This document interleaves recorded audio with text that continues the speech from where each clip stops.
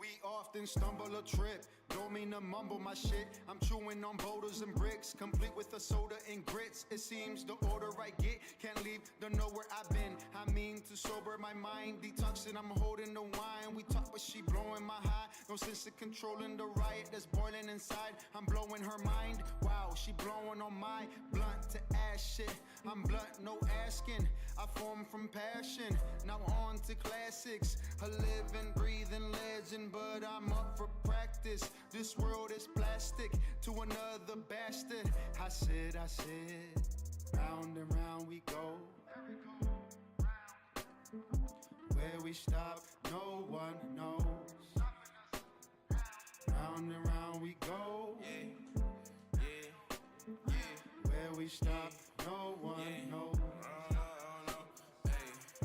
Round and round, ups and downs, center of attention, but I was the clown, frequency ain't vibing, I'm feeling down, shitting on me, fuck how, tryna make a new plan now, any nigga in my way getting gunned down, put his body 6 feet under the ground, new king walking around, now I got a brand new crown, nigga hating on me and I got this bitch, why you frown? I'll turn that motherfucker upside down. Let's let the merry go round, round. Money keep spinning and the team keep winning. 2 B's in the air, I'ma keep on sending till they burn me in hell.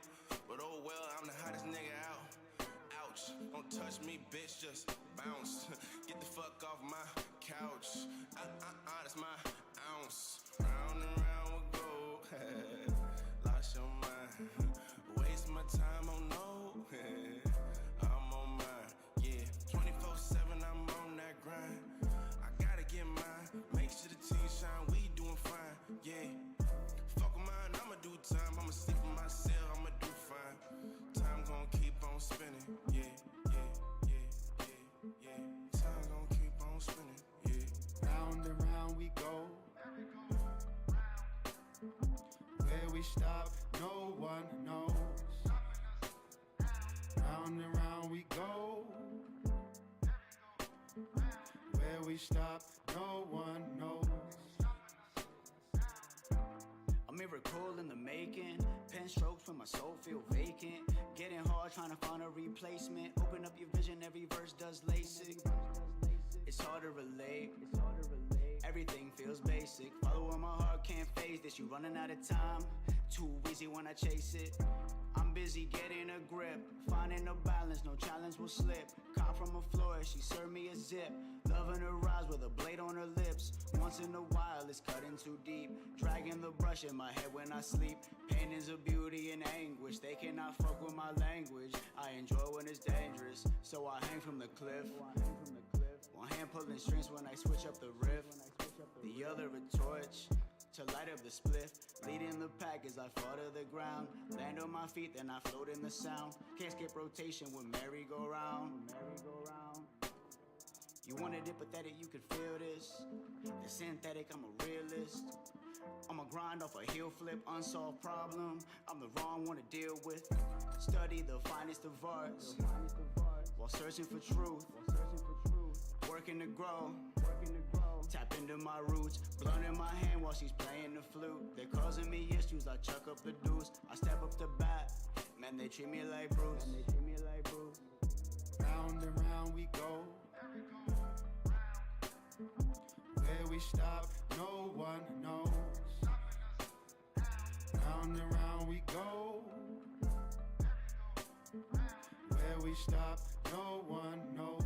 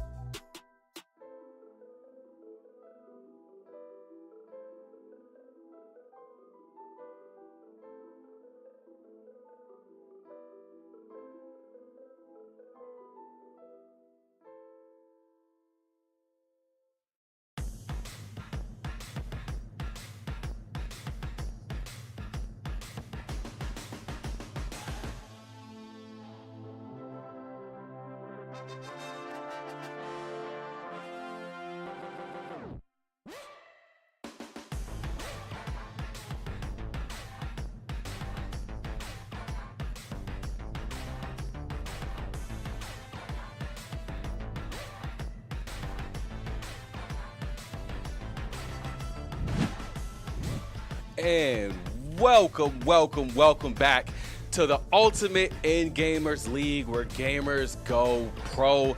I am your commentator, AV, and I am here joined by It's me, your boy, back again like that girl you dumped on Valentine's Day. It's Third Anarchist. We are here. We have the Eclipse versus the Gorillaz. It looks like we've already spun the wheel, and we have UFC up next. And the current sports belt champion, AJ Lil Boo, is in the building. So, do you see AJ or Nexus going in for Eclipse on this?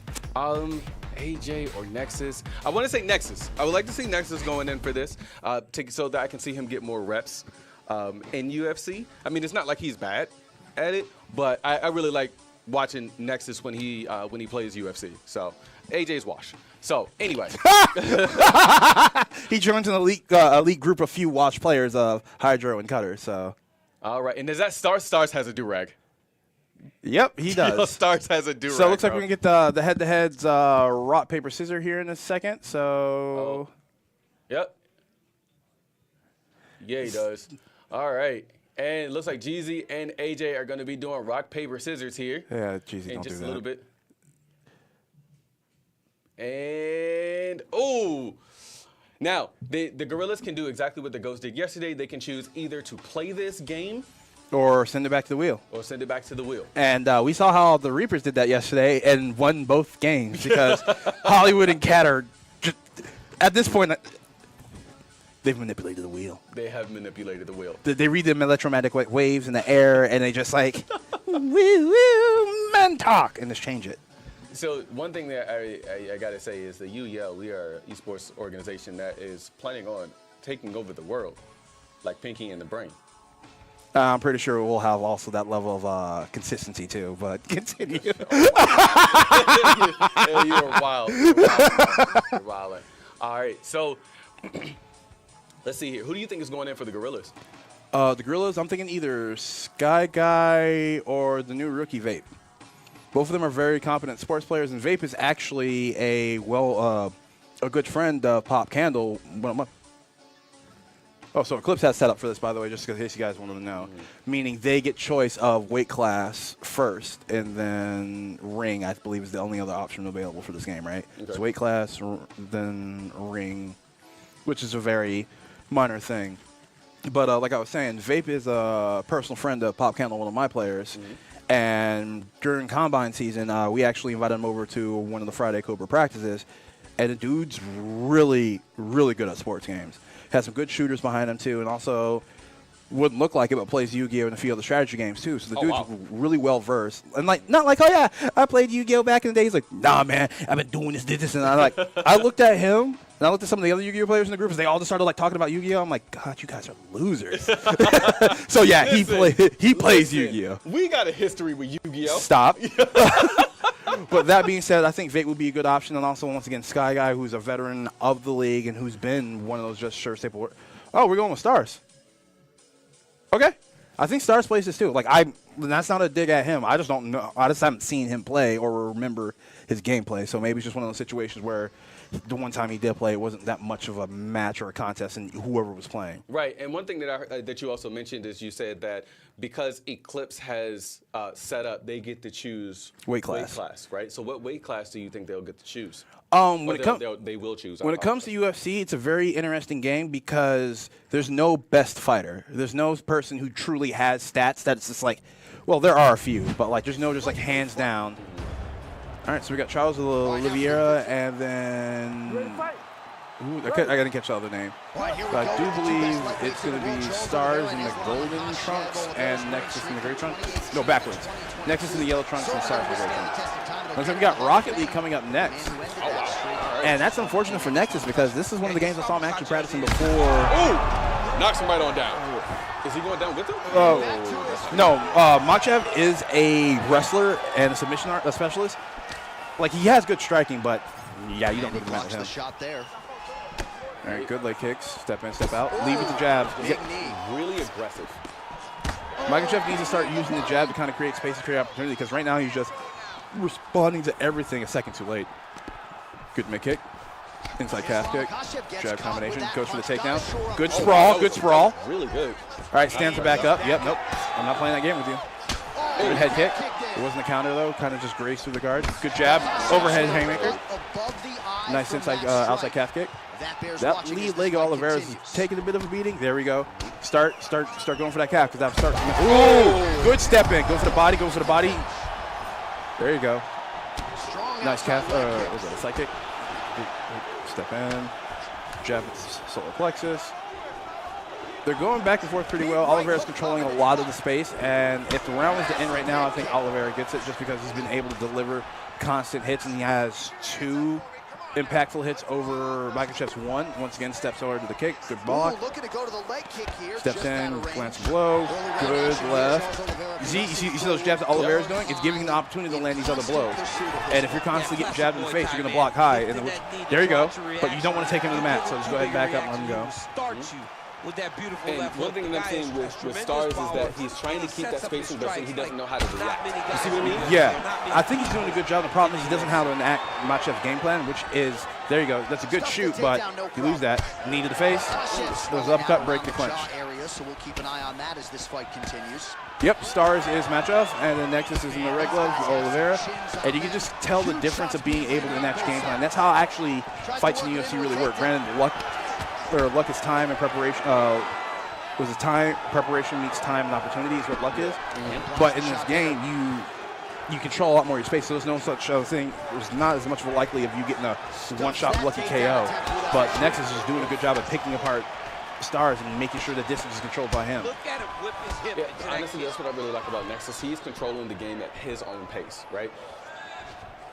Yeah, Well, like, he's And mixing it up he's beautifully making tonight, and sure there it is that, again. not Nicely only is done he as he keeping his kicks spacing, the but he's thigh. also Some redness now knows starting. when to be aggressive Redness as well. starting to show. His When to opponent push needs to in. address this now. He's playing, before it literally, gets Stars so right far now down is the playing line, by he's Nexus's playing rules. catch-up. exactly. All right, Once so again, kids Machev here is as not a the bad kids striker, fly but that's not his goal. His striking in. sets him up for his ground game, this takedown. And Stars, unfortunately, has not been able to set up that opportunity because, once again, another naked takedown attempt. They're a good clinch, but once again, Nexus is not playing that clinch game unless he's in an advantage. And with a lot of these interactions and exchanges, that was the riskiest thing Nexus has done all round. Now Stars has the takedown. Now this is where Stars has the advantage, and he has to. This is where Stars has to catch up. Scorecard-wise, I think the round ended. I think no matter what, Stars cannot win this round. Oh no! Oh no! Honey Boo Boo Chicken Child. That's locked in. That's locked in. Are you sure? Oh, no. He let go. He got out. Oh. Now full mount. Full mount. Back on him again. Yeah, push him down. Push him down. Get some punches in. Don't let him fight out of it. Press the chest. Nope. Stay. You got to stay in that full mount. He's trying to crawl out. All right, send him back up. Once again, so it's 2-2 on impactful moves, but when Stars got the takedown, he immediately lost priority on that. So the judge will not score that favorably. Even if you're blind, you can see all the redness now. All right. And that's exactly what I mean. Like Stars tried to take advantage, in which he did. Yeah, he did. Great he definitely takedown. put him off guard. But again, Nexus was able to get out and then make it his game all over again. Yeah, he's like, oh, you went for the takedown? Cool. Armbar. It's like, wait, what? I'm the submission guy, right? Excuse me? No. All right, 36 seconds left to end the first round, and Nexus, Boom. Knock him right on down. and then body shot, jab, solar plexus. Nexus is just delivering very calculated blows, and everything feels like it makes sense. And looks like that leg is starting to take a beating. Yes, it is. Head kick, and once again, that means Nexus is allowed to attack from 2 different angles now, whether he wants to go for the knockout of the head. Ooh, nice overhand left. Step in. Good uppercut, nice and compact. Control the spacing, 5 seconds, no reason to take a risk. Yeah, just dance to the timer on this. There we go. That was actually a spinning back fist cancel into a spinning back heel kick, if you didn't notice that, by the way. I did not. He I started didn't to bring his arm around and it brought it up to the head with the kick. So going into round 2 now, both of them will have a little bit of recovery. I believe it's Makiev's rear leg.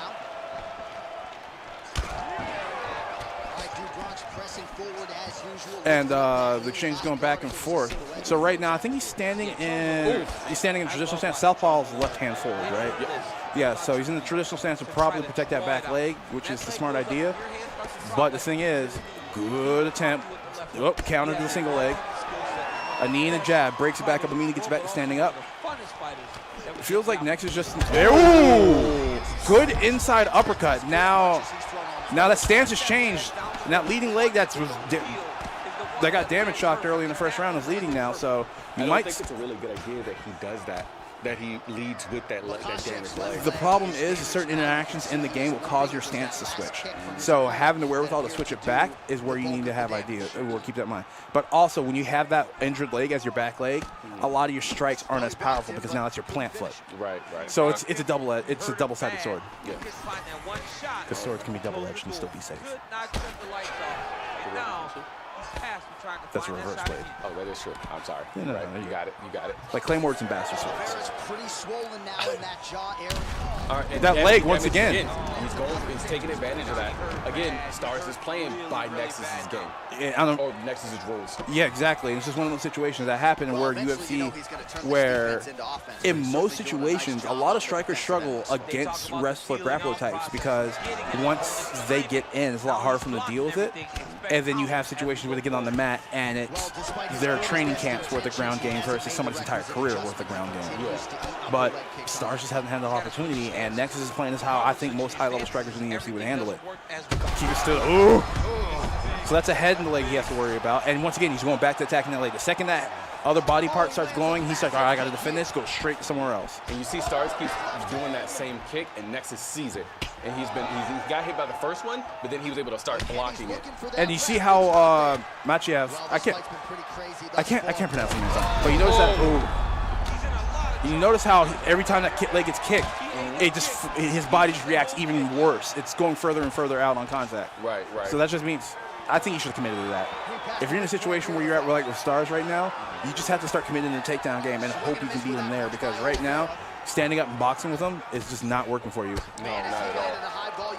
All right, and so again, guys, for those who are just joining us, it is Stars is in the blue gloves and Black trunks, just for anybody if you can't tell what color it is. I'm able to just read it on there. No, I'm talking to the. Oh, okay. Woo! All right, chat. Stars is in the black trunks, Machiev, and then Nexus is in the gold trunks, Oliveira. It's one of the few times both fighters are in different trunks, so it's actually easy to describe who it is instead of looking at the gloves on their tape. And this exchange has been going back and forth, but Nexus just comes out winning on both sides. Caught the leg, misses the leg sweep. I think he should have gone for the takedown for the hard reset and extra point. That leg, once again. And notice, Nexus isn't going down with him, and he's leg kicking him in that left leg while he's on the ground, just continuing to apply pressure to that. And the way his counters have been going to the head when Stars steps in for one of the heavier swings is just, it's been a masterclass in how to play. Look at that, a kick down again. Now he's kicking the right leg. And Stars with a good takedown. Gosh. Good takedown. Now Stars has to take advantage of this. North-south position. It reversed north-south already. Now Nexus has control of this, so Nexus he's standing back. Yep.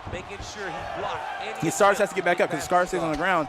He can start kicking at that leg. Oh no! So both legs are starting to get damaged poorly because now you saw when that right leg got kicked, his leg swung out. And you can see that movement. His movement has gotten so much slower. Exactly, because both those legs have been getting abused. Both thighs and then that lower left calf. Yep, that's a referee stoppage on that lower calf. That is unfortunate. So we got our first win of the night with Nexus beating Stars in UFC. Convincingly, soundly, and professionally. That was just a masterclass on how to play UFC. He enacted his game plan. The second Stars threw anything too wild or crazy. He immediately reset, got the space, figured out what he was doing, and then went right back to attacking the way he wanted to. Stars just couldn't do anything. Yep. And so next we have Rocket League. And Nexus isn't available, and I know he feels some type of way. He is not. So for those of you who don't know and who are just joining us, so here at the UEL, we don't play 1, we don't play 2, we don't play 3, we don't even play 4. We play 33 games on a wheel, 5 different categories. 5. This many fingers. That many fingers. And so each team is pretty much up to 7. As you saw, if you guys weren't here for the very first game, the bots had 3 people. 3 players. And now it looks like we have the Gorillaz playing 5 today. Which is the usual average, the usual bare minimum number. But due to things with schedules, availability, some teams are only able to field the players they have. And if you're willing to play, other teams will play no matter what. So, in the words of Billy the Goat, three-man go dummy. I hate Billy and Sam. I hate them so much. Because Billy is just a child that can fold human beings wearing clothes, and Sam is just a child. It's just like, why the two of you like this? Shout outs to Madden and Sam, though. He's a good kid. Let's go. So, we play up to 4 hours, and we have a. No, we play 4 hours. We play 4 hours. I'm sorry. We play 4 hours, and the first 2 hours is the first half, and then the next 2 hours is the second half. And if you have small sports brain, we play 4 1-hour quarters. There you go. So the goal is for the team to get as many points as possible out of the 33 games without trying to. Oh, okay, that's right. They send it in 4. And here's the interesting thing about the games we play here. Each category of games, you're like, yeah, they play fighting games, so it's like a 1v1 in 3 rounds. Not quite. But each rule for each game is different than your traditional ways to play it. Like, for instance, the way we play Tekken here, which we aren't playing yet. We're going to be here for Tekken 8. I'll be ready for that. Good day. But we play Tekken 5v5, 3 rounds, a.k.a. 3 lives. Each fighter on each team has 3 lives. Once they lose those, no matter how many people they've beaten, then they are done. And how we play Rocket League here is it can be anywhere from 1 to 4 people playing at a time. So you could see a game where a team sends in all 4 players and they just get dog walked by another team sending in 1 to 2 people. Yep. And as you can see right now, it does look like that the Eclipse are putting in Spicy, Phoenix, and Snappy. So it's going to be a 3v4.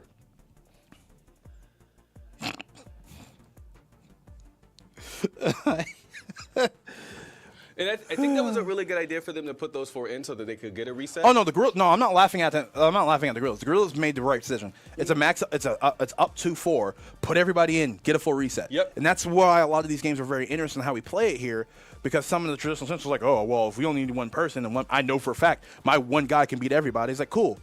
There's still 31 other games on the wheel. That is right. Who do you want to have available for them? In this particular situation, you have Chicken Tech, AJ, and Pit-Boy, and then left right. So that means you have Racers covered. You have one of the top 10 fighters in the league available, and then you have top 5 sports player in the league.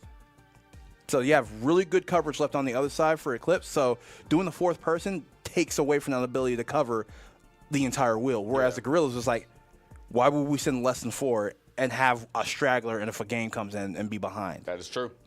So I think it was a great call on the coaching on the Gorillaz. And also, it is Eclipse. No matter how you feel about them, no matter how well you think you're going to do against them, you have to put respect on their name. Yeah. The only other team in this league that has any say on how good or bad Eclipse is the 2-time champs, the Reapers. So if you ain't them, you got no opinion on how they play. That's true. And to be completely honest with you, I do think that... Except for me, because I'm a commentator. I do believe that Eclipse are literally trying... Oh, obviously, all teams are trying to make it to, the championship, trying to take on the Reapers. That's what the goal is. To that is the win benchmark that money, now. Because these guys are... I didn't hear what you said. And They're the benchmark now. Oh, okay. They're the benchmark now. Yeah. Yeah. Because these guys are competing for $100,000. Mm-hmm. $100K cash prize. That's crazy. One. It's all right. Yeah, whatever. What? Timeout Gorillaz. Now, Rocket League is a very interesting game because it's annoying.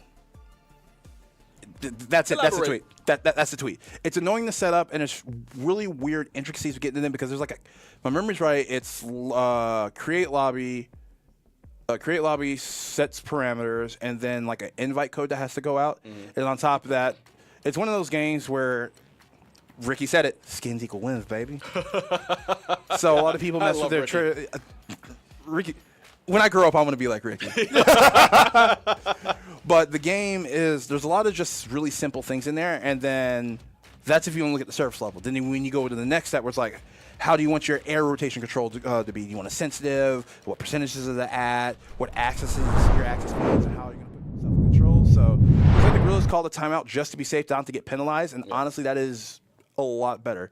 And we are going to get in the game right now. We are looking at what you guys can see right now. You see 2 of the players. One is on Eclipse, which is Mr. Phoenix, and then we are also looking at Vape, who is the rookie on the Gorillaz. Just we got Vape. Apex next. It's just Vape. It's just Vape. It's like the Okay. old school names in 2002 where it's like XX, Reaper Slayer, okay. Ichigo, XX. It's just Gotcha. Reaper Slayer, Ichigo. And as you can see, we are watching Vape, where it says live now with the arrow down, and we've already got a score. I think everybody's confused. Was that a self goal? Lol. Swag Daddy just came in and tapped it. Tap that till you get so tap that. Give you some. But with that, Eclipse takes the first goal. Whoop. Do a barrel roll. All right, so once again, back on the Gorillaz side of the field. Oh, no. Oh my gosh, we need to find out who Swag Daddy is. Hello, he is darkness, going my old off friend. today. Yeah. All right, that was intense, bro. And this is a 3v4, so take that how you will. And this is one of those things where a lot of people in the league was like, "I want Rocket League to come back." I'm like, "No, I'm good." It's like, why? Because everybody that's good at Rocket League, everybody that's good at Rocket League has been playing that game since launch, or since they've been able to play it. There's Yes. no. Ooh. All right, going right on up. Oh no! All right. All right, it's so coming cross. Aerial. Can he block it? No. No, he cannot. Well, fortunately, they didn't get the chance to get the shot off, so he just kind of floated into oblivion. All right. Good spike on that. Now All right, they need to field that ball back the other way. All right, getting. Oh my gosh, PC11. Ooh wee. Who's PC11? That is Phoenix himself. And then I think Swag Daddy. Who is Swag Daddy? That's the person I really want to know because 2 of their goals were just theirs. Okay. All right. Oh. Oh my goodness. Oh man, and you can just see it. You can see the frustration on his Vape. yeah, on Vape's face, bro. And Vape is a competitor. He wants to win. He wants to battle it out. And it's just one of those situations where, welcome to the league, rookie. Catch your lumps, dog. That is a champion. That's the four time, but ain't in a long time champions. Oh Eclipse. my gosh. But the crazy thing, the thing that I love about this this entire thing is that the fact that that is unfortunate. You know what's happening right now? I'm seeing a trend with Eclipse, right? And this is only game 2. I'm seeing the trend of we control the pace, not you. Yeah. We control the pace, not you guys. And that's how they lost against the Reapers. Think about it. The NHL game, who controlled the pacing on that? The Reapers control the pace on that. And then eventually with the last game of the match being Guilty Gear with Jekyll available, just took away all their momentum. But now you're seeing Eclipse come in here and is like, hey, we need to reestablish our dominance over time and game control. And that's if that was their homework they did over the offseason, it's looking like they got an A+ for me. What about you? Right. Once again, they need to go against one of the higher ranked teams to really see that work show off. Yeah, I saw that too, but I didn't want to stop talking. But I don't even like Rocket League, and I could tell this is insane. All right, good shot. Karat, a little high. And then Phoenix with the check for the volley. Midfield cross, and he blocked it this time.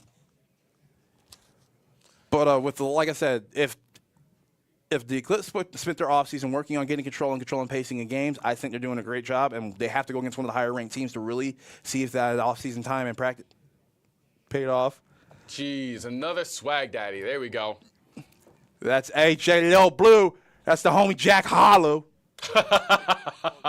And then right there to Sir Snap. Why's he got his hair tucked in? Let it out, bro. Let it out. Let the glorious locks explode. Be free. All right. And then we got Shy Guy, a.k.a. Milo's now. Mears. He's Mears now. Mears. All right. Mears and some opportunities to block some shots. Oh, no. Let me stop being toxic. Let's see. All right, so right now, again, like we talked about as far as like controlling the pace, we are already seeing 0-6. Mind you, Eclipse has the player Eclipse has down a player. So that's 4 Gorillaz on the court right now. Yes. There's a joke in there. Man, oh man. I'm just go ahead and just write that. Rocket League Eclipse. All right. But They really need to. So what the Gorillaz need to do here is try to get their own rhythm going. I mean, they still have a minute left. They can potentially at least get one, or I'm not going to say turn it around, okay. but they can at least get a score. I think the important thing is, like you said, yeah, they've been behind the 8 ball these past 2 games. It looks like we had a demo on PC 10, which I think was AJ just now. Mm-hmm. But they behind on all control and pay. Oh, good defense. Wow. So I think the trick is they need to get the communication. Something is not clicking right now. Yeah. Because clearly they can't play Rocket League. Clearly they can move the ball around. Not as good as Eclipse or effective as Eclipse. And that means there's either a disconnect between the players or a disconnect in their confidence right now in the gameplay. All right, so we got 1 minute left. What I really want to see, at least from the Gorillaz, is at least a goal. At least a goal or 2. They got to put themselves on the board. Do we got it? Are we getting it? No, that's Eclipse scoring again. What I want to see from them, whether they score a goal or not, is an organized volley and a team push towards Eclipse's net. Because all it's been is just a bunch of freelancers on the same team. Yeah. At least that's what it looks like to me. Are they communicating? Probably. They have headsets on, so on camera, they're talking. But from what I can tell, it just seems like a lot of chaos. Nobody really seems to be controlling ball space properly, and a lot of people are crowding around the ball. Look, there's 3 people on the ball together. I think what's happening here is you have to think about, you saw where Global was, right? As we saw, Global kind of just stayed in that spot, and I think the reasoning behind that is Global may not play. Unfortunately, Rocket League is one of these games where it's nice to have a dedicated goalie. It's nice to have the protector, but you need everybody actively moving across the map. Right. And whether you play the back quarter or the middle half or the front quarter or the far quarter, you need to be able to play within a space and not just a location. Right. And so I think that's what's really hurting the Gorillaz, for him to not be able to, because he doesn't know the game. Oh no, they're not. Oh, They're about to. They were thinking about it. They're actually trying. That was a demo to stop the game. Yeah. Okay. And so it goes to show, like, even though he doesn't play the game very often, I don't think that, he doesn't know how to play the game, I don't think that putting him back and not having him do anything Thank you. is a really good idea. It's the same situation when I first joined the league. League of Legends rolled. That's exactly what I was going to say. And Skater Girl was sitting in base. By the way, Skater Girl, I don't know if you heard me yesterday. Great job. Your Ash is coming along great. Little questionable build choice, but glad to see you getting better at League. Shouts out to you. Now, Global, you get to be this season's Skater Girl. And that's, like I said, that's not a dig on her, because at the time she was still learning the game. And Global, if you are learning the game, you definitely got to get those reps in, because you need to be an active part of the team, especially in Rocket League. That 4th person, not necessarily being directly on the ball, but being an option or outlet in order to stop a traveling pass or in order to intercept a pass or go for a shot. Being up further is a huge thing, and your team needs to learn how to communicate and rotate. I'm bad at the game. I just listen to my teammates, and they're like, hey, man, you need to move over here. Yep. Cool. Yeah, done. Because at the end of the day, if you don't know all the mechanics on how to do all the crazy shots and all that, if you can just drive and block, that is even better. Yeah. Also, it's impossible to do. There's a lot of things to do in this game that going from a dead stop is really hard to do. In that game? Yeah, in Rocket League. In Rocket League? Some of the dead stop maneuvers is just like, no. Like, you're going from 0 to some dude in a minivan, probably listening to Fortunate Son flying out with a giant soccer ball, and he's like going 120 kilometers an hour. Like, bro, you're not beating him off the line if he's already moving. Like, just. Ugh. But next up, we got Apex with Pip-Boy, AJ, and Chicken Tech going in against probably Stars, Carnage, and Vape, leaving Mirrors and Global Figure for any racers or fighting games calling on the other side. That's, I think, that's the optimal lineup. Issue is, though, Eclipse gets a full reset coming out of this, meaning it looks like we got a timeout from Eclipse. Yep, that's what it looks for like. Apex setup. Oh, wait, nope. Ooh. I think we're still trying to figure things out, but somebody's got a timeout. Yes, right? the beginning of the That's all that matters. Somebody has a timeout. For those of you who have been here for a couple of seasons, and those of you who are a little bit newer, Just like with anything that changes when you start adjusting to it, there's a honeymoon phase or adjustment period where you get your setups wrong, you don't feel confident about it. Right. So you're going to see a lot of teams burning a lot of these timeouts early just because. And we saw a lot of it not only yesterday, but also for the Bots Ravens game. It is so lot easy. of that game. And so then. Okay. Okay, just to update.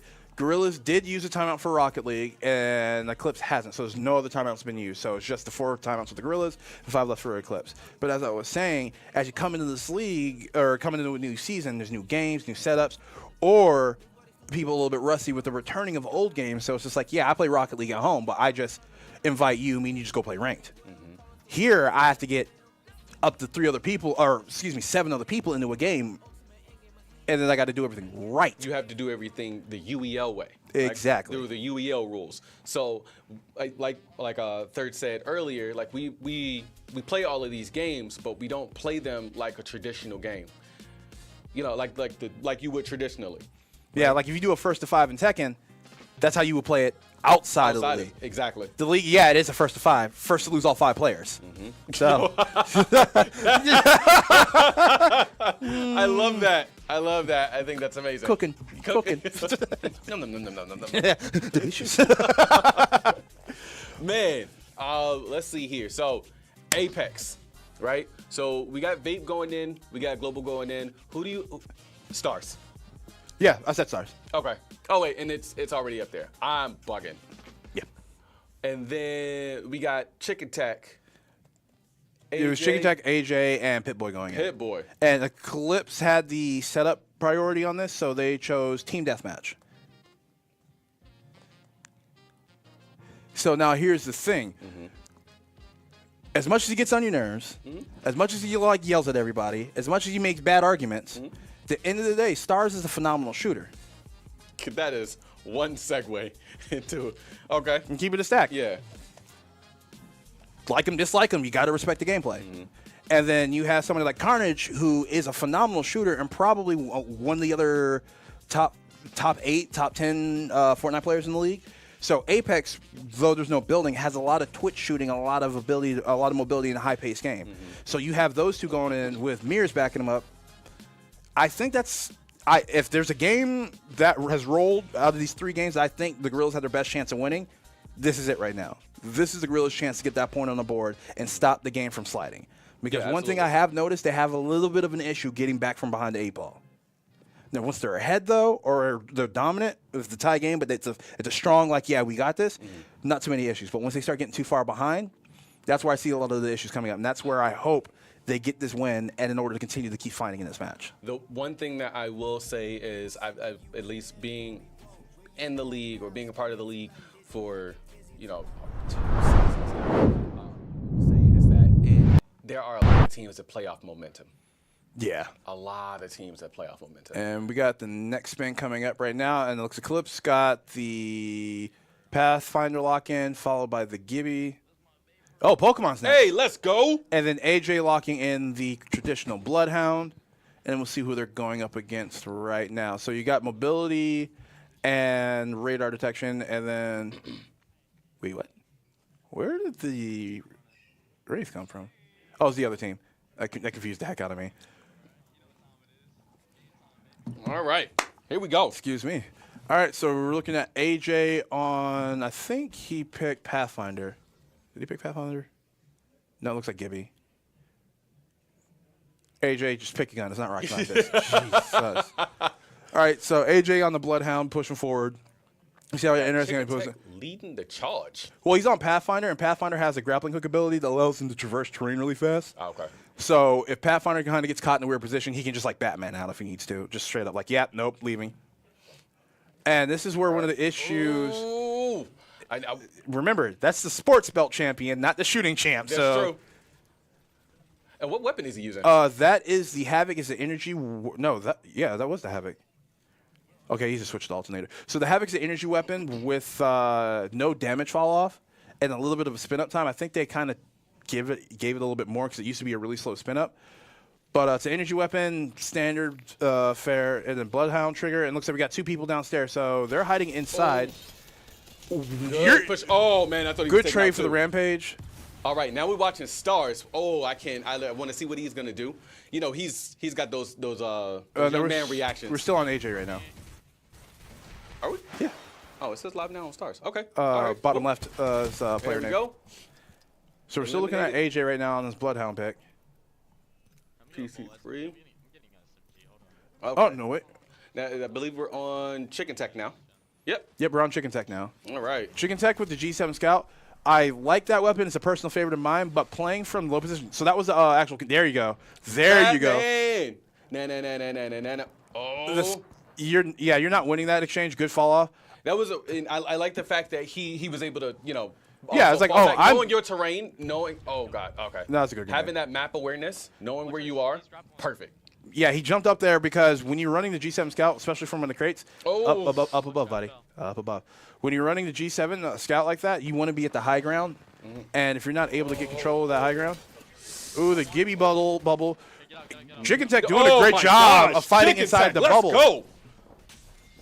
Oh man. Yeah, 1-for-1 when you have score advantage is not bad. Well, now they're tied up. But you see, all right, PC10 is Pip-Boy. Look at him. Evil incarnate. He really is, bro. You JP demon. I've never seen someone so excited to just beat on somebody else in Street Fighter. Look at him. He heard me. Look at him. He heard me. He probably hear somebody's like, "Yo, Pip-Boy, they're making fun of you. They're calling you evil." He's like, "Yes, yes." And then we got Carnage, who's probably doing his best right now, trying to pass information. PC2, definitely. Oh, now we're back to AJ. Okay, PC10, Pip-Boy, mirrors. Yep, we're on Mears now. Yeah. Okay. Yep, and it's right. It says live now, looking at Mr. Mears himself. Nope, that is Pip-Boy's Gibby. Because it's PC10, and then you see AJ, okay. Steven, Chicken Tech. Okay. We're still getting everything under control, guys. We apologize. All right. But they taking the high ground now, and this is where one of the hardest parts about this match, particularly when it comes to team deathmatch, is once you get the high ground, there's only so many ways to approach, and you can just dominate the top part of the map and be bullies. But the Gorillaz right now, falls off the top, but he drops behind, but he lands in between 2. He's not paying attention. You got to pay attention to your surroundings. Oh. Okay, good turn, because you cannot let something like that happen and put yourself in a bad situation where if your teammate's making a call, you have to turn around because if you die and he flips on your teammate, then instead of it just being 2v1 for a win, Yeah, I'm sorry. you potentially get 1v2'd. Right. And so right now we are looking at Stars. BC3 on the Wraith, and he's going with the Volt Mastiff combo. Okay, now we're on Pip-Boy. Let's He's down. You see him shaking his head. He knew he messed up. and then doing the classic FPS player excuse generators. Were my settings right? Man's open the menu. That shouldn't happen. Yep. Is my DPI off? It's supposed to be 100.1, not 100. That explains everything. I shouldn't have died there. All right. All right, so we got Chicken Tech on charge rifle at the high ground with the car as backup. Oof. Okay, Mears.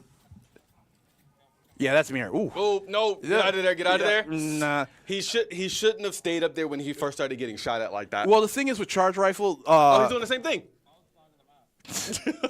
Are my settings right? Wait. I shouldn't have died there. Yeah. This game's bad. It's not me. It's the game. All right, you're not gonna pop the crate. Okay. Nope. Mears is just going in. He's ready for the. Oh. And he just catches a no. Gibby shell to the grill. It's okay. He survived it. Yeah. I don't think it's really a good idea for him to go in with half shields after what just happened. I don't know. I don't like this weapon choice for the way he's poking or peeking. But again, his whole Good shot on the Gibby. Cracked his arm shield. Now the problem is right now. Oh wait, hold on. I'm sorry. Gorillaz are up, by the way. Gorillaz are up. So Yeah. now they're able to control the pace here because they don't really need to. There's a time, right? There's a Yes. timer. No, there is a score limit. I think there's a time limit as well. I'm not sure on the settings for it. Most games I played, the score limit has been hit. So the question is how is Eclipse going to take this over? And like I said, this was the Gorillaz' opportunity to get on the scoreboard, and they're displaying it. I think that was a team shot. Now Pip-Boy's starting to realize, let's see, in-gamer PC 2 is... Carnage. Carnage has 10 kills, I think. Or, yeah, I think Carnage has 8 kills. So most of the kills are coming down on Carnage, and like I said... Oh! Don't get done up! Don't get done up! What? Pip Boy! You fool! Your buttons aren't plus in this game! But once again, I called it. Carnage. Good job. Carnage is doing his work. And granted, there's no building, but a lot of Fortnite... Yeah, we saw. There's Chicken Tech? Yeah. Oh, sorry. Okay. I can't believe I did that. Oof. But yeah, Chicken Tech, my man, this isn't MK. You can't just like jump in and like use a defender to combo break a bullet to the face. You gotta hold those, buddy. And we got Mears doing a weird side building play. I like it. It's a weird spot to be in. There you go. I personally, job, buddy. I personally would have held that side if you knew. All right. Okay. Well, now we're back at Carnage. And Carnage is just kind of just playing the wait and see part of the game right now because he knows where. They have a really good lead. Like they don't really need to. I think the way the time works in team deathmatch, you're better off trying to end the game than trying to run out time. Okay. Because you get situations where carry packages keep dropping, and next thing you know, Oh, let's go, Carnage. you get in a situation where Kraber start dropping a lot of those good crate weapons. Yo! Oh my God. Yo! And that was Mears, I think, just now. Yeah, we're watching Mears. Yeah, so I think the team's starting to rally behind Carnage in this game. I think everybody's starting to realize, like, all right, team shooting is what got us here. Let's continue to keep that up, and let's continue to push that way. And if the thing is, Carnage might be leading kills, but if Stars and Mears are doing cleanup and constantly adding 1 or 2 to each one of the 2 he gets, like, how do you beat that? What is this Beast of the Hunt? All right, so that's Bloodhound's ultimate. Everything goes black and white, and enemies are highlighted in red through walls and through concealment. And then it allows you to ping where enemies are at, and allows you to be aggressive, and it gives you a movement speed buff. Oh my gosh. Okay. The counterplay to that is, though, is you hear him go, oh, no, boo-boo, honey. Okay. I was about to say, if y'all let Stars do it to you like that, this man just, like, dropped into your barbecue and started smacking plates out of people's hands. Like, you can't let that happen. He had to die. He had to go. All right. Play your life. There you go. The one thing they have to realize about Stars, though, is Stars plays extremely aggressive, and we saw that in the UFC game as well. But the thing is, though, Stars has been a non-factor for hard carrying this game. Yeah. Stars is playing aggressive, but he's cracking shields and giving Carnage and Mears a chance to clean up. Yeah. So them killing Stars is just 1 kill for the potential of 2 of them dying when Mears and Carnage rotate in. That's true. So we got AJ going in, and look at all of that. Oh, I see it. Yeah, see how everything's red and all that? There you go. Oof. Wiggle on him. Nice Wiggle job, on him. AJ. Let's go, AJ. Oh. Man. Got to be able to finish those, homie. So can you explain something to me? The What's bubble. up? So What's that's the whole purpose of the bubble? So the bubble is Gibraltar's ability, and what it does is it's an impenetrable shield with no health, and it lasts like ballparkish 10 seconds. You can't shoot out of it. You can't shoot into it. You have to walk into the bubble. Okay. No. Are there any advantages for the other team being inside the bubble? No, anybody and everybody can take advantage of that bubble. Okay. So if you drop Oof. it and you get killed, the bubble still stays. So my team can take over that spacing out of that bubble. Gotcha. Yo, Carnage is going off, bro. Yeah. He was able to take out 2. He took out Chicken Tech. I didn't see the other person he took out, but that was intense. I said this at the beginning of the game. This is the Gorillaz' chance to get on the board, Absolutely. and they are 100% doing it. But Whoa. you can still get got. See, playing the high ground is a huge thing. I think what Eclipse needs to do is get control of the pacing of the game back because they have no control of what's going on right now. Right. It is just Carnage, Stars, and Mears running around like Adderall addicts. It's just flick, shoot, run, or it's chaos. There's no control, and when some teams in certain games, when there's no rule and authority established in how the game needs to get played, Right. they're not able to adjust. Yeah. Because remember, at the beginning of the game, Eclipse was doing well, but then Carnage came online, Mears came online, and Stars started being more and more annoying with his movement with Wraith. So then chaos just broke out, and then what did the Gorillaz do? Thrive in it. Yeah. All right. So let's see here. All right, Pip. Show me something. Nice. Okay, so he finally took down Carnage. That's got to feel really good, just in general. Granted, you're still down 9, but being able to get that kill on that dude, especially when you started the fight first and he almost came back, it's a sigh of relief, and it's like, all right, cool, he is killable. Yeah. So they took out. Oh, nice. Okay. So Stars actually won that 1v2 just now, by the way. Yes, he did. And that's one of the things where if one person takes over and everybody starts falling in behind them, what happens when they're doing their job and they start getting more comfortable doing their job? The confidence builds up, the consistency gets better, and then those ego plays stop being frowned upon, or not say frowned upon, stop those ego plays start working. And when ego plays start working and the entire team is up, that's when it just becomes unbearable. Oof! What's that? That's a triple take? Yep, triple take. A gold triple take, okay. And then we got the shield up after that? Yes.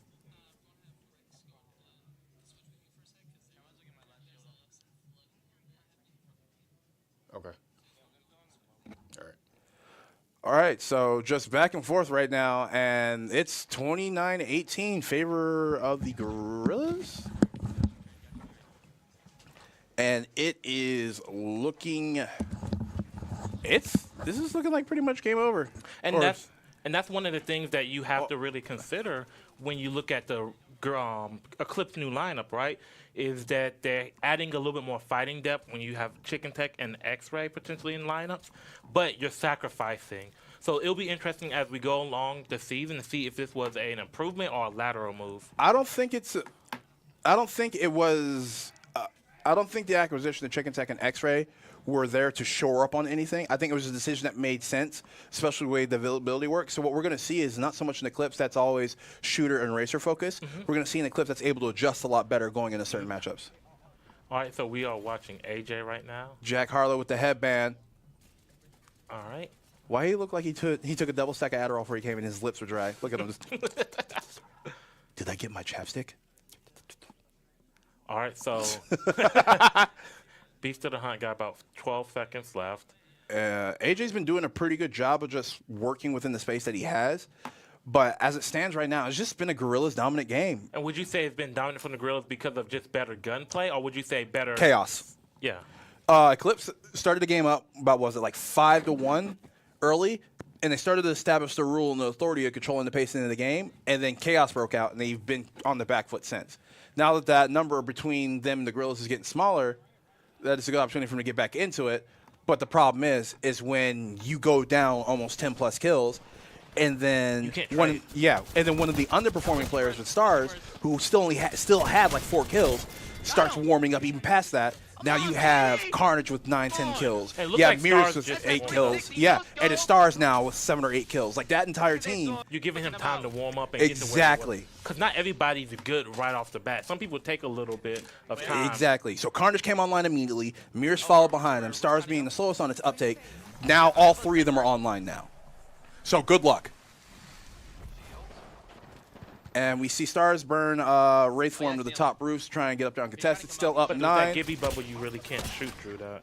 And the thing is, when it comes to Gibby Bubble and special challenging with a triple take, you are able to do some damage to people peeking you. And the way Carnage has been playing, if you're able to crack somebody and force them to bat inside that battery, he'll just push them on the inside of the battery with that Mastiff. Ooh, excuse me. And we're looking at Carnage right now. We're rocking the Hemlock G7 Scout. He's kind of just playing head glitch right now to see if anybody steps up. And he knows exactly where they're at. I would personally be challenging with the Scout. But hey, the man's top of the leaderboards right now for his team. So if he wants to challenge with the Hemlock, have at it. Yeah. My personal preferences don't mean nothing. I ain't putting up Kobe numbers right now in TDM. But this is the second time in 2 days that we've seen Skulltown choose. Do you think it's just a basic familiarity thing, or do you think it's just a very straightforward map? You either play buildings, you play buildings. You just play buildings. Like Either upstairs, downstairs. The map's simple, it's not complicated, and you know exactly where all the care packages land. It lands in the 3 wings of Skulltown and then lands going in. So then if you're holding the roofs and one of the teams gets a good care package drop from the outskirts, you still have at least 3 guaranteed to land on that roof throughout the duration of the game. But it looks like, Eclipse has been fighting back at times, but it still looks like this is a dominant game. And if you're the Eclipse, you don't want, you don't want Stars and Carnage going in thinking, oh, hey, these shooting games, we have a chance every time, right? And that's where the difference with having Chicken Tech on a team is, like, don't get me wrong, Chicken Tech's not a bad shooter, but this isn't where he spends a lion's share of his practice time. Yeah. So one of the things as Eclipse you need to recognize, especially when this lineup goes in where it's AJ, Pip-Boy, and Chicken Tech, this is not your strongest shooting core. And they're used to, like, the other shooters on the team are used to the people with them playing a certain type of way. Like, you know how we talk about, like, people have to adjust because a good shooter has to adjust coming into the league because, like, you're not going to be always have a team of 4 or 5 people close to your rank. So I'm curious to see how, even if Chicken Tech are, any of them were in with, say, Chicken Tech was in with, like, say, Nexus and Spicy or Snappy, right? Like, how much of a difference does that make in terms of how they normally operate? And that's where just getting reps as a team is going to smooth out a lot of these things. But also, Eclipse is an authority-style team. Mm-hmm. It's establish their presence, establish their dominance, establish their pacing, and then dominate. Yeah. The Gorillaz just smashed that apart. Yeah. Round peg, square hole. That's literally just what happened. And 8 kills left in the match in the Gorillaz' favor. We should see this wrapping up soon unless Eclipse decides to back up and try and slow the game down. Because you notice they're not challenging inside the buildings anymore in the center of Skulltown. They're playing the edges and they're trying to get them to step out in the open. Problem is, Poking them. Carnage is online, Mirrors is online, and Stars is online. So, like, and once Stars gets going, Stars is a very momentum-based kind of player.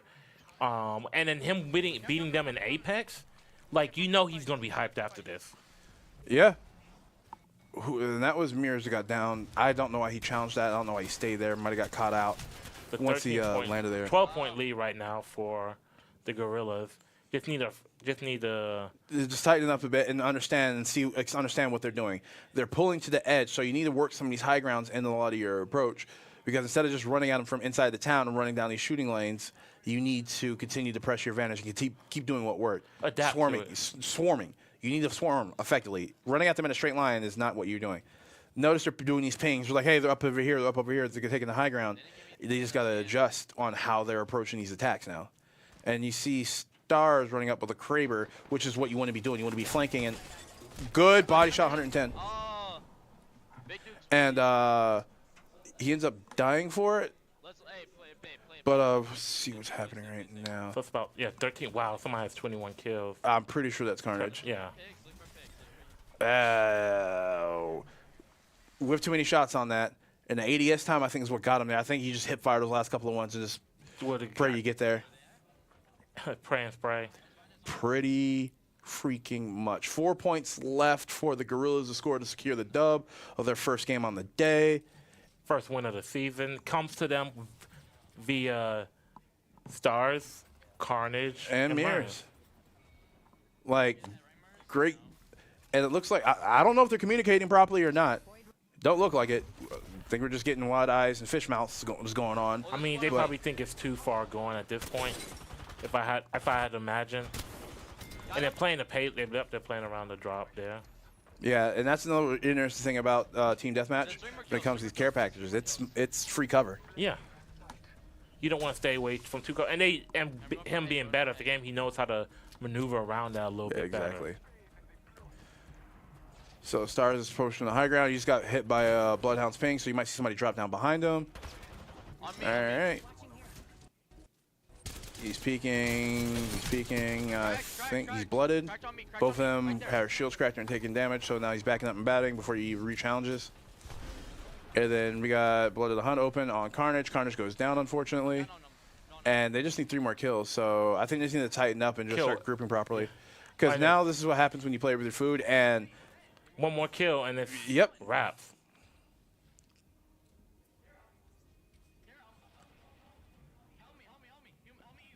All right. So we hear Stars giving call out saying, help me.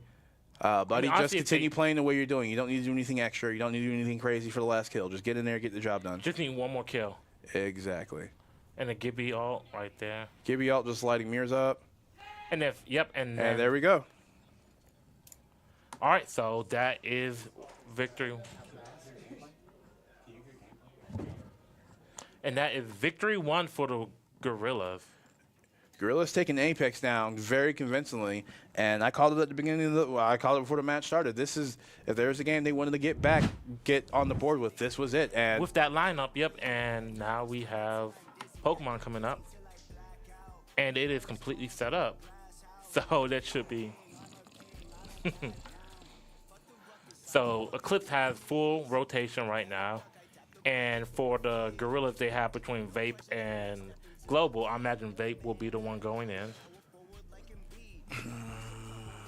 yeah. Vape, Well, because the thing is, if any fighter rolls to get the reset to put Global in, so do you? well, here's the thing: Vape isn't one of their coaches today, and Vape, he said he showed other people how to, but he's the one that knows how to. And if he really, really wants to secure this victory, especially since you don't have a coach that can guide you properly through it. Yeah, if he's the one who set everything up, then yeah, I would send him in. You're right. And then I don't know what Eclipse did for Pokemon at all. I haven't heard anything about it. So. Well, I imagine, I think it's gonna be not Snappy. What's his name? Spicy. No, not Spicy. It's gonna be Phoenix that goes in. Yeah, I believe that.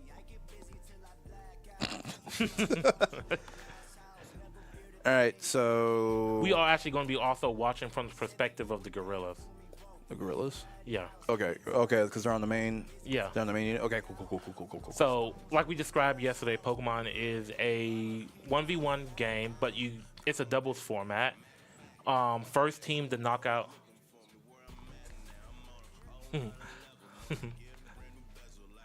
first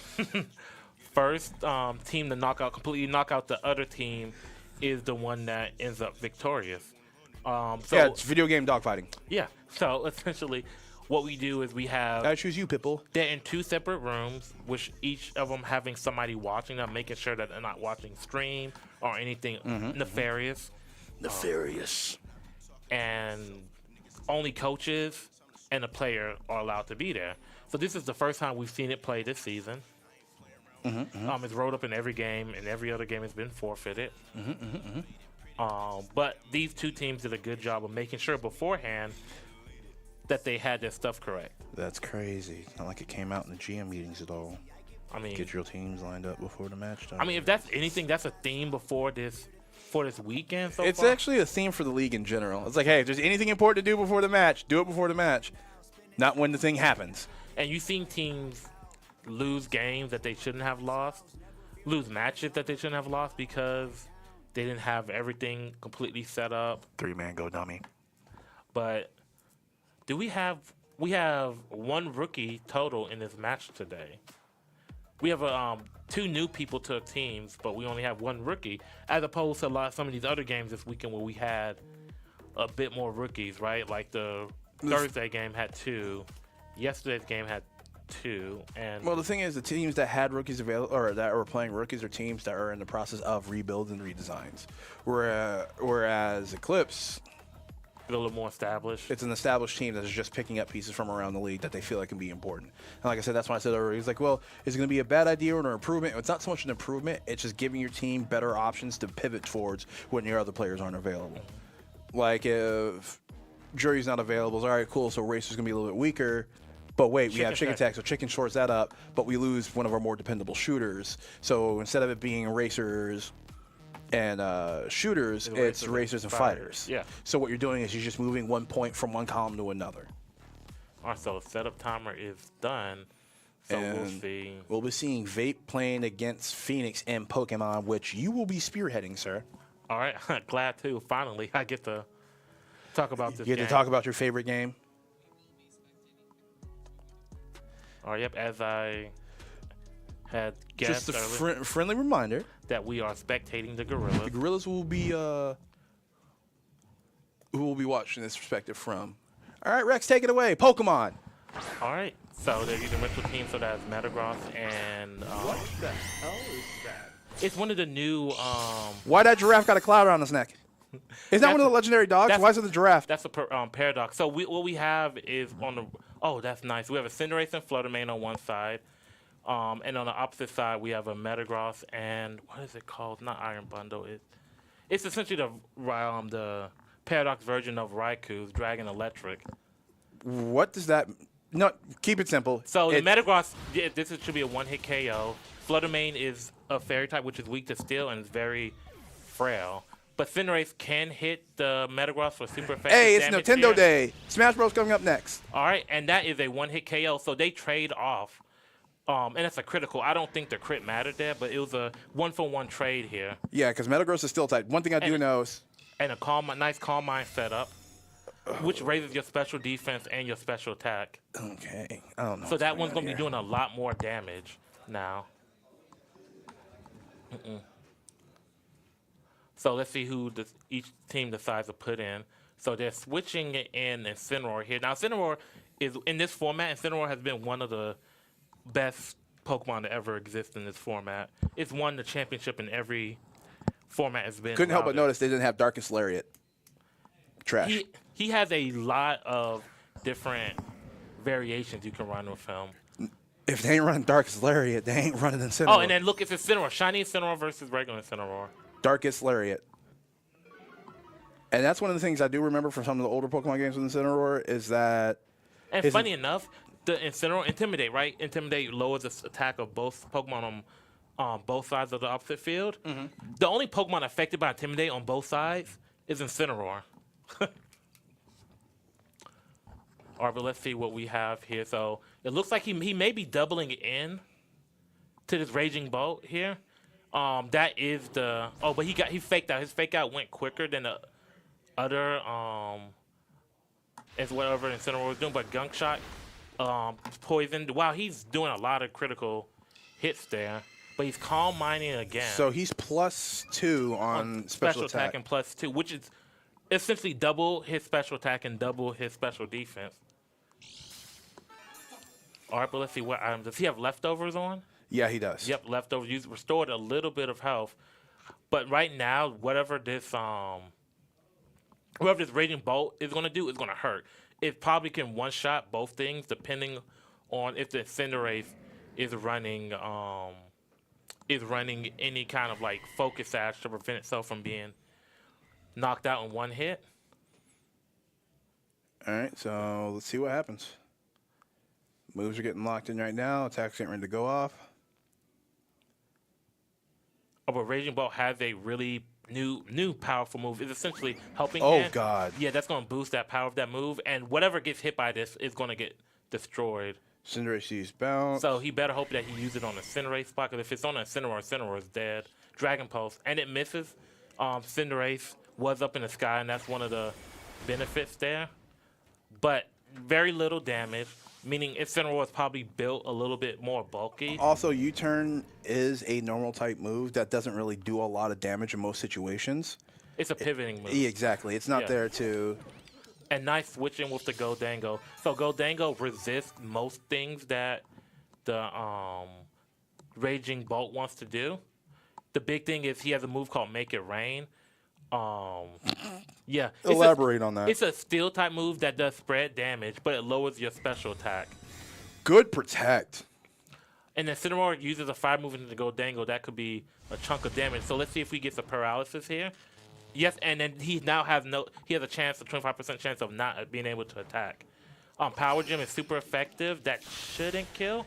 But if Incineroar is not able to move here, then the Incineroar should be, and the Incineroar is paralyzed, so it's not able to move here. So great turn by Vape.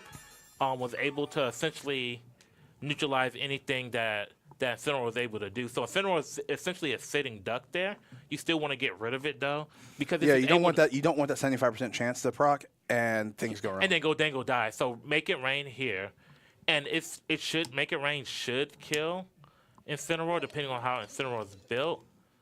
But right now it's just about. Oh, nice. You got the helping hand off. So Is he gonna go for the Thunderclap here? Yep, and whatever he hits is dying. Yep.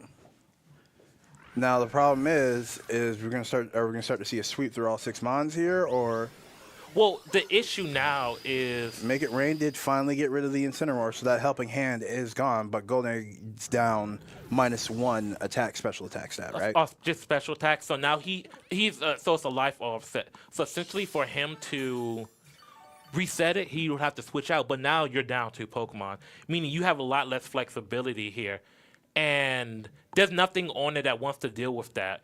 Urshifu and Ogerpon both don't want to deal with it. You have a +2. Special attacker coming in now. Yeah, and most Urshifus run a Terra, right? They run water. They want to run that version. Oh, and now you have a Mungus. So Mungus is a very good Pokemon in this situation.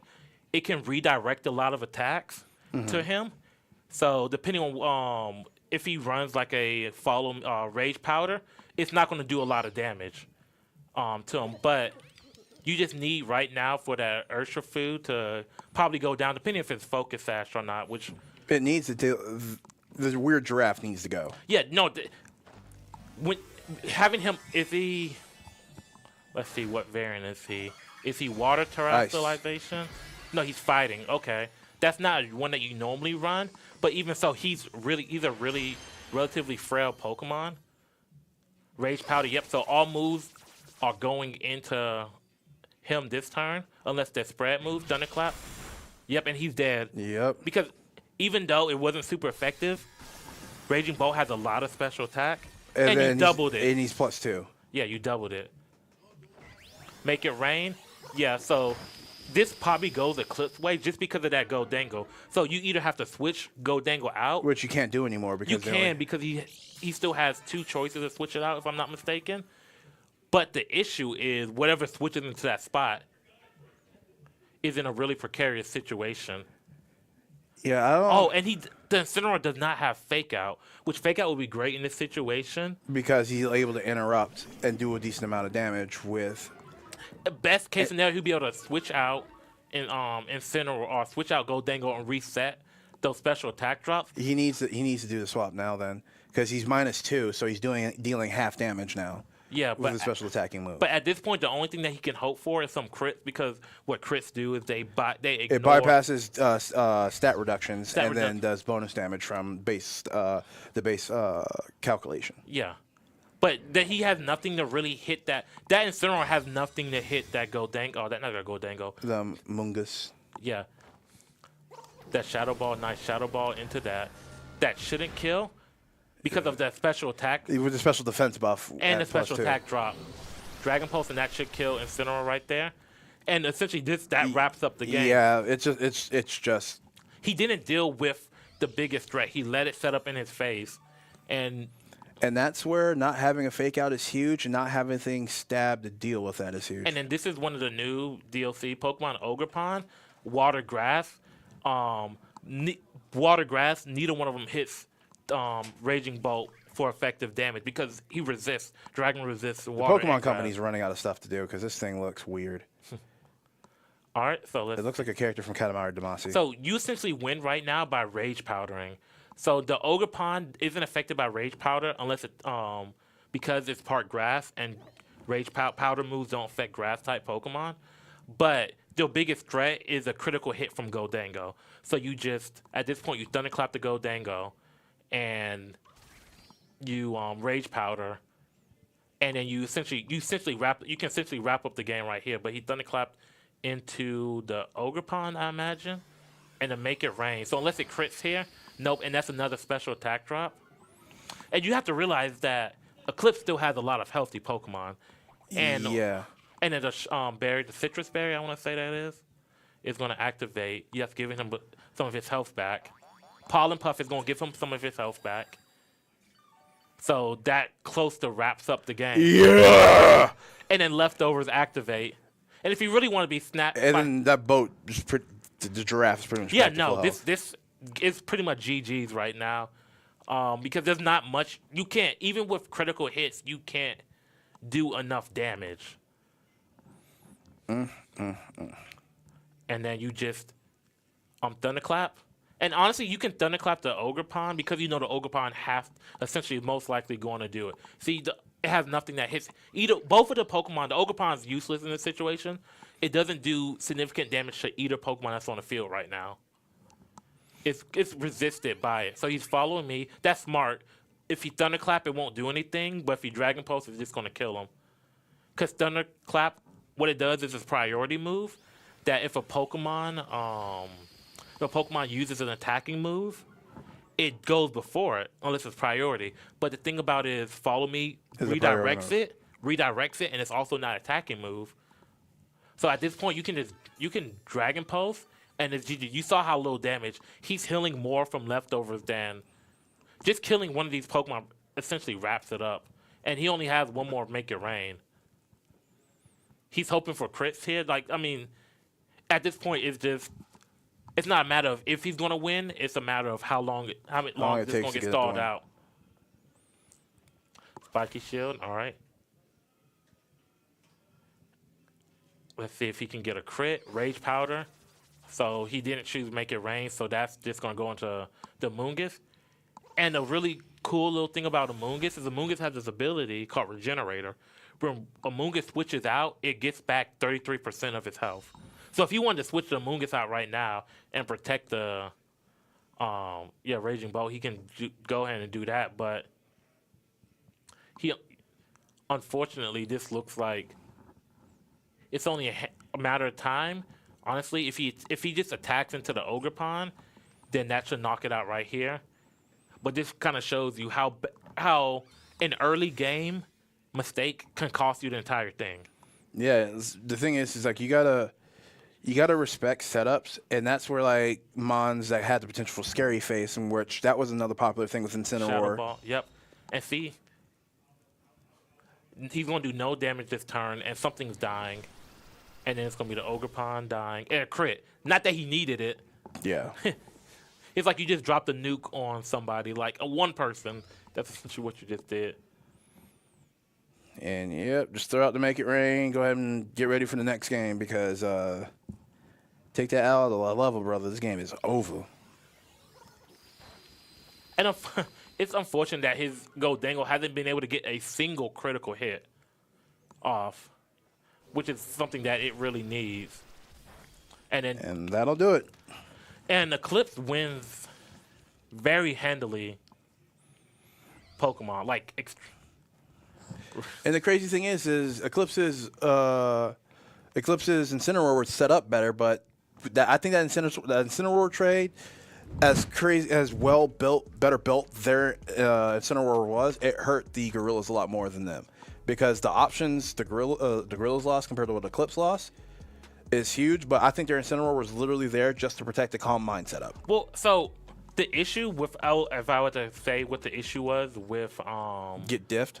Yeah, well, essentially, there's value in your team, right? Like, the Pokemon in every team don't offer the same amount of value to the team. And for the Gorillaz, the two Pokemon that offered the most value, which would have been Incineroar and Urshifu, did nothing at all. Yeah, Urshifu came in and got packed up immediately. Instantly. Expeditiously. And now the question is is that a situation where you put in Ogerpon in that situation to eat that attack, and then you use your Golden Glow Golden Glow. Golden Go. Yeah, the gold guy. Would that be the opportunity to actually swap in Urshifu there? Because your Ogerpon can follow through. You can terrestrialize and do follow me and allow your Urshifu to at least get a turn off. So I can't fully remember the board position at that time, but if you switch in Urshifu, you could. I'm not sure if his ran protect, but you could protect that turn and then switch in. At that point, switch in the Ogerpon. Because I think you go Ogerpon first instead of swapping in Urshifu. Because you got a turn to make a decision with Urshifu. So you can go in Ogerpon into Spike Shield. Spike Shield eats an attack for that turn because now they were going to target whoever's in that slot originally. Yeah. Urshifu came in after a feint. So Ogerpon should have came in there as a selected choice, and you swap into Goldhingo, and you go protect first, just in case they target that spot. They target that spot or whatever comes in, because you can still target empty space. Essentially, and then there's so much to say because there was other key mistakes. We don't get to see what other too many what ifs. Like, hey, if you actually did this or had Scary Face. But the key to get rid of that Raging Bolt at that point was to have Ogerpon on the field at the same time as Urshifu. You still Dynamax you still Terrestrialize the Urshifu. You have Follow Me, and then you close combat. And you just beat the brakes off that weird-looking giraffe. You get it off of the field. You force it off the field whether you KO it or whether they you do try to enough protect damage. it. Yep. All right, but so we got Smash coming up now. 5v5, Squad Strike style. Items on high because Titus hates us. Any stage. But FD. Final Destination form for those of you who aren't familiar with Smash. So when it comes to Smash, there's a lot of very interesting stages. Really interesting gimmicks. My favorite stage is the original WarioWare stage because the girl walking in the background and you moving it and just watching somebody explode is hilarious. What about the one, I forget the name of it, but it's the one where the mom walks in the room every so often, and if you're not, like, under a block or under the shadow, it's the WarioWare stage Oh, because she's in the background because she either comes across from the window or and she's like- her head pops in from one and of the she doors. stares at you like, And if you move, you just get eye lasered. Yeah. But in order to avoid people getting janked out by some of these interesting stages, Titus decided to at least give us one reconciliation, and that is the Final Destination version stages, meaning it's usually just a simple center platform with either 1 to 2 floating platforms or a third one up in the middle. no, I'm pretty sure every stage is legal. There's no Final Destination version. No, Final Destination mode's active in the rules. Because yesterday they used platforms. And the day before that, or was it the day yesterday or the day? Both Thursday and Friday had FD only, FD style stages. I don't recall that, but I could be wrong. No, there's not literally Final Destination. It's the the Omega option where it switches off all the. Yeah, that's what they were. Well, yeah, no. I mean, I'm pretty sure there was platforms, but I digress. We'll see with this one, but. And here's a very important thing you need to do, and friendly reminder to all you in-gamers out there. If you are a real Smash player and you play a certain way, make sure your nickname and your buttons are set up properly before you come in. Because 2 days in a row, we've seen it where it has, what's the word I'm looking for? Hey, yo, booty freak? That's crazy. Hey, that's Terry. He put that hat backwards, and he's like... Stop. Stop. But, yeah. So, for the Gorillaz, it looks like we got... Somebody going random? Terry Boogard. Is somebody going random? Nah, they ain't about that action. Don't push that button when they're not ready. You're gonna get in trouble. Could you imagine? I mean, they still got 2 minutes on setup. Two quick back-to-back game setups. I think the luck of they went... Whoever that is went Shulk. Whoever LJ is. They ain't about that action.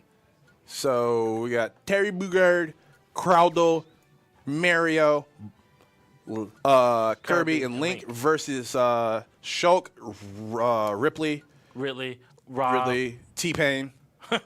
Rob, and I can't remember what the other one is. Well, let's see what the other game is. Next game Nintendo game is Halo. All right. Hope y'all been working on that one. All right, so we got. So who is active right now? I think it might be Global on the Terry pick. That would make sense Because you can play. The cool thing about some of the fighting games. the items. We're on Big Battlefield.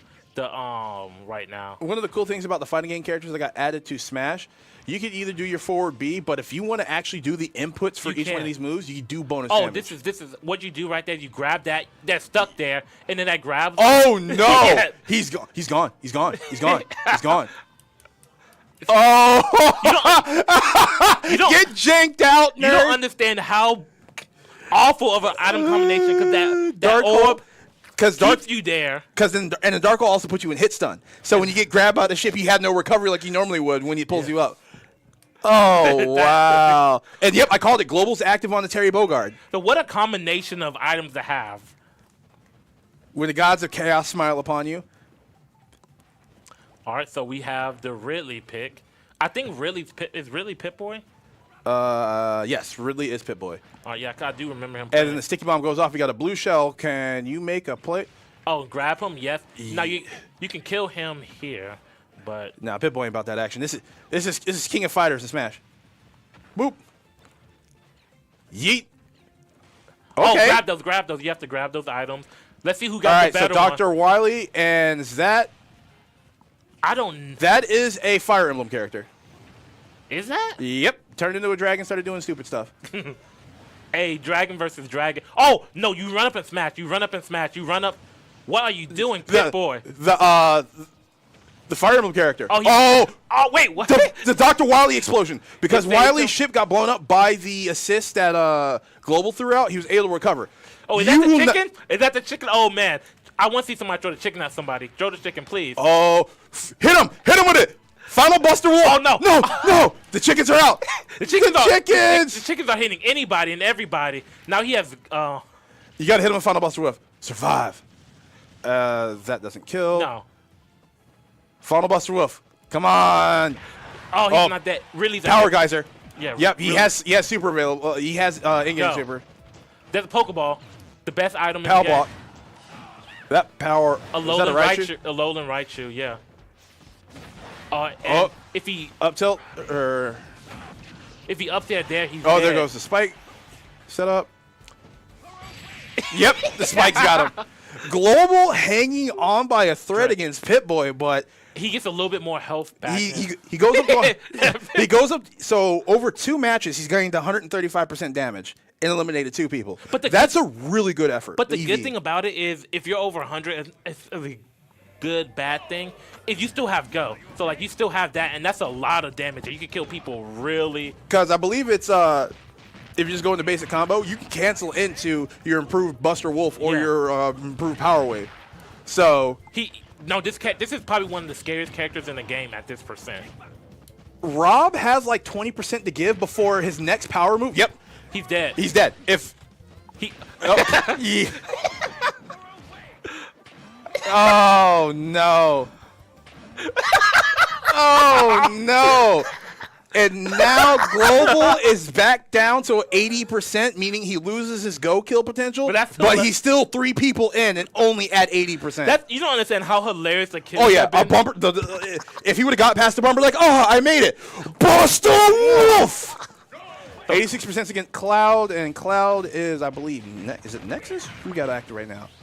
Yeah, I believe Nexus walked up. But the worst problem is You can die quickly. Terry, 46%, 54%, 20%, and then Kill him here. all right, goes active.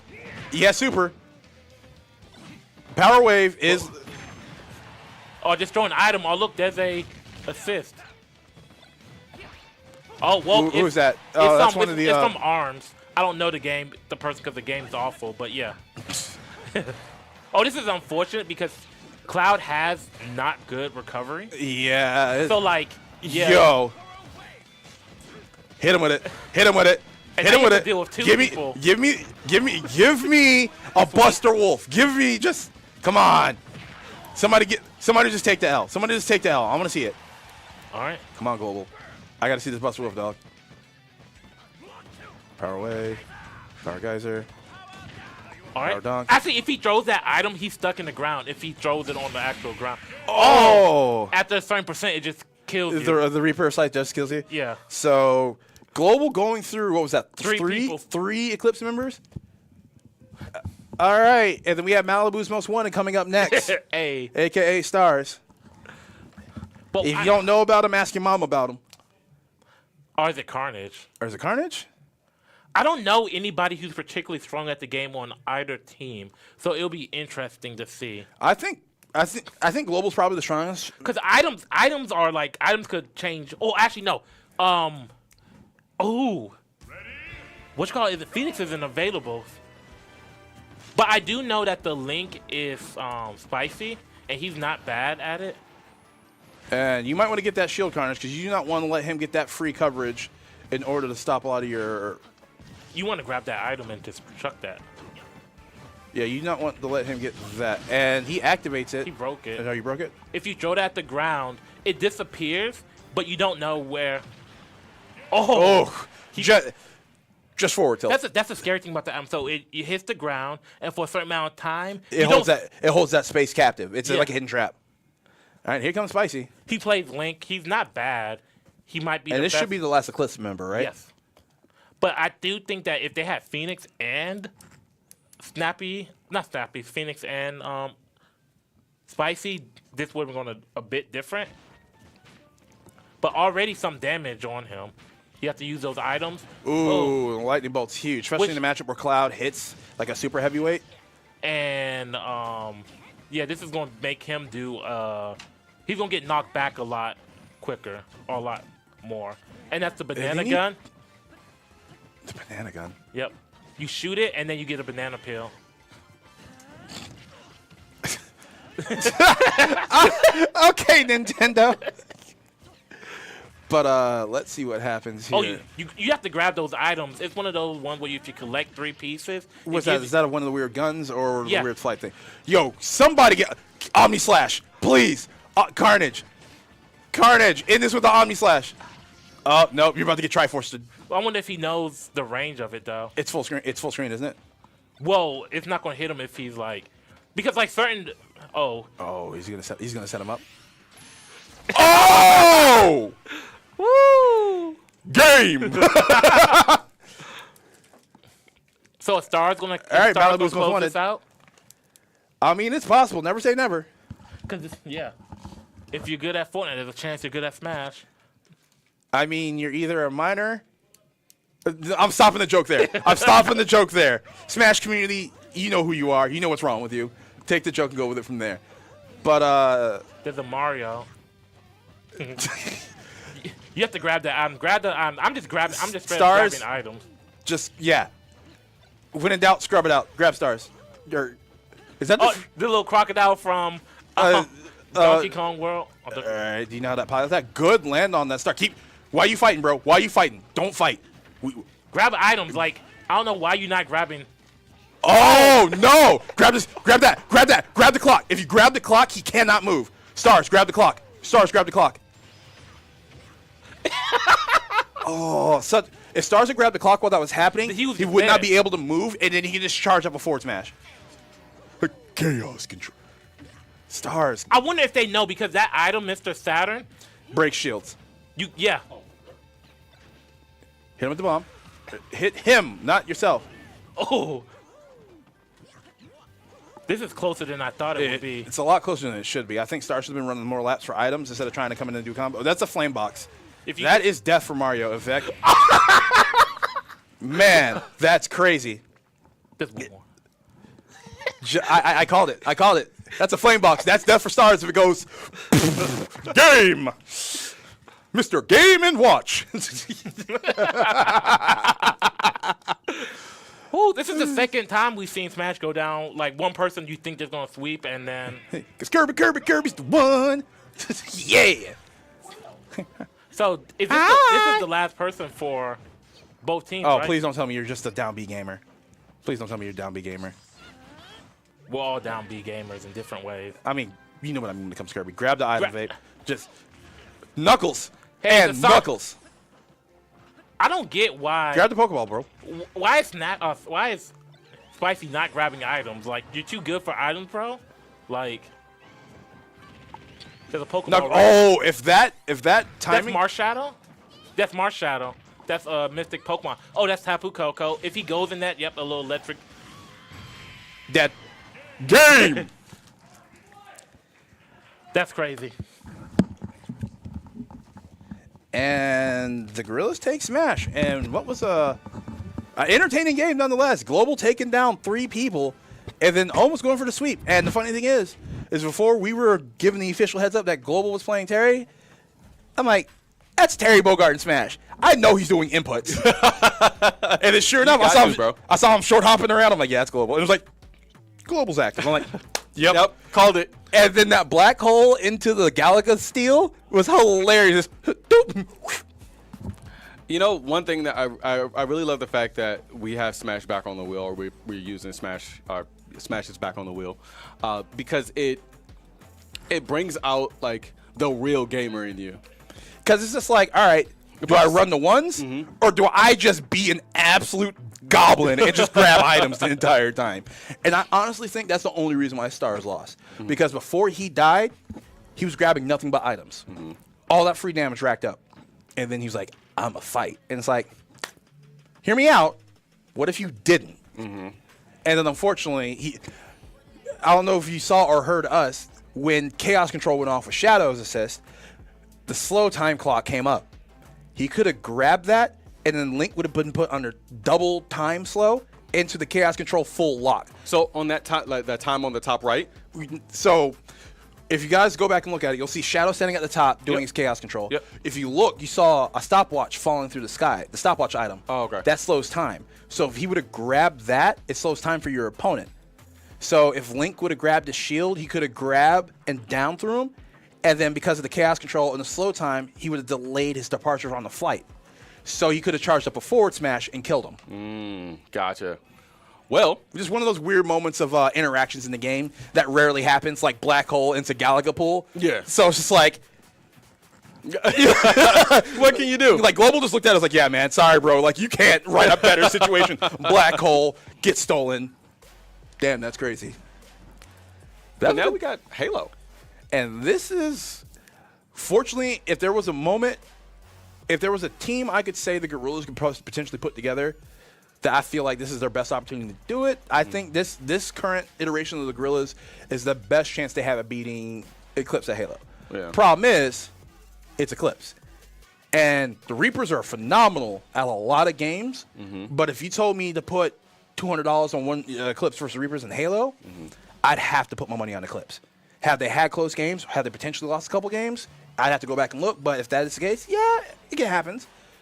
But what is it? 8 out of 10 games of Halo, I'd see them winning. So I got to put my money on them. Well, one thing that I will say is Eclipse does this thing, and you've seen it before, is they play, and I've said this so many times, they play unorthodox game modes, right? Game modes that they know very well that the other team don't. And here's the thing. They've done it so much. Everybody knows what they do now. But remember, we were talking about this earlier. They establish authority and control of the pacing. They play oddball. They play capture the flag. But it's not just a simple game of oddball.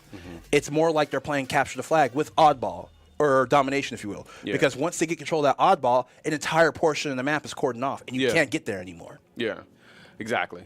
So, hey man, I'm looking forward to this next game. We got going in for the Gorillaz. We have Stars, Carnage, Global, Figure, and what is Mears? Mears. All right, and then we got on the Eclipse side, we've got Chicken Tech, AJ, Spicy, and Snappy. An interesting game. One thing that I can say though, this first off, this first half is going by so crazy fast. It's At like, least what I think. let's see. We are 5 games in and 30 minutes. No, we're almost to halftime. Yeah. This is actually going slower than yesterday. Oh. Well. All right. All right, so timeout Eclipse. That's what I believe I just Time heard. out Eclipse, yes, sir. And so back to the speaking point I'm saying, yesterday we went through 6 games in the hour. We are now going into our 6th game at an hour and a half in. Yeah. So we are going slower, but the games are more impactful, if you will. Yeah. Because yesterday it was the Reapers just consistently grinding each and every single game. Yeah. Whereas now it's 2 teams just doing a shootout. Yeah. And that's one of the things that Eclipse is known for. They want to play as many games as possible. And UFC was 2 rounds. Rocket League was the entire time. Yeah. And then Apex was a long game when it came to getting the 50, won by the Gorillaz.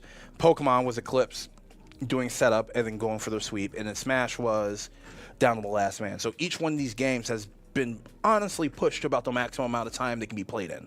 Gotcha. Now, I will say that I didn't have the opportunity really to watch a lot of the Pokemon game. I was doing a little bit of running around. But, like, what did you think of that Pokemon game?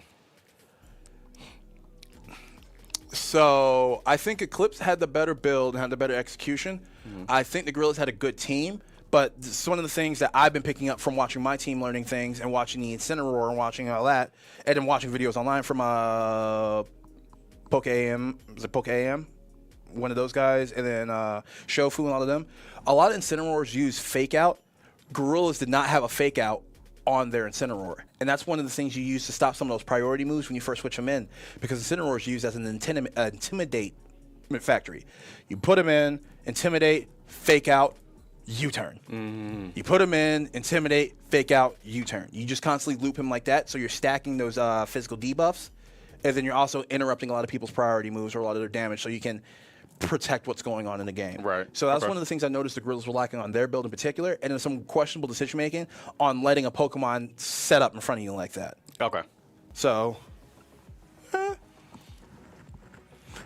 that's just my opinion. Rex had way more in-depth. Yeah, and I definitely heard him talking more in depth as far as like what was happening. So it was really interesting to hear. Definitely, I am really I really need to brush up on my Pokemon. Watch Shofu Poke AMD. Shofu a little bit less these days because he's a little. This for everybody out there in the league and in the chat. If you got some guys, drop some names in the chat. But there's a lot of Pokemon content creators. Some are for memes. Some are actually very serious about VGC. But there's tons of Pokemon content out there, and it's definitely worth learning because a lot of these teams in the league are going to be running straight up meta teams. Somebody's already beaten a lot of these teams. I mean, with the new rules coming out with the DLC, the VGC rules F, I believe is what it's called right now. A lot of people are already figuring out how to deal with that, and the meta's still evolving right now because it hasn't adjusted and finalized with the new updates. So find a content creator you like, figure it out, and go with that. And know your team and know what you could potentially go against. Because in a situation like that, if you're the Incineroar without Fake Out and you see another Incineroar, you need to be wary of Fake Out. You're right. Because it represents the potential of it, whether you have it or not. It forces them to play around it. Yeah. I get what you're saying, man. Yeah, I just talked a lot. Sorry. No, it's fine. So after what we've seen with the Apex, and I know you were talking about like how good Eclipse is at Halo. Do you think? Well, I mean, this is a different set of people, right? We didn't have Pip-Boy last time. We had Chicken, AJ, and Pip for Apex. Now we have Chicken, AJ, Spicy, and Snappy. And again, they're going against at least the same three that they went against in Apex. Yeah, Mirrors, Carnage. With Global. With Global. I don't know how big in the Halo Global is. How big in the Halo. But it's gonna be interesting to see how they do it because I think Carnage, Stars, and Mirrors are definitely comfortable right now in the shooter aspect. But the problem is, it doesn't matter how comfortable you are when you're stepping into the Master's house. It sounded oddly questionable. Apologize for that. The dojo of the Master. There we go. Yeah, sure. I knew what you meant. Hey, baby! Hey, Strive time. Gear. Let's go. Shekel is foaming at the mouth to see Pip-Boy. Pip-Boy has to get back in. He's having nightmares. Nightmare. Yo, what if Global locks an Axel? So, on to this Halo. All right, looks like Snappy is moving. All right, just good old-fashioned Halo movement. Bink, bink, bink. All right, cool. I'm losing. And one of the things I will say about Halo, the big difference between this and Apex is that they get their health back. They get the health and the shields back over time, right? Yeah. Versus having to use the item. So peaking your engagements and peaking your fights is very important because knowing when to recover and when to rotate out is huge because there's no item you got to do. It takes away your ability to respond to somebody pushing you. Oh, that's the weapon from Destiny. The SR1 battle rifle? Yeah. Oh, God. Does he have airborne accuracy on that? I probably not. He's got to get some new perks. Yep. But reroll it. Incandescent. Oh, all right. And clean head taps, double kill. They've got to pay attention. They're focusing on what I'm saying from the Gorillaz is they're focusing a lot on the they're not looking at their angles.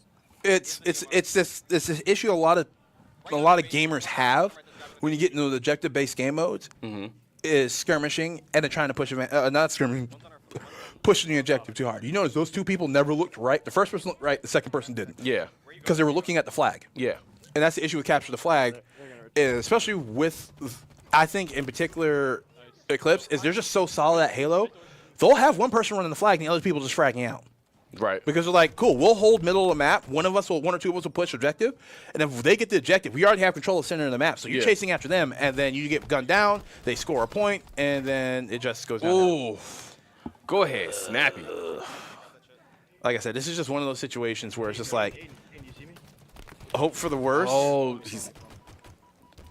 Wow. Ooh, good nice grenade. Good follow-up. Good stuff. And then he's using the energy-heavy weapon from middle. He's hopefully got another kill.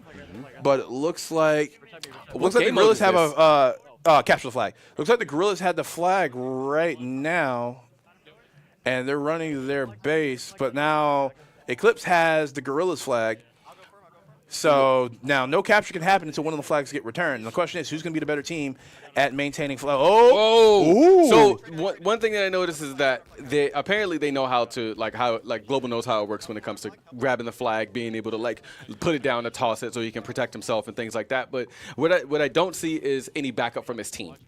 And that's where, like I said, where it comes in the difference in comfortability and play style. Eclipse has been playing this game together for years at this point. And this is before they came to the UEL, back when they were at Germana with the Germana esports team, and then how they became Karma, and then how they've been playing Halo for years. So coming to the UEL and continuing to play it, it's a certain level of autopilot that they just have built in, and then the difficulty or how hard they play adjusts to their opponent. Right. It's like, all right, simple game plan. This is what we do. Okay. All right. Are they better or worse in this game plan? Better. Okay. Step it up. Are they worse? Yes. Continue doing what we're doing. Yeah. So, Nice. Mears is kind of getting in there. Weird grenade placement. Oh, And good follow up. It's great that he's getting these kills, but the biggest thing is they need to get the They need capture the to flag. secure because they're currently down by 1 right now. So like this isn't team deathmatch. Like there's an objective. And that's the issue when it comes to playing against Eclipse, is there's a certain point where you start getting just beat up by them off objective, and it starts to really bother you. And so what happens is you start hyper-focusing on fighting back, and then you get these situations where you're in dogfights more often, and then you might lose a 1v1, but then now 2 of them advance forward. So now there's 3 people pushing into your spawn for your objective. Right. And then another thing that I noticed when it comes to these game modes, it's out there.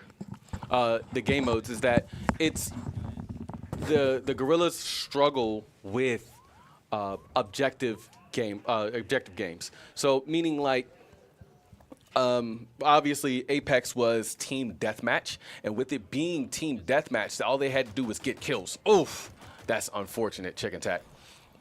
But now that there's actually an objective, a goal, the Gorillaz are struggling with being able to work together as a team. Hence why I feel like they had with Global grabbing the flag, he doesn't have backup. He doesn't have anybody to help him with the objective. And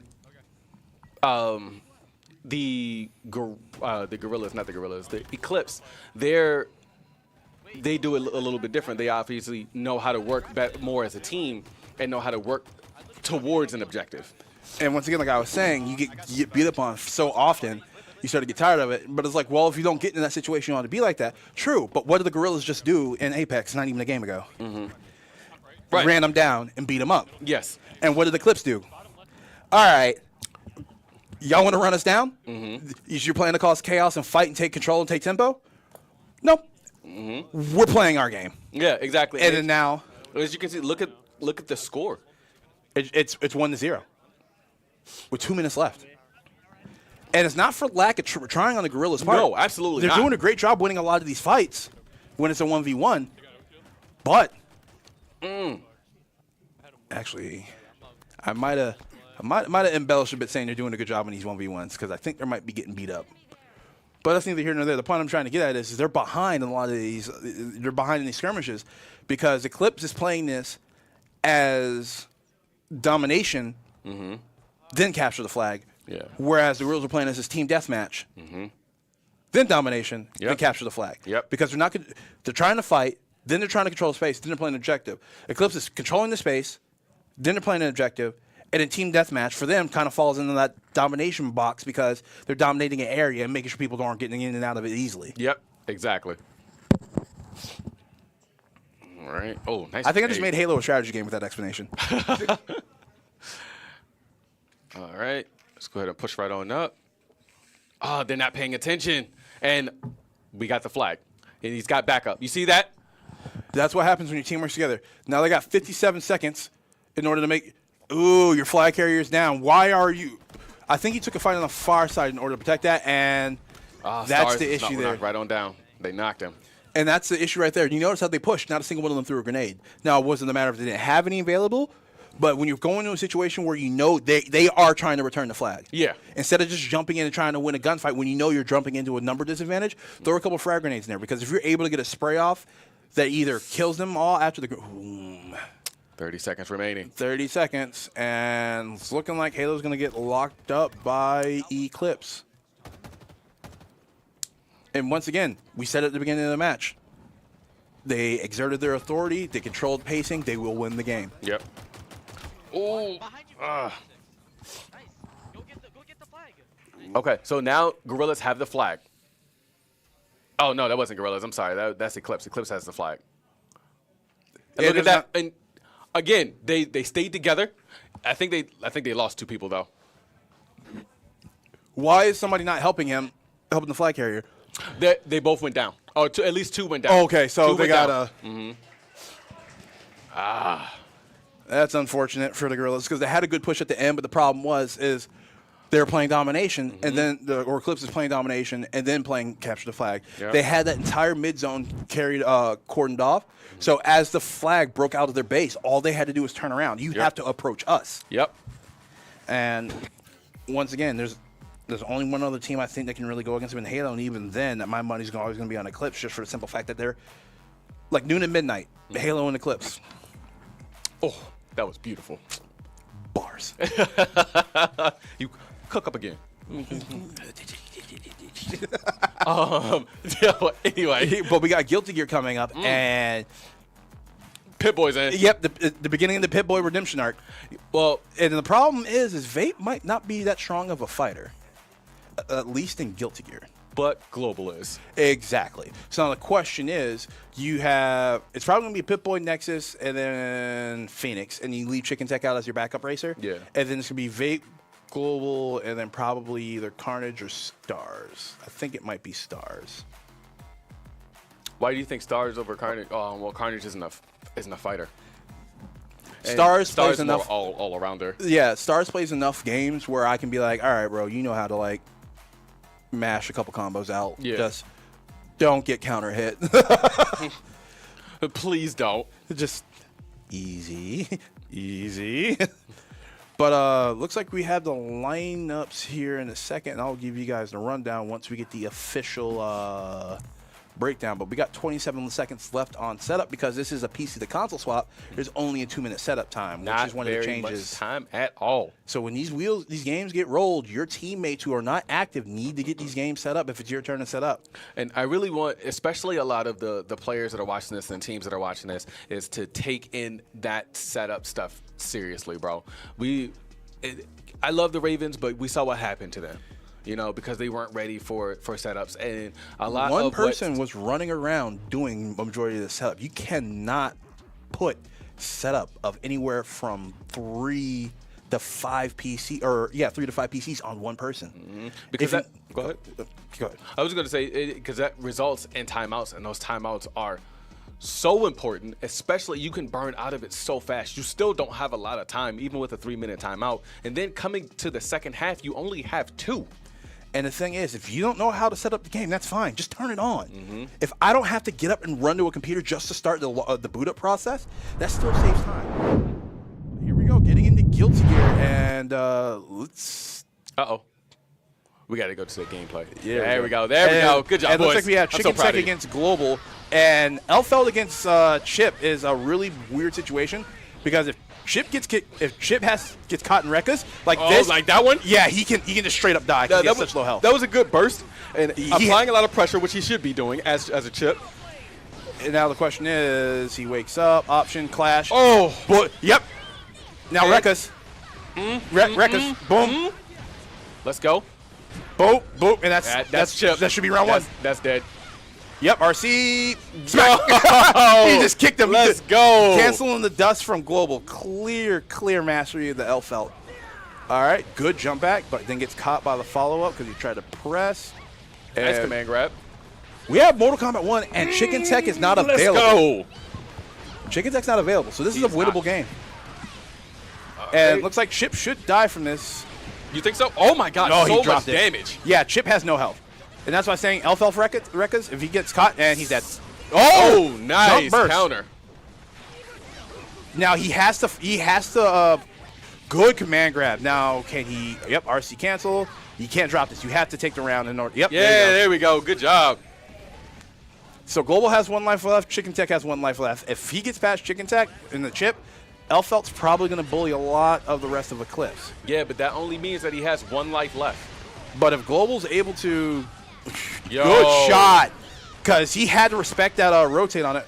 Purple Oh, RC. no. Last break. Yep, wall splat. Let's go. And then dust kick. Now guess for character. Bullet. Oh, yo, left. Yo, Global, that was so good. And that's one of the really cool parts about Elfelt with her bullets is she can shoot those out, and they change direction. They go forward, and you can go up, down, or backwards. Yep. And that right there spooked Chicken Tech before they did that, and that's what gave Global a chance to pressure him into that wall splat, because now he has to figure out which way the bullet is going. Look at Jekyll. He's such a superstar. Jekyll's looking at him like, this is garbage, Strive. From now on, anytime Strive is played, I'm just going to message Jekyll. I'm like, is this good, Strive? Like how when I message Billy with StarCraft's getting played. Oh, is this God. good, StarCraft? No, it's trash. Nobody's scouting. 3 minutes, no scout report. Or you could just message Billy for Madden, which he's never lost. I'm never contacting the devil for information. Billy ruins sports games. But we got Phoenix going active now against Global. Global only has 1 life left, and it's the Elfelt and the Biken, which is an interesting matchup because Biken does like to punish a lot of your button-hungry fighter characters. Elfelt is kind of button-heavy, but she does have a lot of pressure with that bullet and that Rekka combo because she can go high, low, mix, and then sometimes randomly throw in a mid where if you might jump, you might get clipped when you go for it. So Phoenix is no slouch at this game. No, not at all. Yes! Brown skin goddesses, let's get it. All right. A little bit of nooch. Playing some footsies. I love it. Good jump in. Rekkas. This should get wall splat if he does it right. No resets with the grenade to try and get the mix. Jumps Nice out of it. jump back. Oh, good counter hit in the heavy. RC burst. Burst bait! Get Rekka, get carried to the wall. Nope. I think grenade option. Nope. Bullet. Under the bullet. Yep. Bullet. Where's it going? Diagonal. Okay, so now this is Phoenix's chance to. Ooh. Yep, he's calling that out. Overhead. That. Oh. Global didn't believe. Come on, Phoenix.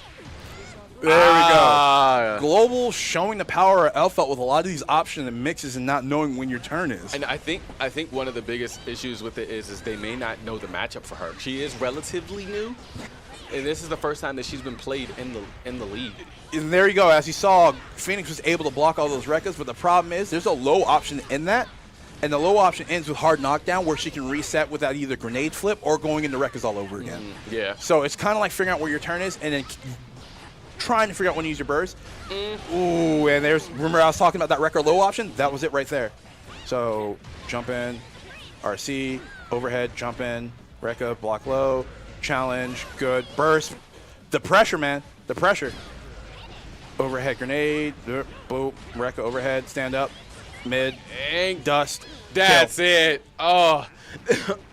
Now, something that, excuse me, I've been hearing you say a lot of, especially with this character that's being played, is you keep saying Rekka. Can you please explain that? So Rekkas are an input where it's usually either a backwards DP input and then another button.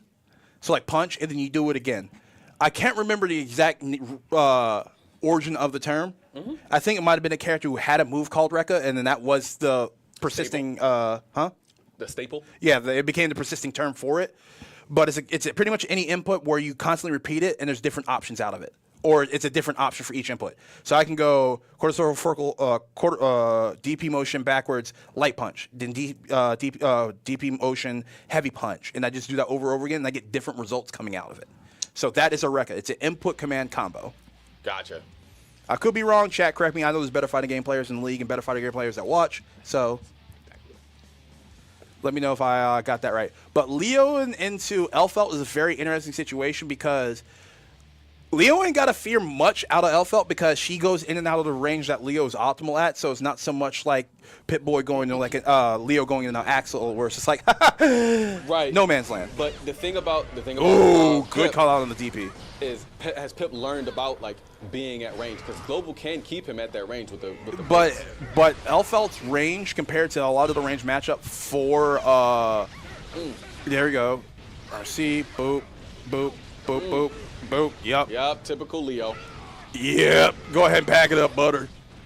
Oh, Yep, he counter hit. sat there waiting for the counter. All right, gold RC, get some space, and then light DP wake up. Invincible. I expect Pip-Boy to probably short hop DP to clean this up here in a second. Pip-Boy, stop playing with your food. Stop playing with your food. Finish your food. Yep, Finish your and meal. there it goes. Let's go. And there goes the light DP to get global off the sticks. And honestly, Global was just one good option away from taking a life off of Pip-Boy and making it easier for everybody else. Now we have Stars coming in. And if Global had gotten that last life left, that means Stars would only need to get – you'd have 4 lives to throw at Pip-Boy to get 1. Yeah. But instead, Pip-Boy still has 2, so that's a 4-life matchup to 2. And Pip-Boy is still a top 10 person in the league when it comes to Guilty Gear. Just because the man sitting behind him in blue beat him 2-0 doesn't mean anything. He still had – the top of the mountain can always battle against other mountains. Everybody else is irrelevant. Yeah. So can you step up to Pip-Boy, or are you just a footnote? Man, I don't know. We'll see. I hope Stars picks Axel. Can you imagine jump scare Axel? He's just like, Axel, whoa. Oops, sorry, wrong character. Now, the thing, I definitely don't see Stars playing Axel. And because, okay, I think it's just because with Stars, he's more of an aggressive fighter. Yeah, Stars is definitely more of the style of fighter who likes to stay in and on his opponent as much as possible. So him playing Axel, unlike JP and a few other range characters in fighting games where their range characters have really good buttons and options close range, Axel is not one of those. Axel does have good get off you options, but at the end of the day, Axel truly wants to be playing from mid to full screen away from you.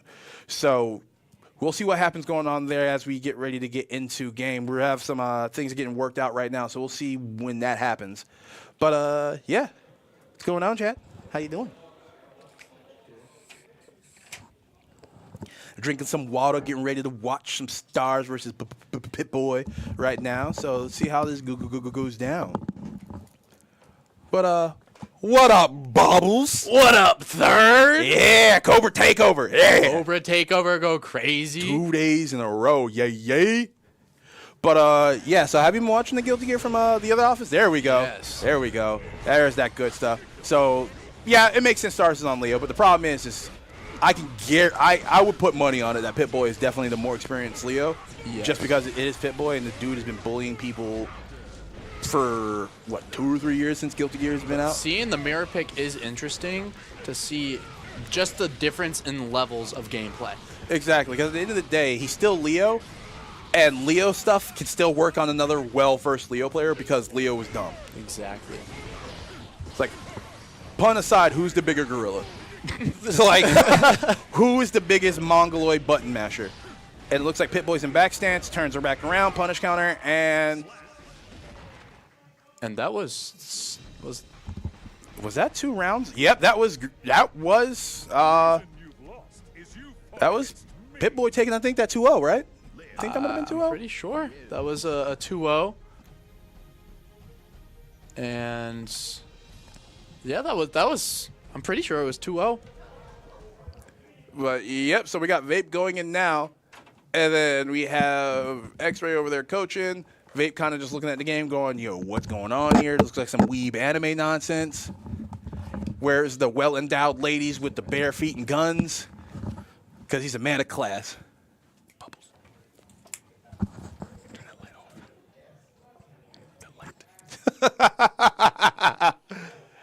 off. But we got Pip-Boy versus Vape. So we got Pip-Boy's going through Vietnam flashbacks right now. Fortunate Son's playing in the background. So the question is, does Vape actually play Axel? And is Axel going to be good enough to really kind of put Pip-Boy on tilt? Because the Axel matchup is miserable, and a decent Axel can put Leo in a box. Oh, yeah. But Oh, my gosh. He's already learned. Nope, this is a good burst. The problem is, did he pick Axel because he heard it counters? But Pip is applying a lot of pressure. He doesn't want to have that range of Axel at all, right? So the whole goal is to get in as fast as possible and do as much damage as possible. But and I'm that's pretty exactly sure what we he's can see doing. disappointment on Jekyll's face when we went back to the head-to-head screen because this just felt like this was a pick of a character. Like, man, I like this character. I'm going to play him, and it hasn't gone past that yet. And that could be potentially why they put him last, because he doesn't know how to play. I don't really agree with that. Well, the thing is, though, they put global first, but at the end of the day, a lot of teams are starting to move away from that, having your best player as an anchor, because if everybody gets blown through early, your best player comes in to try and anchor with a warmed-up opponent and still more people to go through. And I think if Global had gotten that first life off Pitbull, we might have seen a better performance from Stars, because Stars would have been a little bit more zoned in on, I only need to win one. Gotcha. And just like that, there's only one Axel in the league Pitboy fears, and he's on the Cobra. So Eclipse takes Guilty Gear Strive. Man. And then we got MK1, no chicken tack. Actually, no. Yeah. Oh, reset. we could get chicken tack. Yeah, Yeah, we can. Oh, Nexus and Chicken Tech, that is a solid MK1 lineup Oh, for yeah. them. So, Gorillaz, you have, it's probably going to be Global and then Vape, I think. Because I know Vape does play Mortal Kombat. Ooh. I'm pretty sure he does. I'm pretty sure we talked about him playing Mortal Kombat. But you'll have either Vape or Global or Mirrors going in for this. I think I'd rather full send if possible and go with Global and Vape. I think the Gorillaz are truly missing Gat-like today. Yup. Because a lot of I forgot that he's not here. a lot of these fighting games are games that Gat-like covered.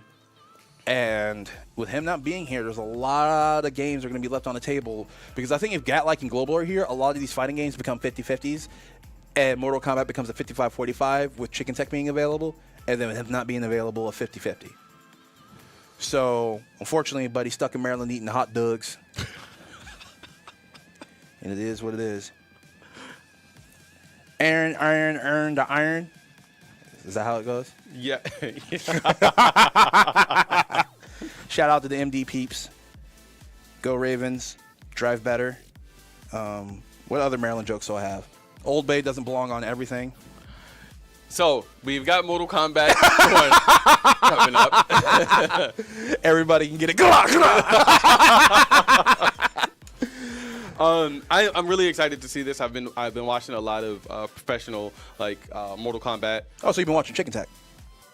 I have not been watching Chicken Tech. So you haven't been watching professional Mortal Kombat. That's funny. I've been watching tournaments. How about that? I've been watching some Mortal Kombat tournaments. That is better. I am actually looking forward to seeing who everybody is going to be playing and things like that. Who do you think is going to be playing? We're probably going to see a Raiden, Smoke, Johnny Cage, at least Johnny Cage for sure. He's probably hands down, I think, either number 1 or number 2 on the depth chart, or the most played and like tier listing for Mortal Kombat. Character's good. Low entry ceiling, high skill ceiling, because you can just. I've seen some Johnny Cage combos where Johnny Cage has a mechanic called the hype meter. Oh, I love the hype meter. If you see at the bottom of the screen, whoever plays Johnny Cage, you'll see a star. That star fills up. It gives him certain cancellables that he is allowed to combo with. And I have seen some 70% combos just doubling up on Nut Punch. And it's absolutely insane. And yep, we got Chicken Tech going against Baraka on lead. Yep. And the problem is Chicken Tech knows his match because everybody who plays Mortal Kombat, or at least studies it, Baraka's really good, but he's too honest. And when your character's honest, there's not a lot you can get away with. So you just kind of get... No button check, huh? These are 2 experienced fighting game players, so they probably got everything start. All right, and Chicken Tech is... Chicken Tech is just... Oh, there we go. Baraka finally opened him up. So now does he have the full combo to carry? Oh, man. Yep, breaks out. Yep, good break. Good stuff. Good break. The thing is, though, this life lead goes away with 1 Johnny confirmed. Yu-Gi-Oh! Let's go. All right. But this is where the honesty with Baraka really becomes frustrating because he has certain entry points. Oh, no! Oh! Let's go, Global! And I don't know why Chicken Tech did that there, because burning that would have put him at disadvantage going around in the later rounds.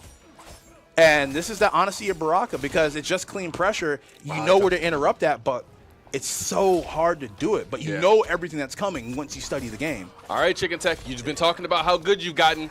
There you gonna body everybody. Let me see it, bro. I'm not seeing it. I'm seeing you get bodied.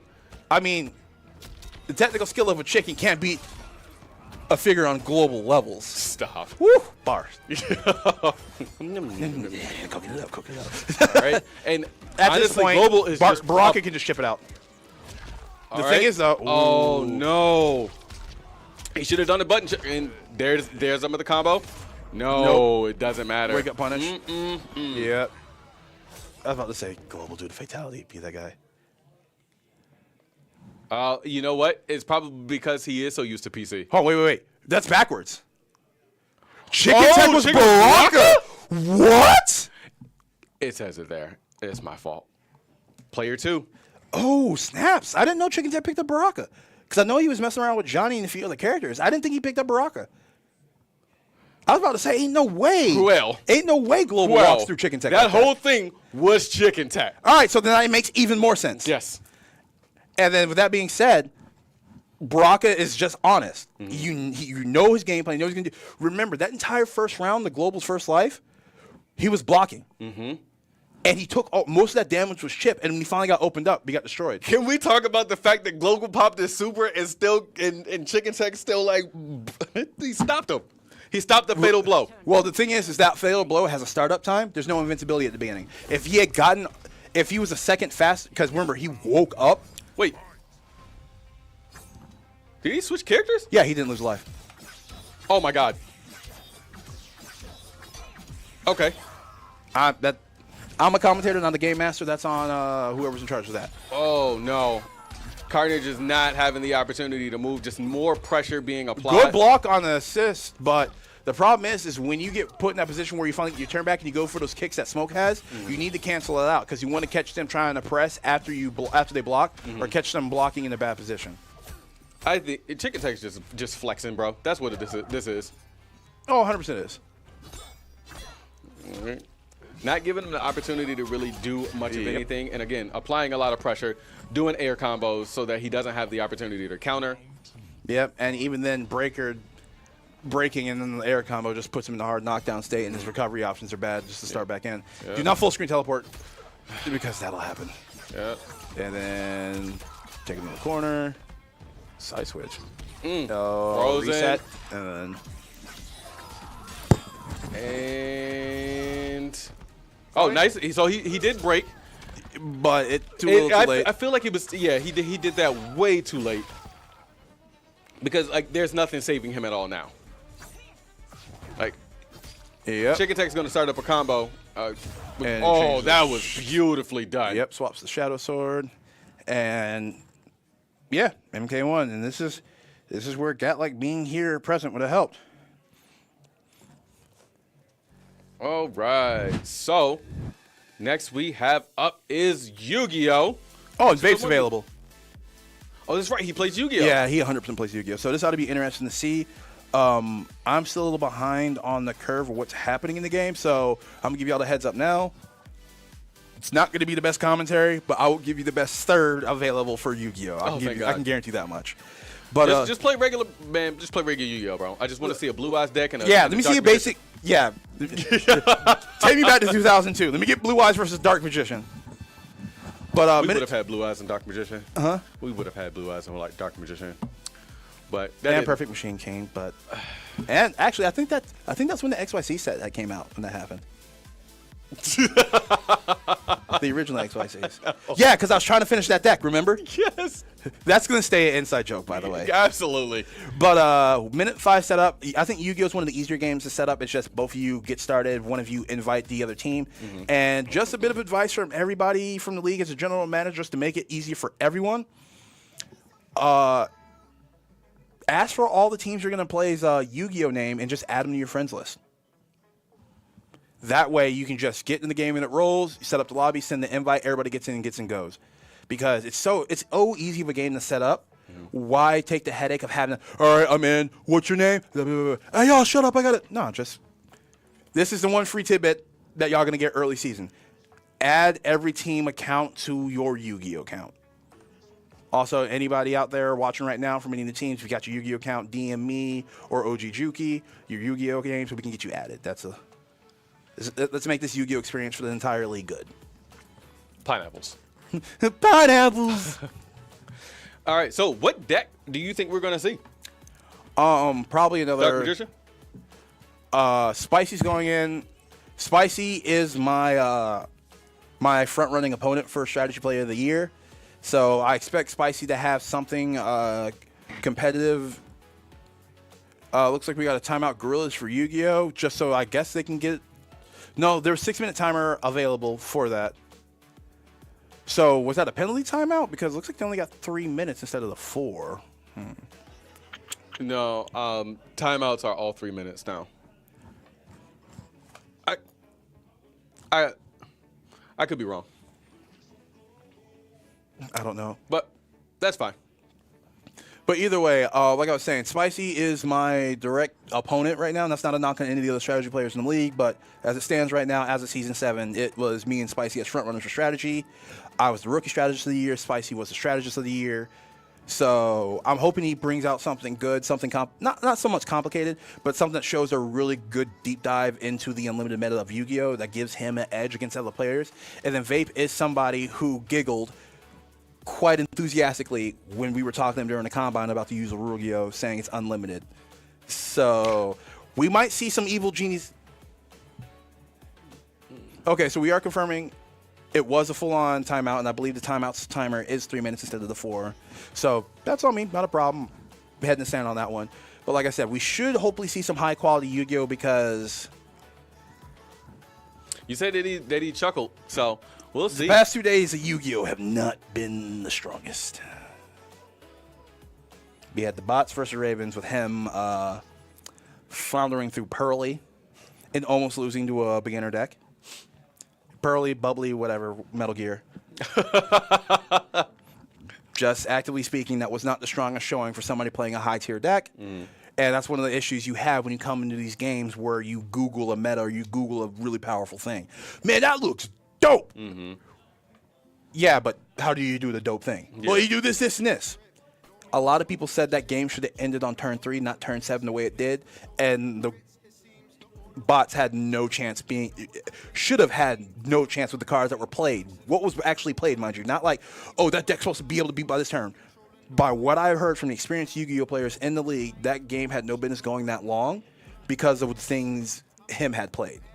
And that's just one of those things when you get early in the league, early in the fresh season with new games, you find that good thing, but how many reps did you actually have with it? How many people actually played it? How many people have learned it? Looking at videos of just Yu-Gi-Oh cards isn't, or just anything really. Just looking at videos and then just being like, oh, I got it. I can do that. That's not really training, right? Because the stuff that you look at online is all situational. Yeah, like I just recently learned how to properly cancel Clark's running 3s into his level 3 Peruvian Backbreaker. There's a combo online that starts off with it's a simple start, but it's 3 side switches involved in it. I'm good. But what's the ending part? Super into super? I can learn how to do that. Exactly. And I put the time and effort into it, and I actually confirmed it did that against one of my newer players, TK, and the few other guys, few other people on the team. So you have to put in those reps. You can't just look at a video and be like, oh, I know those moves, I know those inputs, but do you know the timing for it? Do you know where your cancels are at? Do you know exactly what part of the animation you do things? Yu-Gi-Oh is one of those things. You just can't be like, Forfeit from the Gorillaz. They forgot their password. Well, wheel spin. That's unfortunate. that's awkward. And they wasted the timeout for that, too. Remember, kids, write down your passwords. CTR. And Chicken Tech's not available, but you have Mirrors, and I think CTR is a returning game.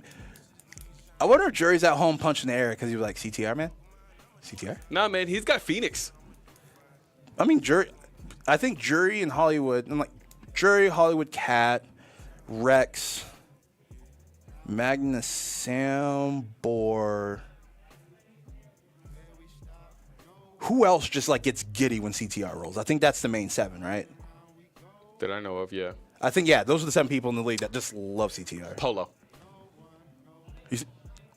He's a production. He doesn't count. He's still part of the UEO. All right, we're not gonna have this debate, but Hi, Polo. I know you're watching. but So yes, people, I'll give him that. so many there are a lot of people who Really enjoy CTR. Yeah, absolutely.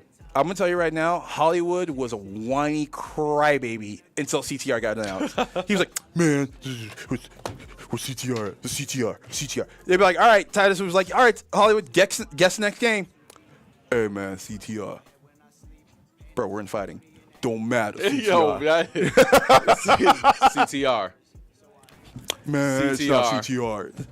So, CTR's back on the wheel. Everybody's super excited about it. I'm super excited about it. It's not your typical Mario Kart. towards. It's got drifting. Lots and lots of drifting, and it's way more fast-paced than Mario Kart. And less aesthetically pleasing, in my opinion. Than Mario Kart? Yes. My ADH brain doesn't get enough colors in CTR. CTR is definitely a way more toned palette. Whereas I got rainbows, I got coins, I got superstars, I got blue shells, I got red shells, I got green. Where are all the colors, brother? But Now, 39 seconds left on setup. Let's see if we actually get into this. And this will be the last game of the half, too. Yep. So 9 games rolled through, 8 games played. And this is about the strength of the second place team. The Reapers came out yesterday and hey guys, off season never. There's no off season here for the champs. And Eclipse is like, yeah, us too. Yeah. Yeah, I mean, and it really goes to show that they've been practicing. They obviously want to make it back up to the playoffs. They want to become champions. They again. they want their spot back. They want their spot back, and that's a fair assessment. But the thing is, the rookies that are coming into this league are literally getting better and better and better and better. Because you have to think about, like, yes, for the Reapers they had Rez, who was a rookie, but you can't say that he was carried. He actually put in the work as well. And Rez became a problem within 3 weeks.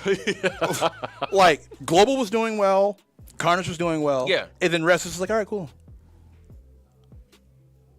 Another timeout for the Gorillaz, I believe we just heard. It was a timeout for someone, so we got a timeout coming up, guys. It'll pop up there in a second. But you had Carnage and Global getting better, and you had Rez, mind you, who hadn't started for most of the season because Carnage and Global took in that slot. Mm-hmm. But then throughout practicing, Rez got a starting spot, and then Rez just instantly got his lock-in on him as being a starter. Mm-hmm. So the Reapers took three rookies. One became a guaranteed starter, and the other two, based on your perspective, unfortunately was traded to Gorillaz, and I feel that's more from their feelings of the Reaper side of things, because the Reaper's a great squad, but they were traded to be starters. It's like, hey, it's not we don't like you, it's not like you're not good enough. Right. You want these starting reps, and I can't guarantee that to you because I have a level I want to maintain. Yeah. So go ahead and head over here. This is the team I know you guys will start at. Get some reps in, and then if things work out and you guys don't extend, blah, blah, blah, blah, we might talk to you again. But instead, they did extend with the Gorillaz, is what it is. Yeah. But the Reapers, with their influx of their rookies, have been very, very deliberate. It's always like one guy here, one guy there. And now you look at who they have now. They have Marky Mark, who hasn't had an opportunity to play yet, but look at Za. I talked to Za at the Halloween party. I brought it up yesterday. Za was like, yeah, man, re-sign with the Reapers. Some numbers change, but it is what it is. I want to be here. I want to play here, this, that, and the third. What's going on with y'all? How the Cobra's doing? I'm like, oh, we're doing great, man, blah, blah, blah. He's like, yo, who's your sports guy's Pop? I'm like, yeah. He's like, yeah, I can beat him. I'm like, I don't know. He's like, no, I can beat him.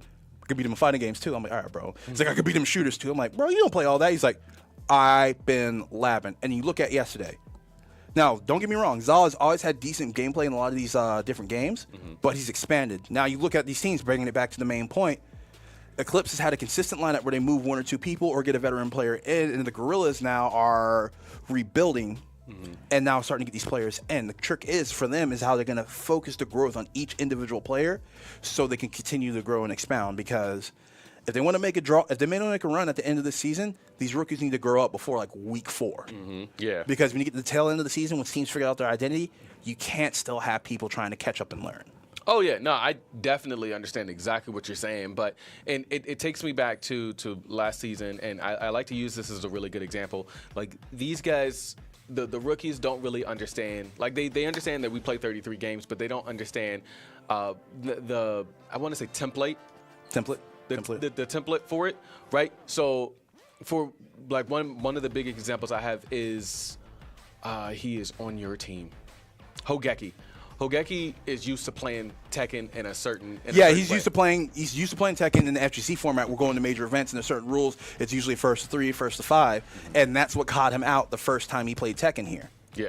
And everybody's like, "Oh, he's bad." I'm like, hold up. First and foremost, well, he's making excuses. Like, no. He said, I lost. It is what it is. I thought it was this. Won't be a problem. And what happened? And by the way, y'all, well, he didn't get the sweep. That's bad. Say that slower. He went through 4 people, and that's bad. But he ended up getting better instantly because he knew what he needed to do. Yeah. And that's where you got to know the template. So we got Mirrors, and let's see. We got Mirrors, and I'm trying to get the second Gorilla who's active. But we have AJ and Phoenix active for Eclipse. All right, and we are pushing. We will find out who's where in just a little bit, guys. And I think they're just still trying to get things set up. So give them just a second. And then we got the next game for the second half pop up. And while they are getting that ready, the only thing that for F1. Chicken Tech's available. Chicken Tech is No, he's not. No, he's not. Nexus is fine. Nexus can do it. But with that being said, for Hogeki, being not knowing exactly how the rules work, or the and that was a failure on me as a leader. I didn't. Right, but that could potentially be the situation for Vape. Yeah.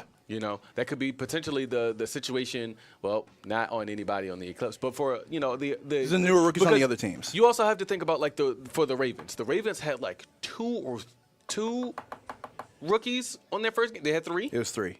Pretty sure it was 3. I think they had 3 rookies starting with them because it was him, Wonku, Watt, one other veteran player, Kenny. Nope, I'm sorry. I apologize. So we had X-Ray Kenny up when we were. It was Gurns. It was Gurns. He's not. He's a vet. He's a sophomore. Yeah, sophomore. Yeah. But that was X-Ray Kevin. The Ravens have both X-Ray Kevin and X-Ray Kenny.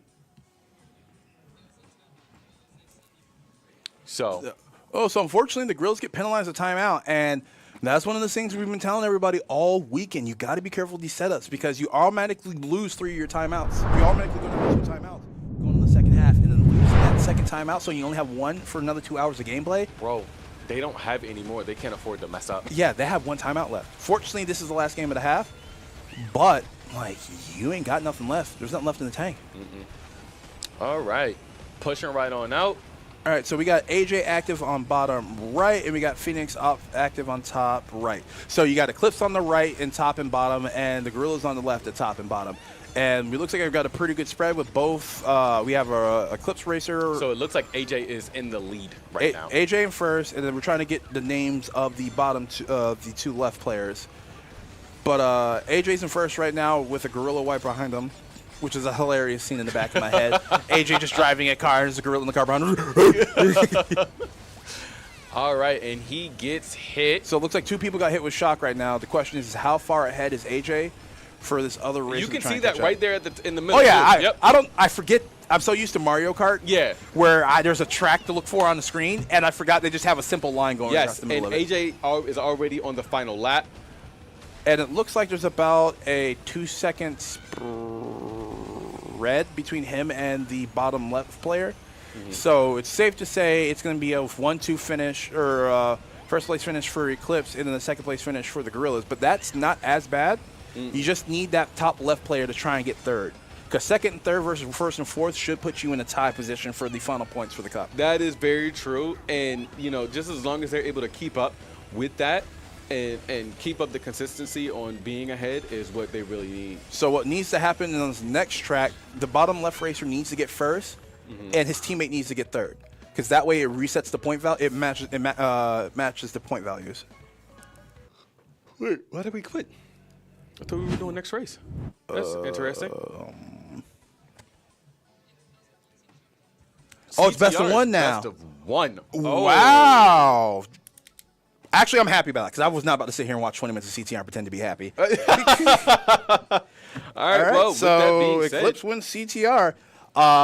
We see you in 15 minutes. Gorillaz down 2-8. I should have said Eclipse up 8-2. But, yeah, see you after the break. See ya.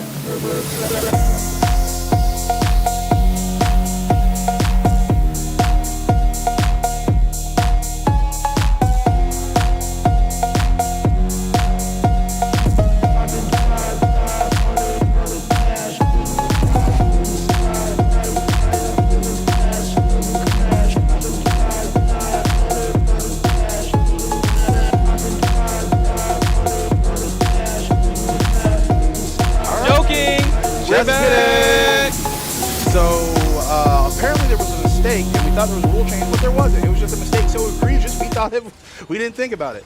So unfortunately, because of the mistake made by Mears, aka Sky Guy, he will no longer be able to race. So now it is a 1v2, and the cup race continues.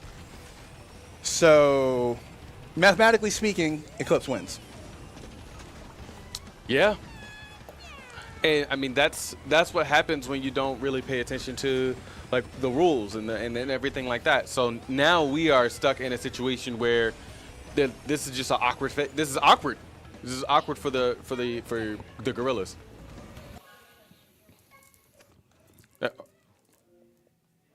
Okay, so I think they were just doing one more race. Is that? I guess they're just going to forfeit it because the Gorillaz cannot win anyway. The Gorillaz cannot win without two active racers. It's just not mathematically possible. Gorillaz have decided. All right, let's try this again. 8-2 in favor of Eclipse. CTR is over. We'll see you in 15 minutes. Later.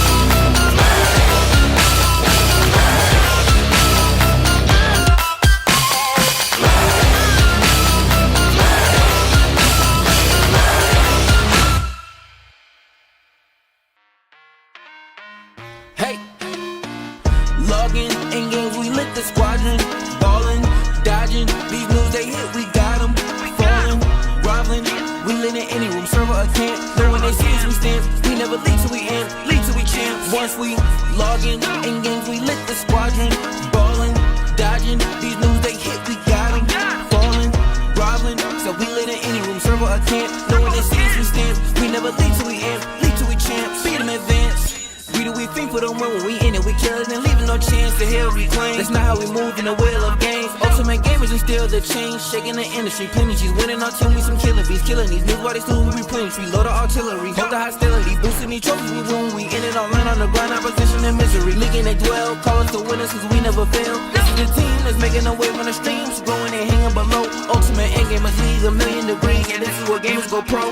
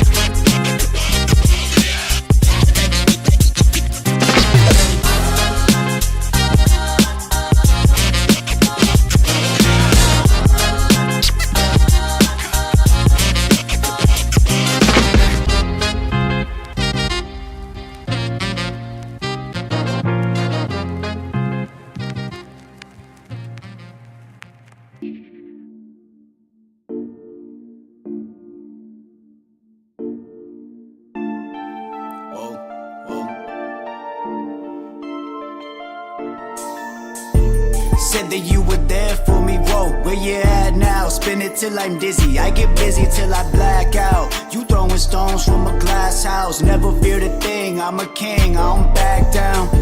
Said that you were there for me, whoa, where you at now? Spin it till I'm dizzy, I get busy till I black out. You throwing stones from a glass house, never feared a thing, I'm a king, I don't back down. Fuck the ruckus, I get buckets with an ears. Better duck, I tap the budget for a fee. No questions when I step into the lead. Man of the hour, power forward like Embiid. I lost a couple homies, had to take some time to grieve. Now I'm straight, gotta get it out the gate. Go ahead and fill my plate up. Cleaning makeup off the other pillow when I wake up. Her glasses down to tell her she don't see it when you shade her. When you hear him talking down, does it faze ya? Spend my time inside a booth going crazy. Like, have you heard the latest? Shattering the earth, groundbreaking while I'm faded.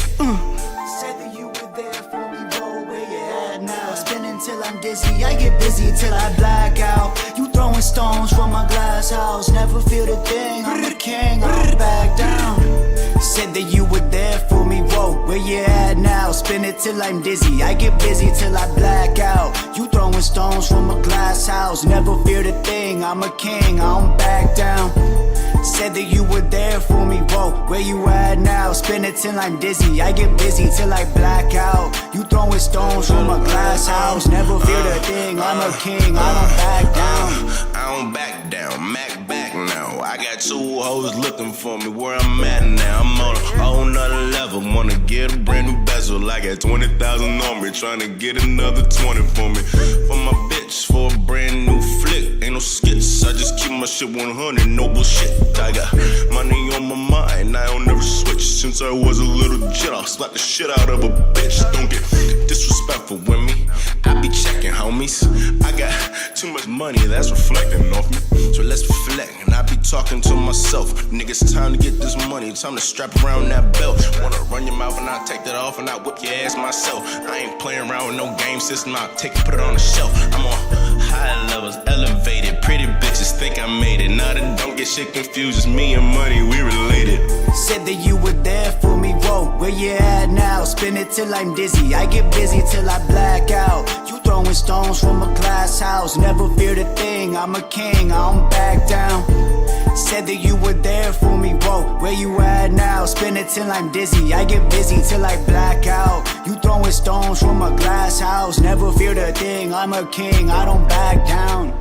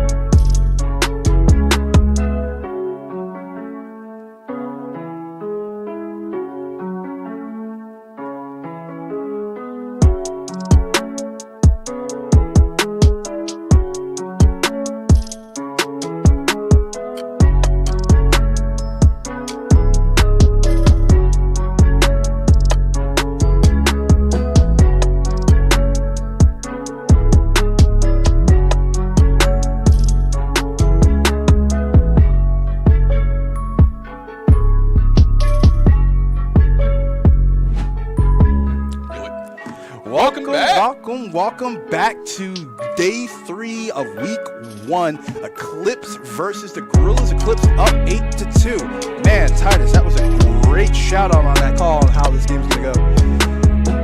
Yeah. So, hey. But yeah, But hey, it's 8-2 right now in favor of Eclipse with F1 available, and Nexus most likely going in for this, and Snappy and Pitboy being sat out, and I probably see Stars going in because I think he's their most prominent racer.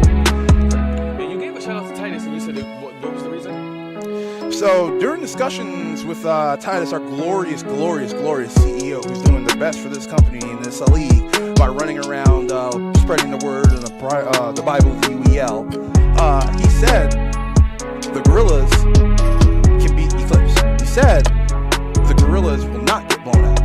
He said, I think the Gorillaz are going to win. Now, there's 2 hours still left on the clock. Still plenty of games left to play. But as it stands right now, it's looking like the Gorillaz setup right now with their team. There's a lot of blank spaces that need to get covered, or a lot of lacking spaces that need to get covered across the board. And mind you, I only said that statement as more of a poke to Titus, not one of the Gorillaz, because at the end of the day, this is still the four-time champion Eclipse, and last season's second place team for that second place team. Once again, the only team that can ever say anything disparaging or anything about them being the Reapers. So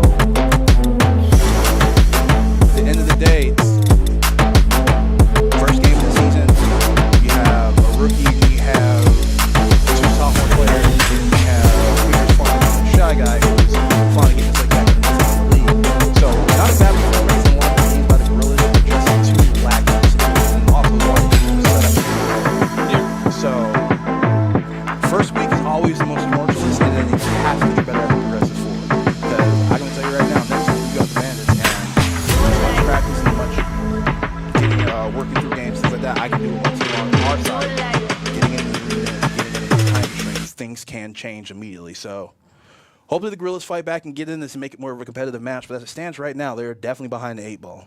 Well, it also, for me, when it comes to this game, you also have to look at also the timeouts. Like the Gorillaz don't have any opportunity at all to mess up, and they can't mess up their setups because those are forfeits. They only have 4 left, and you would think that 4 or 5 forfeits is more than enough, but starting out, no, it is not. You know, because then literally saw just how bad it was for the Ravens on day 1. Right? They lost all of their timeouts, they lost all of their forfeits, and then it was up to Billy to decide if he wanted to accept the forfeits or not. And another scary thing is we have yet to see even any of the top 4 or 5 teams these past 2 seasons hit that 20-point score. Eclipse will take that opportunity if it's given to them. Yeah. So the last thing you want to do is give them the opportunity to embarrass you, because that's what it is. It's just a straight up embarrassment. Yeah. Because if they get to stack up points on you and it's eat up the wheel, next thing you know, you have a clean wheel and you're down by this much, and there's still game time to get played. And then we go into a weird territory where the whole entire wheel might get reset and the game continues to spin. Yep. And with 2 hours left and 10 games off the wheel, 23 games is still a lot left, but there is a potential for that to happen. We could see a clean wheel.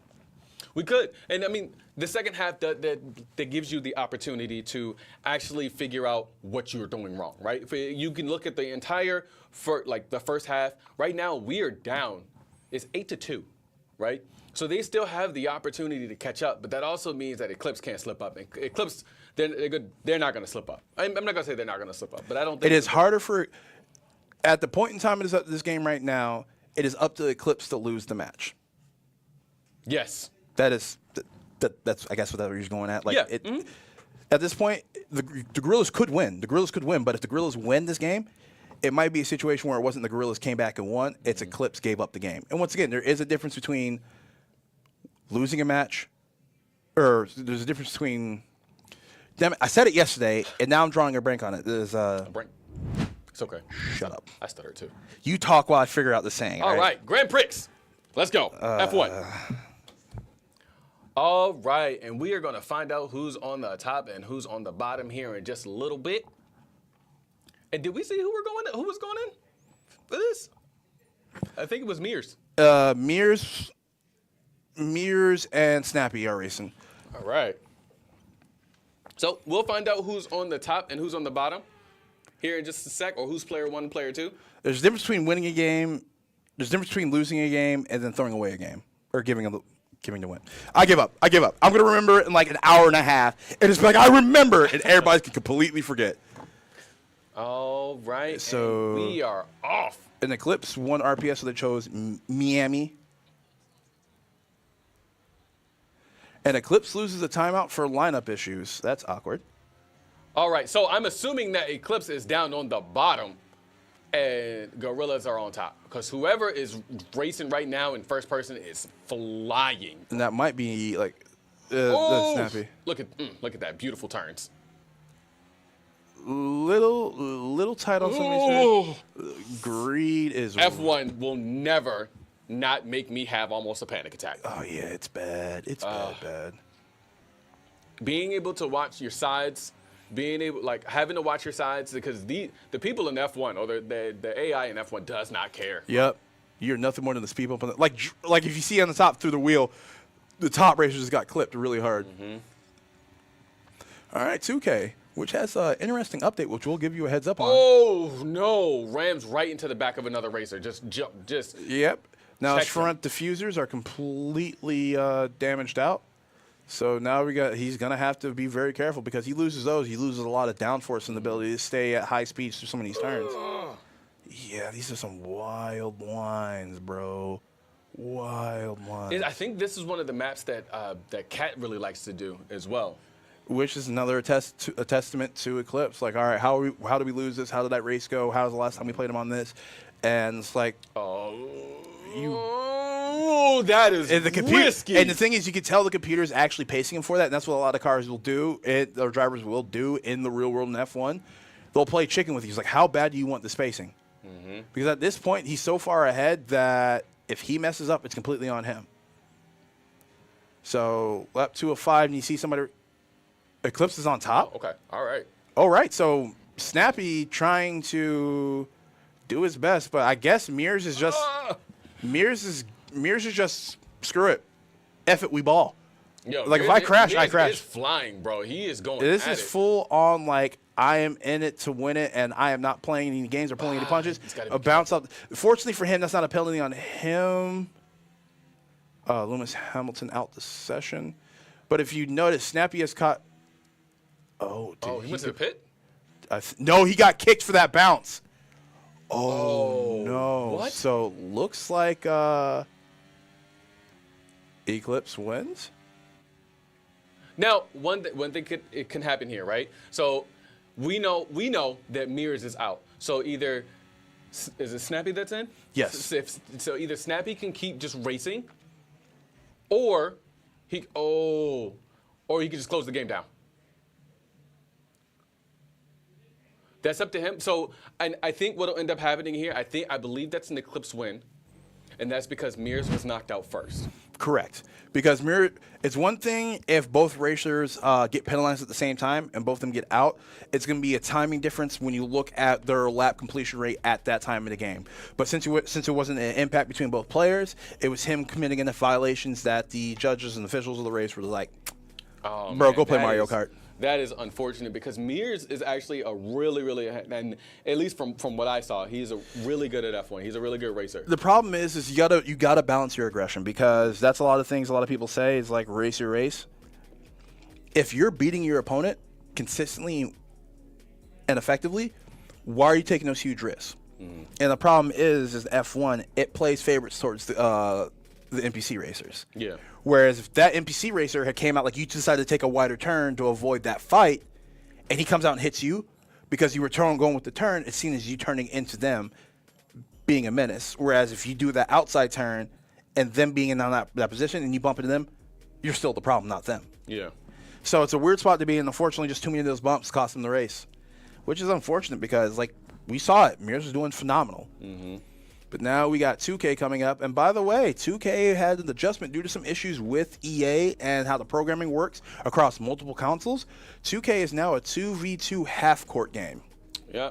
So we are going to get all of that updated and everything as soon as possible. But 2K is not a 4v4. It is a 2v2. So with that being said, we have not only Nexus but Pip-Boy going in for this, and I do believe for this game we may have Vape and Stars. It's 100% Vape and Stars. They're the best 2K players on the team, and Vape consistently plays 2K with Pop Candle, Rookie Sports Player of the Year. So and the two of them go back and forth or just dominate together. That's true. So they definitely made a good acquisition in him, and this is a strong chance for the Gorillaz to get a point and try and get their feet dug back into this match. That's very true. If we could, I would. Oh wait, we haven't spun the wheel or anything yet. I really wanted to see like what other games that we have remaining on the wheel that would be really good games for the Gorillaz to actually catch up on. If we could get that wheel up, that would be fantastic. Production. Yeah. Producciones. Please. Espera. Yep. Vape and Stars, easy. All right. So we've got Valorant. So hit the high button real quick. I need to see everything properly, please. Sorry to like talk to y'all directly, but I really want to like figure this out. Oh, like the high choice? Yeah, so I can. Yeah, thank you. No, don't spin it yet. Can't spin it yet. I think they have a good shot at COD because of the way it's set up. Mm-hmm. DNF duel, just lineup dependent. I'm feeling like there aren't a lot of games. Fortnite, Valorant. DNF duel. I don't know how good Global is at King of Fighters, but I think Paku plays KOF with some of the Eclipse players. If Pip-Boy has any half a brain and he plays King of Fighters, no, they were running around with Rugal last season being trolls. So yeah, King of Fighters goes to the Eclipse because I know if they have to play seriously, they will. Forza.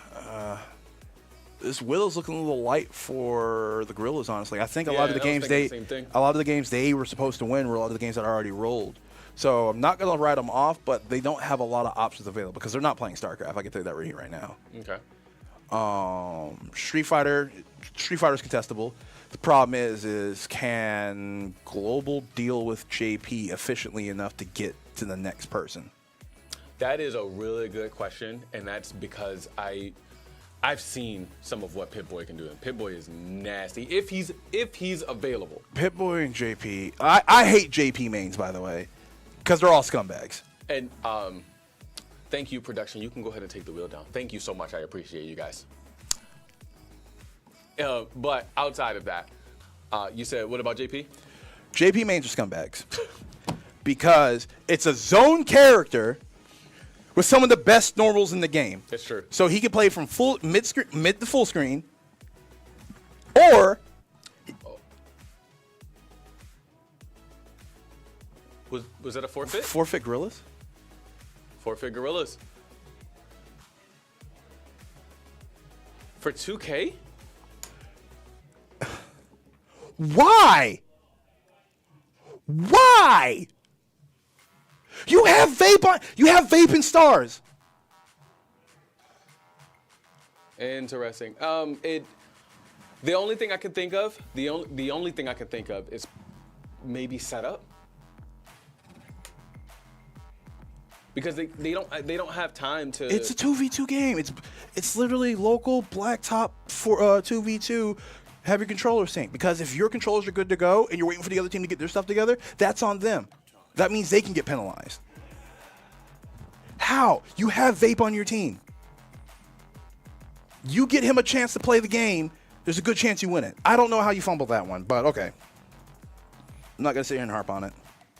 So now we've got Forza, and it's a 5v5. So everybody from the Gorillaz are going to be going in. Yep, meaning Carnage is going to be anchoring again. And then you also have Chicken Tech though. It's probably going to be Chicken Tech, AJ. Chicken Tech, AJ, Nexus, Phoenix, Snappy. There's also something that I want to point out. Okay, so it's a setup issue. Okay, makes sense. Sorry about that, guys. There's something that I want to point out. Coach P is not here. They have X-Ray as their coach today, as one of their coaches. So like, this is a testament to not only his coaching, because I mean, in my opinion, Eclipse kind of runs itself. Yes. Right. 100%. And he's not the only one, but you have AJ and X-Ray who are both being coaches. AJ's been helping Coach P to coach. AJ's been Coach P's shadow for what? 5 seasons now? 7 seasons actually, I think. Okay. Correct me if I'm wrong, chat, or anybody who's been here long enough to know. But almost 7 seasons, it has been AJ right behind Coach P. Eclipse has maybe had 2 player changes. Not like, added people, like legitimately people might have left the league or left the team. So 2 player changes over 7 seasons. You can't find a better autonomous thing to run. Yeah. And to be able to only have to really kind of focus on lineups and availability as the coach. And Eclipse calling a timeout for Forza makes sense. Game is a bit of a pain in the butt to set up, and not to mention you have to get in and find your car, get everything selected, figure out what you're going to do for tires, fuel, tunes, things like that. So long to get into this game, get everything took up. Yeah. But yeah. Now that means that neither team has timeouts left. Yeah, but with an 8-point difference, Eclipse would have to mess up as bad as the Ravens did. Okay. Like, it has to be that colossal a collapse. Like, the autonomy we just praised would have to fall apart completely. Right.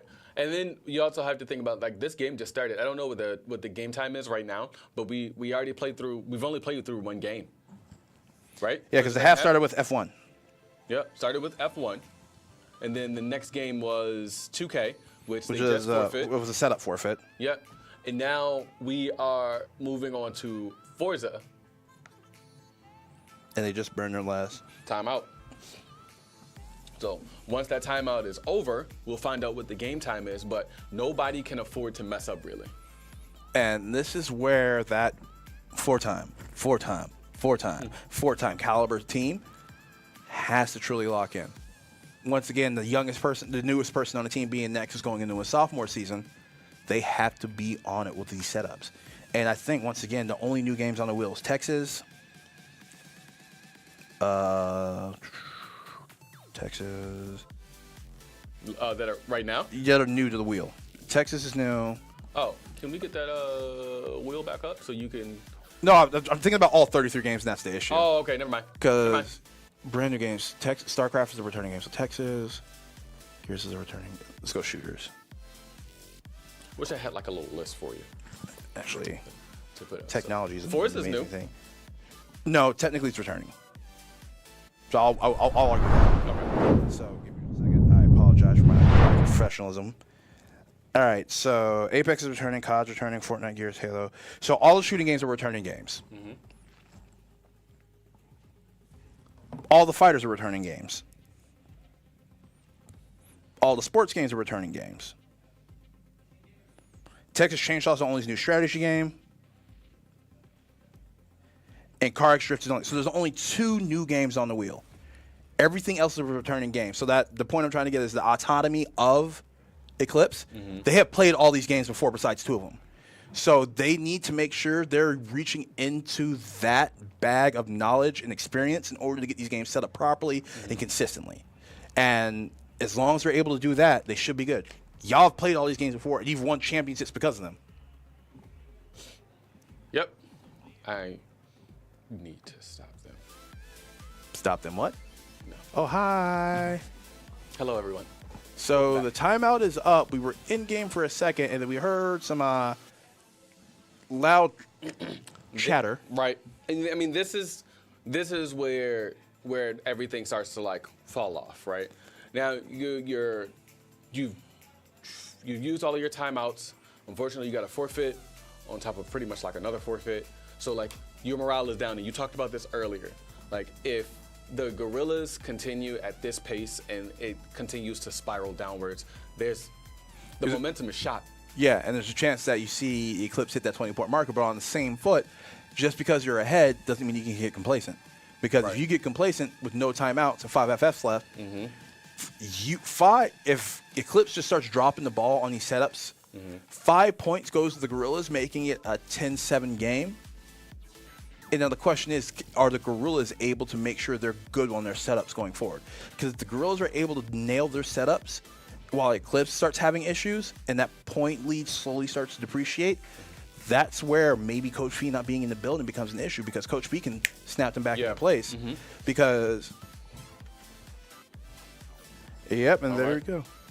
Looks like Eclipse decided to forfeit on that one. After already burning the timeout. And that is unfortunate.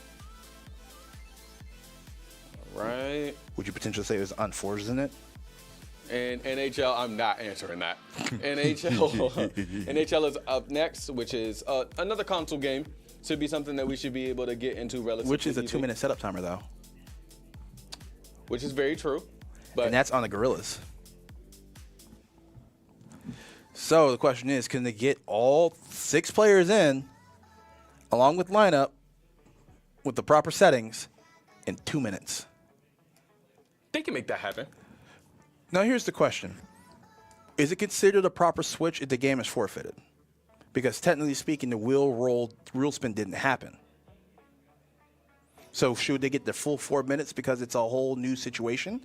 Or is it a swap because they didn't have a chance to play the game, see the rolls, and start making setup times for it? That is a really good question for 300. And on the 300, we couldn't transition over. It just goes to him at home. He's out. What is it?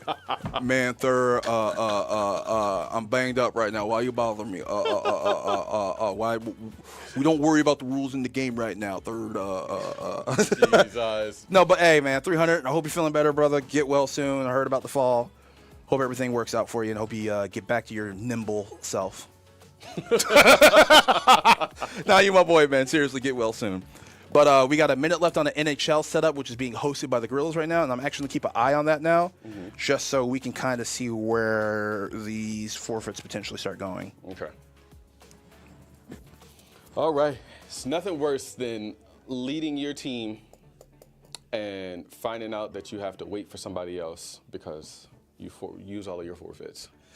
Putting your life on the line for another person. Yeah.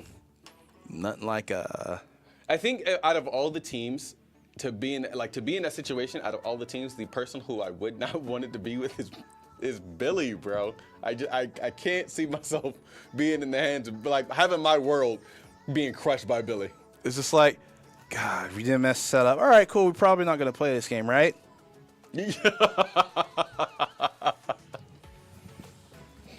People complain about the things I say and the narratives I spin, but at the end of the day, I know I'm right, and we all agree. Billy is a demon, and he's not okay.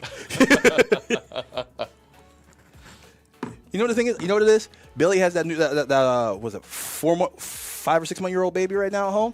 So he comes to the league, and all the stress, all the anger that he can't put out on the people at his jiu-jitsu school, and all the anger he gets up at home, he's like, young child, I love you. Here's food, here's love. Stop crying. He just comes here and he's just like, I'm going to troll all of you losers, and there's nothing you can do about it. Billy goes home after a game and just sleeps like a baby. Like, the kids in his arms like, is this what power feels like? And Billy's like, this is what power feels like. Setup time is reached 0. Are we getting a game? I hope so. Playing some Chell? Let's go. Hey, my speed of money. All right, so let's see what teams are which. Oh, my God, we have 2 separate teams for the Capitals. That's the Gorillaz. I'm calling it. I'm calling it right now. And with Madden. Talk about Billy and the game he plays. And Vape is available, so we might see him try and dominate and try and get the team some more points. All right, let's see here. I just want to take a second to tell both these teams to do better in life. To pick 2 separate teams, will pick the same jerseys. Yeah, that's very true. So I can't really see who's. And the color changes to the icon changes to a lot of the players, makes the colors hard to determine and differentiate. So once we find out who is who, we're just going to call this Tampa Bay and the Capitals, and whoever scores. Yep. Excuse me. That was mean. All right, so we got the puck sliding around. All right, holding up for the defense, get everybody in position. Now they're going to push forward. I don't like coming across the ice directly from the middle like that because it weakens your opportunities because you're closing the space between the goalie, especially when the rest of your team comes through the middle. You want to either take one of the wing positions and let your team move up on the other side of the ice instead of holding up in the middle like that. You pull up in the middle, everybody's crowds there, and it's a problem. So what your teammates is you got to wait for your teammates sometimes. Yeah. As annoying as it is to thinking you might have a fast break opportunity, and the backhanded shot wraparound by so smooth. Stakamos. And I was going to say something, and then I completely. So we got the Lightning in the lead now. What I don't see is a lot of magic pucks at all. I didn't see the ice one. Yeah, we got the icing puck coming up and 2 more goals, which is pretty. Bro, you're greedy. You notice that red dot popped up on the goal at the crossbar? Yes. He was actually trying to line up a shot using a screen by the enemy team.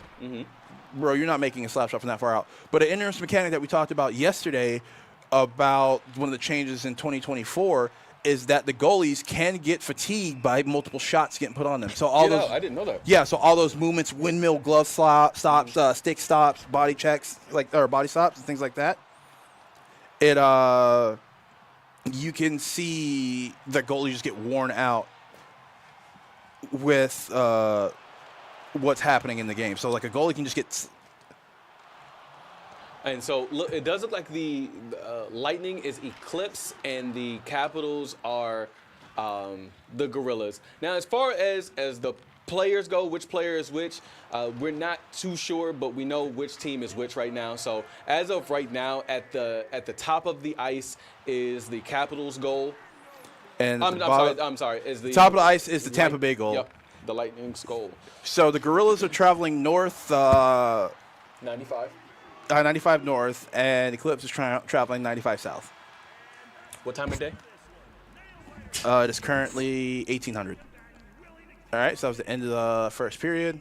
So now the Gorillaz really need to make it to the point where, because they're down 1, right? So they really have to try to get that puck as fast as possible. And just a heads up, the ice has flipped, so the Capitals are going north now. Okay. No, the Capitals are going south now. Okay. Yeah, Capitals are going south. They swapped. Yeah, they swapped. They swapped. I'm overcomplicating it because my tiny brain can't handle it. Smooth moves. Smooth operator. All right. All right, top of the ice. All right, they ice it, send it back to the goalie. Goalie's going to pass it out. Woo, 1-on-1 with the goalie. One man to beat. Yeet. Nope. Not this time. And Eclipse is just going to play time, in my opinion. I think that's what they're going to do. They're going to play time. They're going to keep the puck away from the Gorillaz as much as possible. I mean, if you're Eclipse, you're not guaranteeing you're doing that. You're just you're poking and prodding. Mm-hmm. You're doing controlled shots. You're doing controlled movement because one goal is only one goal, and that can easily just be made off of a lucky break, like right now. But unfortunately, so you have to play aggressive though, because you play keep away with one, and then you just make a bad play or a bad shot, and it gets blown up, and it's a tie game. So a 2-point lead is definitely going to be way more comfortable, but they're still going to get Jesus Christ. My God. Murder. Oh, no. Murder. Still trying to get in there. Really, really aggressive. I mean, again, Eclipse doing the same tactic as before. Textbook, man. They're getting the lead, and then they're controlling the pace of the game. They're enforcing their rule. And you look how they're defensively handling it. They're putting everything always back as far as possible, or putting a situation where they can try and start a breakup and really contest the puck. But Gorillaz got a chance with a slap shot, gets his pockets picked. I think he faked the slap shot, lost control, and then, that goalie deserves a raise because he got pulled all the way to one side of the net, and it got his leg up on the other side. And that's one of those situations where if you had somebody spread on the other side of the net and try to go for a return shot, the goalie might not reset in time to get that, or they burn more stamina where it bounces off again and it bounces to the center of the net, and you're able to just pop it over the leg because their stamina's not fully there yet. Did we get a next wheel spin? Because I don't remember the game. I do not remember the next game at all. Okay.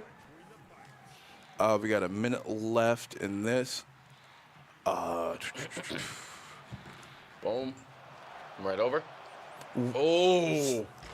He's trying to pump fake him. I get it, but like after the first one, it kind of doesn't make sense anymore.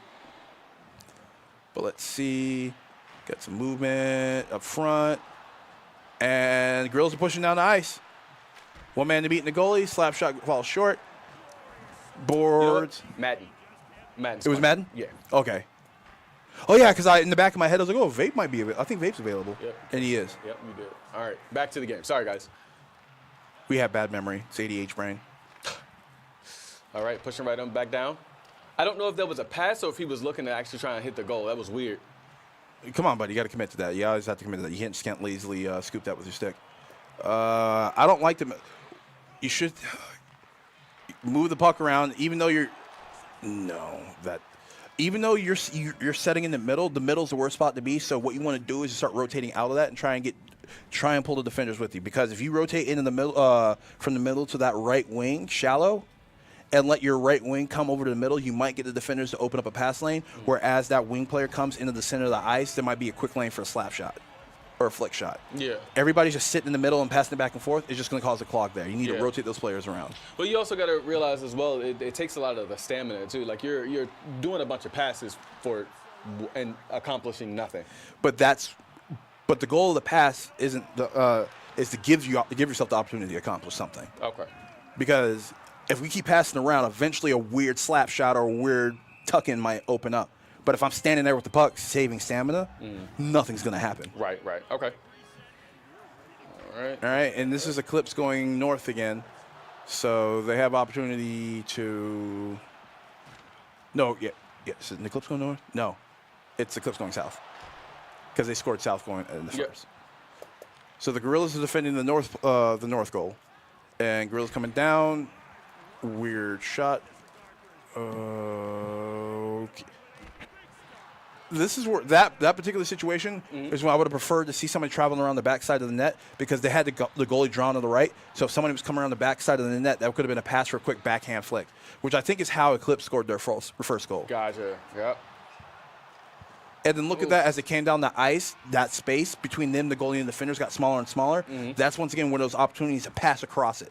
You always want to have your people spread out across the ice. Look at the defender. Now we're just taking shots. Yeah, that was way too far back. Easy to predict. Too far back, and nobody pulling the goalie right in his face. Nobody screening or pulling the goalie to one side or the other to worry about the block. Because the way you beat beat the CPU goalie is either proper screening or pulling. Because you notice he's going to follow the puck. So the question is do you make the computer feel like he needs to shift because of the potential pass? Right. So doesn't get to rotate off the back of the neck. Couple of pokes, puck exchanges, and the Gorillaz got the North back again. Yo, 300's online. Somebody's active on Twitch. All right, good slap shot. All right, Eclipse got control of the puck. Good stop, but kind of gets his cookies taken. All right, ice the puck around the back. Boom. And then it gets passed right back forward, and then now they're right back in attack position. From back there. Oh, wait, what? That shot, wow, how did he get that? I don't know, bro. I thought it went into the goal. No, it bounced off the goalie for sure, but I didn't catch the trajectory when it left the goalie, and I was confused on how Eclipse got that back. So, Gorillaz have 40 seconds to make a goal. Which is possible. Good defense on the goalie on that, but you can see his stamina is really low because he had to catch it off a backhand top right. So he got pulled to the left and had to reach to the right to block that with his stick hand. Gotcha. So, and if you notice, if you guys go back and watch, you'll notice the goalie's health stamina bar was completely gray with a little bit of red left off of him going left and then stretching to the right to deflect that. That's exactly what you talked about earlier as far as using the stamina for the goalie, constantly applying that pressure on him. Shout out to the Bubbles for telling me that change happened, so now I sound super smart about NHL. Yeah, man, you're carrying this commentary for this, baby. Oh, 100%. Thanks, Bubbles. All right. A lot going on, a big old traffic jam, and that is it. And fortunately, though, they might have lost the game itself, but being able to get through setup properly is a huge boom because now setup is on on Eclipse for Madden. Right. And one thing that Titus and I were talking about yesterday, he was just like, look, like the players need to know, like, just how the teams need to know just how important the setup is. He's like, honestly, with the Reapers, they were literally ready into the next game in like 30 seconds. He didn't even have time to like turn around and look at everything. He was just like, oh, so y'all are already set. And that's how these early weeks are going to go. Because the thing is, there's nothing wrong being a late season team, figuring everything out, getting to that point. But the problem is, though, playoffs are 10 teams, right? Yep. If I'm setting up my games and I'm winning my games because other team can't set up properly, my team is still fresh on ideas and fresh on how to play a lot of these games. But if you're barely winning these games and having these forfeit battles back and forth on setup, you're going to get burnt out. So when you get into the tail half of the season, everything finally starts clicking. You're now going against a well-oiled machine who has the confidence to get these games set up. Exactly. And then now you're just like, yeah, well, we didn't have to worry about setting this up last time because so-and-so and so-and-so did it and they forfeited. But now it's your turn to set it up. But the other team already knows how to set up everything else. So instead of these 50-50s on setup being right on, I don't feel comfortable at this game or not, they're like, yo, we either play this game or we don't. And if we do play it, we just set it up when we're done here. Yeah. So now's the time I think a good timeline is by week 2 of each team, you should probably know how to set up all these games. I know it's a really small timetable, but you want to be by week 2 ready to go to be able to launch any game at the drop of a dime because getting that consistency now saves you so much in the future. Yeah. I definitely agree. And with Madden up next, Madden should be another pretty easy game to set up. And Madden's a 2v2. It doesn't look like they're... Oh, wait. Vape wasn't available, right? No, Vape was available. I think he was. No.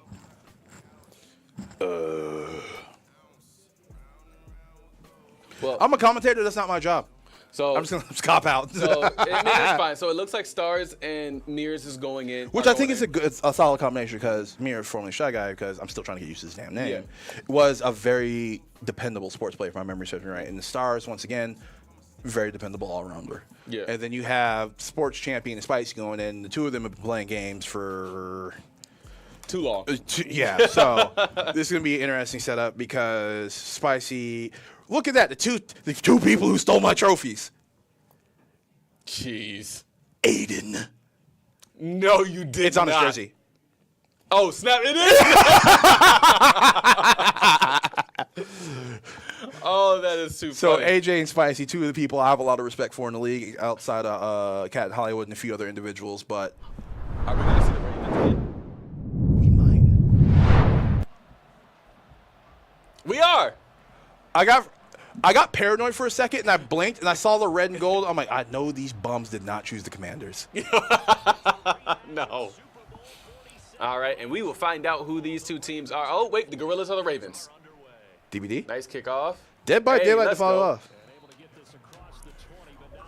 So the Gorillas emulating their heroes, the Ravens. Here comes the Ravens on offense, and the man in charge from Louisville, former MVP Lamar Jackson. In more ways than one. Oh, my gosh. You know what other team I'm ready to see? Who? Be played? The Panthers. All right.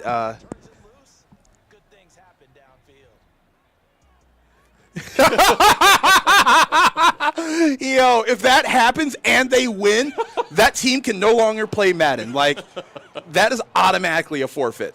Just straight up. You lost to the Panthers? Yeah, you don't get to play this game ever again, dog. Championship on the line, Madden rolls the last game. Yeah, you lose, dog. Shouldn't have lost to the Panthers. Who is on the Panthers right now? Give me a real player name. It's not you. In general. Chat, somebody. No, All right. not me. I'm a, Lamar 2 for 2 with 15 yards, moving the sticks to a first down. And the Gorillaz playing a really solid offense right now. They're moving the sticks, great passes, a lot of mid-range completions, and that's kind of the goal you want to have. Now the question is when do you want to try and break out that run time and start burning up the clock? Because you don't want to march down the field and score immediately and give Eclipse a chance to score. You want to probably take up the most of this quarter. Oh, that was almost picked off. He could have actually. I feel like he could have actually gotten that versus swatting it. If that was player control, it was an interception. Because that was right in the number. That was right in the numbers. So I would probably take it easy with some of these passes. Because honestly, I think the Lamar QB sneak right there after he broke the pocket would have been a guaranteed 4 to 5 yards. And injuries are off. So why not take the risk? If Lamar gets drilled, who cares? Yeah. There we go. That is very good. nice. That is good. He had the defender beat, and he went back to challenge Ward again. If you notice, Ward was late on a step up. So this time, he had him going on the out route, and he responded late and probably stayed flat foot and turned his hips late. So, once again, good ball movement, 3rd and 2. So, we might see a run, we might see a pass, but they're showing 2 in. Oh! Oh, let's go. Oh, all right, so we're seeing. Really good play. So Stars is the QB, and he's the color green. And let's see, who's the other active player? Who's the other active player for the?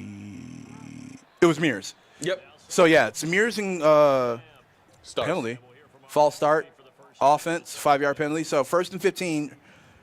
I haven't seen a false start on Madden in years.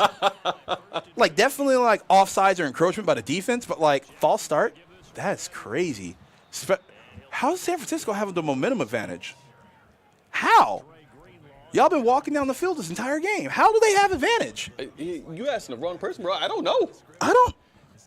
Maybe it was the penalty I pushed him back and I just blinked and didn't see it because it should be closer to neutral. Because they started at their, 20, and now they're on the San Francisco 35. Oh! Yo, he's gone. Yo, he's gone. He's gone. He's Can gone. I get a big pick six? Let me see. Hey, Touchdown, Yeah, let's go. 49ers. And, yep, that's a huge advantage swing. Shout out to the Chips with Adonis. Hey, if I'm going to use somebody's tagline, I'm gonna give them the roses. You know what I'm They saying? got so much momentum because of that. Yep. And third, can you explain to me what the momentum? So bar if you does? look at the very top of the two, Madden screen, not the very top of your screen, you'll see the score and all that. And right in the middle of it, right just above what quarter is and how much time is left, is the momentum bar, with M being median or middle, and then each side has different advantages for each particular team and home field advantage and all that. So the more it goes to one side or the other, the better the team who sided on plays better. So you have faster reactions, just like they fall off sides. Your players are more energized, so they're able to hit harder, move faster, force fumbles properly, or get some of those weird 50-50 moments where the corner or defender goes up the ball at the receiver, they're more likely to win. And subversively, if you're on the other end of that, the further that gets, the worse your players start to play. Just like, okay, it's batted down. And also, 49ers are at home. And that means home field advantage, and that bar means it swings harder in their favor. Yep. So even though the Ravens were marching down the field, they had that little bit of advantage that immediately disappeared because of the false start. Yep. So he passes it That was bad. That at that point, I don't know if that was player controlled, because I feel like if he had boosted towards the end of that route, he would have caught that in stride, and he had one man to beat. And in a situation like that where you beat the guy and then he catches the ball, and if he's able to get that extra step off when he turns upfield, it's a touchdown, and that momentum goes right back to the Ravens. Yeah. So let's see what we got. We got a curl route coming over. Greedy! You had a guy going to the right side that was outside. That was a safer pick, but I think the way Eclipse have been playing that, they've been kind of guarding that shallow pass on the right. So he threaded the needle on that, and I'm not mad at him. Now let's see. How do my thing is how are the Gorillaz going to be able to get their momentum back or start some momentum? Oh, the momentum on the board or just in general gameplay? Because gameplay, I think they have it. Both. Gameplay, I think they have it. They just got to choose some of their picks, their follow-throughs a little bit better. Yeah. Because no matter how good you are, no matter how easy it is to look at everything on the screen, I still have a default option I'm going with as my first look when the play starts. Yeah. And then being able to make it to your second and third progression, as hard as it is in the video game, people do that in real life. Yeah. So I got to worry about the defense, not lose my quarterback while pressure's coming in, and find my open receivers. And the Ravens have a really good, as he gets sacked, but the Ravens, that's Nick Bosa. That dude's a freak. Yeah, that makes absolute perfect sense. But the Ravens have a really good offensive line. The problem is one, Nick Bosa, and two, when you sit in the pocket too long, eventually somebody gets beat. Oh, another one. Let's go. He's he gone? No, he's not getting away. Nah. Jackson should be able to hit him out of bounds. Yeah, and then now that's full momentum in San Francisco. And you know, the crazy thing, Bubbles is letting me know that, like, sometimes with the momentum, having certain perks on the momentum, like, sometimes the hit, like, if they were to almost hit you, it would miss. Yeah. That's crazy. Yeah, because it's momentum, because they're shaking up. How many times have you watched the sports? Because I know you're not too big into sports, but I know you watch enough games. How many times have you seen a textbook tackle just get whiffed because the team who's going for the tackle is behind and they're feeling stressed because they got beat on the play before that? Granted, Madden kind of exaggerates that effect, but that's a real thing. Yeah. If I'm like an elite level corner and I just had one bad play, just one bad read where I decided to play on ball, and the quarterback just jams it in there. Ooh, let's go! Return pick. Let's go! And home field advantage, remember, when they threw that pick, they almost got a full bar. Look how little they got back from that. Oh, my gosh. So that's home field advantage, but also that's the consistency of what the 49ers have been doing against them. But now, they did lose a lot of momentum as well on the. But they still have that first perk, and they went back, and they still have more than where they're at before they got that last pick to max out. So like I was saying, how many times have you seen somebody go for a textbook move? Oh, corner got beat, and they just and it's that one. It's like, oh, he didn't turn his hips just that much. On screen, we're like, oh man, it happens, but it's in his head. I know that play was coming. Yeah. I know how to do this. But then you start getting in your own head, and that's where that momentum meter is. Like I said, an exaggeration in real life, but it will affect you. And if you get, you got to go. You got to go. Wheels. Ain't no way. That's why Lamar Jackson is the MVP frontrunner, because he could do stuff like that in the game, and he does it in real life too. A cross body all the way across midfield from the far sideline. That's crazy, bro. The only way that play could have been better is if the receiver's able to stay on their feet and then turn upfield. Yo! Stars going off with these passes, bro. And these quick slants, a lot of these quick plays, I think that's where they move the ball forward. The problem is when Stars gets in the pocket for too long and he has to make a decision, that's where those interceptions come. Think about it. Each one of those picks have been in a situation where he had time to look for somebody, and then the defender had slid in the position. Bosa's got him. Right, and again, it goes to there's a word I wanted to use, but I cannot find the words. For when it comes to Stars, it shows just like quick thinking, right? Yeah. But when he has to sit back and beautiful. When he has to sit back for too long, he doesn't know what to do. And I've made this comment before on stream, and I made this comment going against the Gorillaz. If you pull Stars into the deep waters where he has to slog through everything, that's when he makes his mistakes. So as long as he's able, here we go. Good pass. And that's one of those. And it's looking like him playing to the right. The thing is, every once in a while, Nick Bosa gets through or he holds the ball too long. But as long as he's able to find these options while he's – and actually, I think this is where Lamar Jackson is really showing his see, he's rolling right now. You got to throw that away. Yep, that's fine. That's fine. Get rid of it. But you notice he's moving –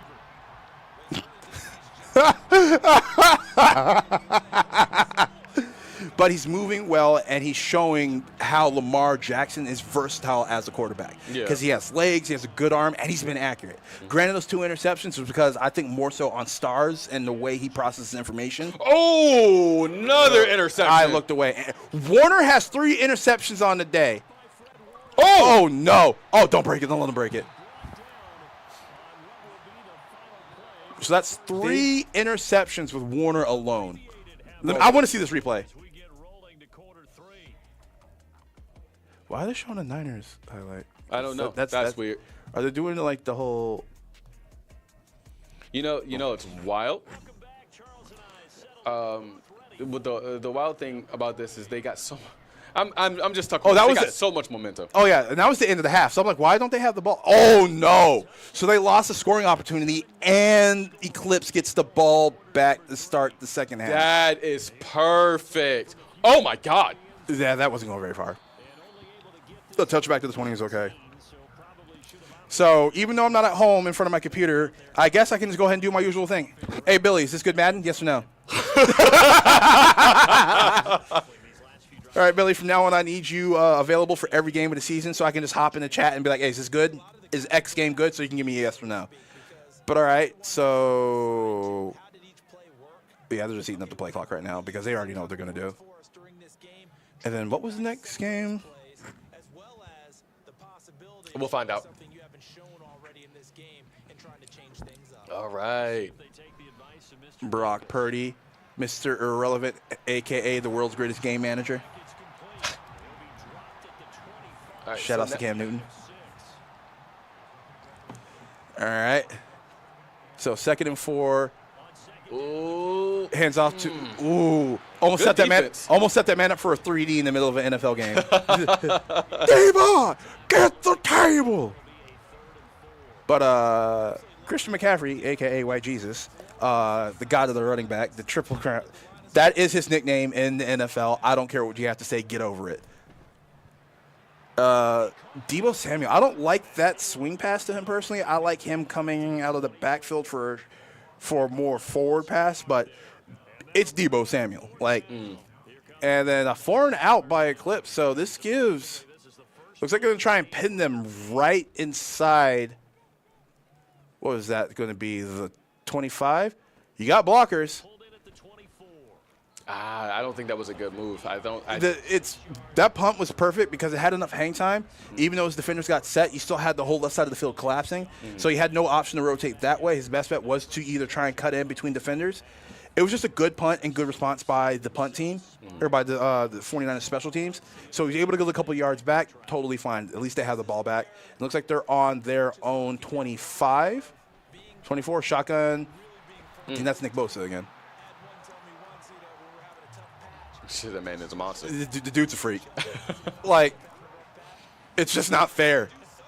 All right, so I do feel like I don't know what Stars needs to do here to help Mears to push him in the right direction. First and foremost, Mears needs to start playing offensive lineman, and he needs to start doubling Bosa. Chip him something, get a wide receiver or tight end in there to chip Bosa on the way out, or start playing to the left side of the field. The left side has been the softest part of the field. That is a forced pass, and yep, just eat up the clock, run backwards, who cares? 40 seconds left. That's 40 seconds left, 52 seconds left in the third, excuse me. Yeah, 52 seconds left in the third. 40 seconds on the play clock, yep. Oh, I'm sorry, I was looking at the wrong one. I apologize, guys. Yep. And it's just like through the middle. Bounces in his own offensive lineman. That's not an issue. It's still a good gain. That's the first 10-yard run. And then I just realized that it shows you what the momentum is for that team, for that side. If you're looking on the right side, it has the indicators. We're on screen. Yeah. Look at it'll show you on the right once they are doing their plays. So I think somebody keeps messing with it. That. Oh, they took it away. They heard me. Pimp's trying to learn about sports. All right, so Ayuk. That should be intentional groundings because he's still in the pocket, right? Did he break? I don't think he. I guess he did. I must not have been looking at the field properly. So no intentional groundings from Brock Purdy. Good way to get rid of the ball. 3rd and 9 within the Ravens 30. That. I looked at you when you said that, and it threw me off, and I missed it. AJ, pull it back up. No! Oh no! That's Christian. Oh no! Oh my gosh! That's bro. Christian McCaffrey, dude. That is Christian McCaffrey. Now we're down to the last quarter. Last quarter, and chances of getting back in the game slowly starting to slip away. Home team greatly reduced. Fumble chances. Yep, line up in the I formation, and White Jesus does his job. Walks on water into the end zone. Christian McCaffrey. Hey! Go. Billy bounce on him. And with that going up 14-0, this game is just about over. The Ravens need to, well, the Gorillaz, excuse me. The Gorillaz will need to either get really good field positioning and just drive it down the field. The problem is a lot of the game has been really short gain. So if Eclipse is willing just to give up the short yardage and never the touchdown, they're in a good position. There's a lot of teams who thrive off of short, quick plays. Mm-hmm. Hey, if we keep him in front of us for the oh no, he's tired. It looks like he pulled something because you notice how he was running. Granted, injuries are off in the way we play at the league because there are some situations where high-risk plays, high-reward plays shouldn't be punished. That's an argument we can have another day, chat. Leave me alone. But you can see he was gassed out because he was sprinting beforehand, and that's why his stamina circle was so low. So we have Edwards standing on the right. Please, you need to start playing to the left. So home team players enter the zone easier is one of their perks. Yeah, so when I was talking about how those situations where you beat a defender and situations where it will be a 50-50, that's what it's like. If Christian McCaffrey came out the backfield for a Hail Mary and he was only a step ahead of the defender and the defender made a play on the ball and they both had their hands on it, because of that advantage, Christian McCaffrey would be more likely to come down with the ball. That makes sense.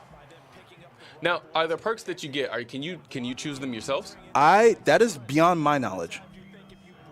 That is honestly beyond my knowledge. I do not know. And I think that would be kind of weird if you could, because then we start leaving the world of sports nerd to RPG nerd. Yeah. Because now you're doing like you're doing builds, and that's a different story for a lot of people. And next game was what again? We'll get to that. I keep forgetting. Me too. It's okay. OAT change of direction worsened. Oh, so that means they got yeah, Lamar Jackson. Do Lamar Jackson. There we go. Hey, there you go. Good stuff. That was actually some good yardage. And the thing is, that right side of the field, when you have a chance to break past Nick Bosa, you need to take it. And that was one of the issues they've been having. Oh, that's going to be rough. Just a friendly reminder, just in case anybody's missed it, Dead by Daylight is the next game coming up. Who has setup on that? The Gorillaz do. I believe so, yeah. So they have to take Killer. They cannot let Chicken Tech get Killer. We'll get there. We'll get there. Let's finish up this match. We still got 1 minute and 34 seconds. It's definitely possible. I've seen games in Madden. I've seen people score 20 points. Why did you drop that far back, Pick? Oh, no. And it's Warner for his 4th interception this game. Let's see, 4 times 3 is 12 times stop. So 1 first down and this game is over. You think so? Mathematically speaking, yeah, because 4 downs, 30-second play clock, 30 seconds off the game clock. Kneel 4 times, that's it. So 120 seconds. And Jaceki. I think he almost got a first down. No, he got it. They He gave it got to it. him. Yep, first and 10. I would challenge that because you're about to lose anyway. I would make them not get the ability to kneel out. So, yep, run the play clock down and kneel.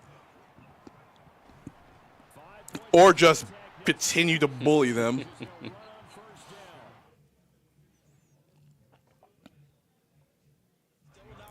And that's the sports belt champion AJ running a clinic on Madden. And I want to know if it was an active. I think those were player interceptions too. Christian McCaffrey falling short. All right, 38 seconds left in the game. 36 seconds left in the play clock. Play clock and game clock is perfectly synced.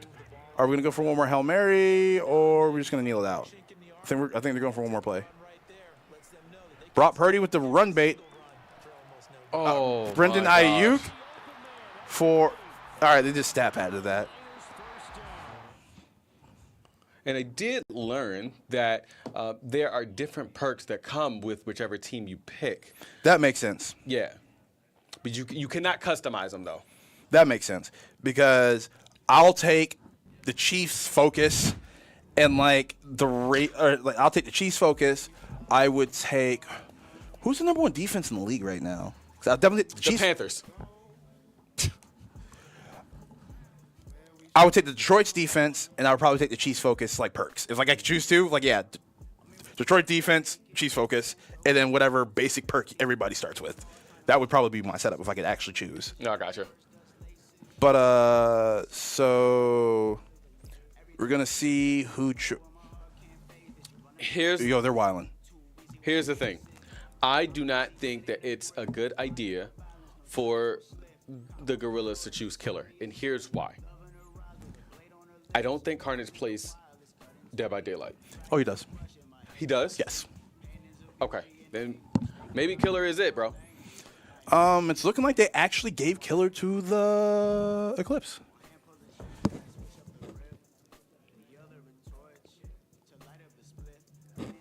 Lineups Why? have been fully submitted, so I'll go ahead and tell you. Phoenix is the Killer. Interesting. I mean, with a picture like that, he kind of does look like Killer. And on to who's been, Everybody gets it.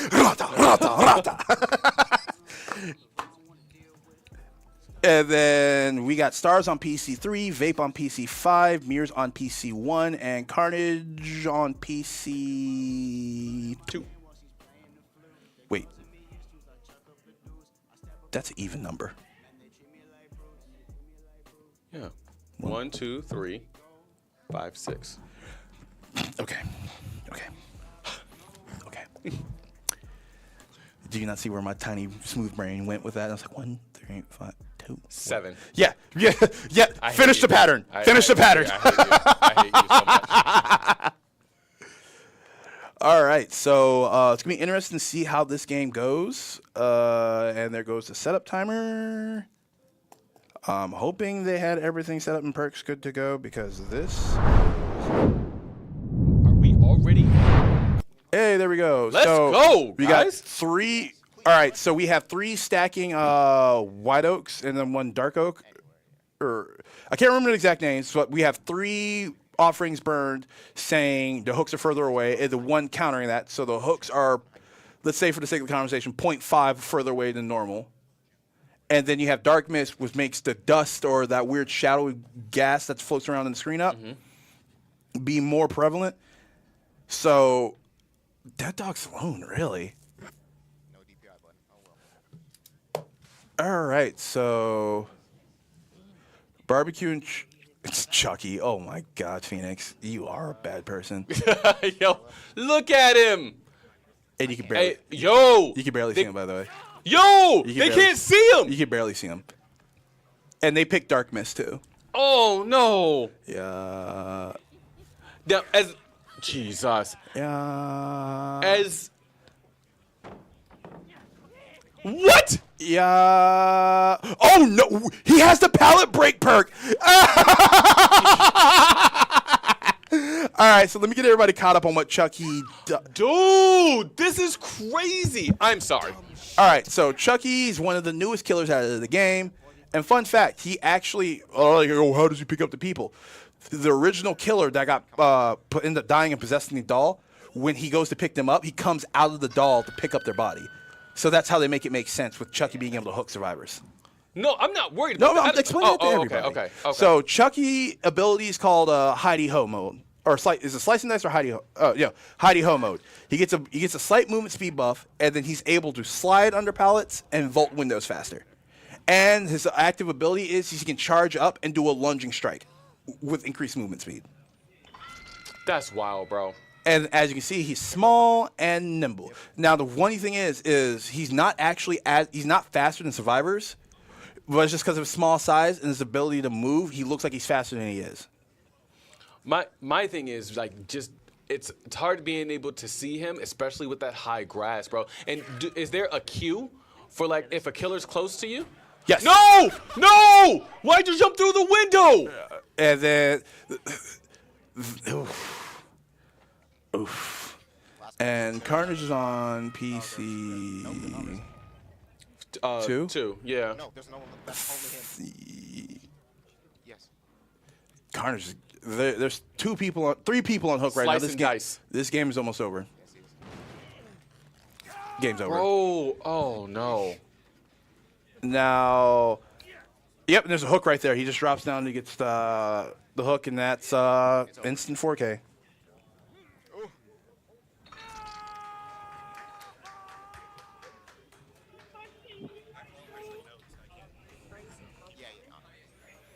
Now, the only way, and and the reason why Phoenix backed off that last hook, and the reason why they're not walking away from the game, is because the last player who just got hooked has an opportunity to take a risk and jump off hook, but what he's doing is waiting to all his teammates to die to try and escape via the hatch. So, there it is. Enter the Hidey Ho mode. Yep. And that's where he gets a speed boost where he's able to slide or jump over windows and pallets, and then he gets the option to cancel the mode sooner to run faster and do a lunging attack. That's wild, bro. I'm so sad. Yeah, they put on fog so you can't see him. And the last player's attempt to escape has failed. So it is official. Eclipse win 4K in 4 minutes. Sheesh. Did we get the next game spinning fast enough? I don't think we did. Wreckfest is next. Oh, yeah, Wreckfest. Wreck. And 4-minute timer on that because it's PC game to PC game, and Eclipse has a setup for that. 13-3. That was the fastest. Mm-hmm. That is the fastest Dead by Daylight I've ever seen. No generators completed on. Ugh. That's rough. That is unfortunate. That is rough. All right. So set up on Eclipse, and we got 2.5 minutes. Oof day. Yeah, Chucky's a problem. I see that, bro, but like, oh my gosh. And the thing is, no killer is truly unbeatable. Granted, Skull Merchant last season before the changes on Behavior's part to nerf a lot of her abilities that cause games to like stall out. Mm-hmm. You could beat her by spreading out your generator preferences, pulling her in certain directions, and winning the game quickly.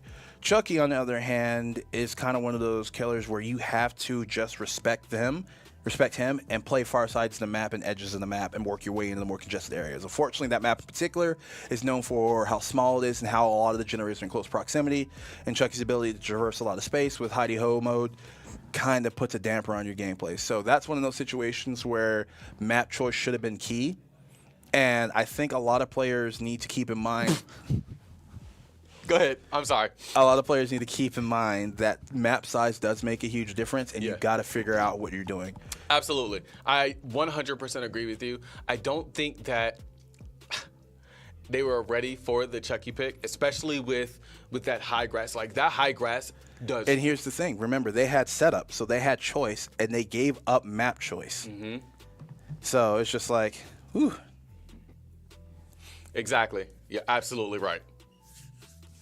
So that's crazy. I think that what He's beatable, though. He is beatable. Yeah, I know. I see that. I can understand that. But I think that they put themselves at such a big disadvantage that they didn't have the opportunity to really react. And I think one of the biggest things was the mistake that Carnage made after he got hit that first time. He ran back through the window. He jumped back through the window. I think he was trying to anticipate that Phoenix was going to go around in that other door. The problem is, though, it's a 3-foot walk to the other door. If he went for the door, he could have gone upstairs and then out the back window. Okay. So I don't know why he did that, because I don't think there ever is a moment where you step back over a window after getting hit by the killer. I don't think there's ever a world where I go right back through that same window with the killer still right there. And even though Chucky is short, you know for a fact he's right there still. So I don't know what happened there, and we getting in for breakfast. We are going to Deathloop, the crowd favorite for this game, if you want to call it a game. But yep, We are Wreckfest. Look at that. Getting into setup, getting into games almost immediately. Wreckfest is probably one of Eclipse's another just like premium choices. So I'm assuming that Eclipse is literally just racing. Oh my god. That bus is racing very well. And then Football Club 24, formerly FIFA, because EA lost their license to the FIFA name, is up next. And that will be the Gorillaz setup. All right, and Snappy just speeding right on through here. That's all they're worried about is racing. Did he just take damage? Cosmetic. It's just landing a jump. The game shouldn't be punishing that if you land properly. At least to my knowledge. It's Wreckfest. We could do it. And it looks like... And this is one of the few teams that can just get away with racing. Because you have to understand, based on the map choice, you have a disadvantage on how they play the game normally. So if they're committed to racing, it's going to be such a hard time to try and rank them out. Yeah. And racing against them while still being confident and accurate with it is a really tall task. Yeah, absolutely. And I think one of the bigger things with it as well is they don't, like, the Gorillaz don't have a bus. I mean, don't have a racer themselves. Like a pure racer. Yeah, they're all buses. Well, there's 2 buses, I think, on the team and then a couple other racers. But the problem is the racers are being aggressive instead of just trying to run their race. And this is just one of those situations where racer diff. Yeah. Only needs like one more shot to die, by the way. And Oh shit. Hurry up. Oh god. We're just flying right on through here. That's the first time that I've seen... Oh, whoa, my God. that almost... By the way, because Snappy is in a regular race car now, it was a bus. If Snappy would have caught that bus and flipped over, he probably would have wrecked out right then and there, because it would have caught him out the air and he would probably landed upside down.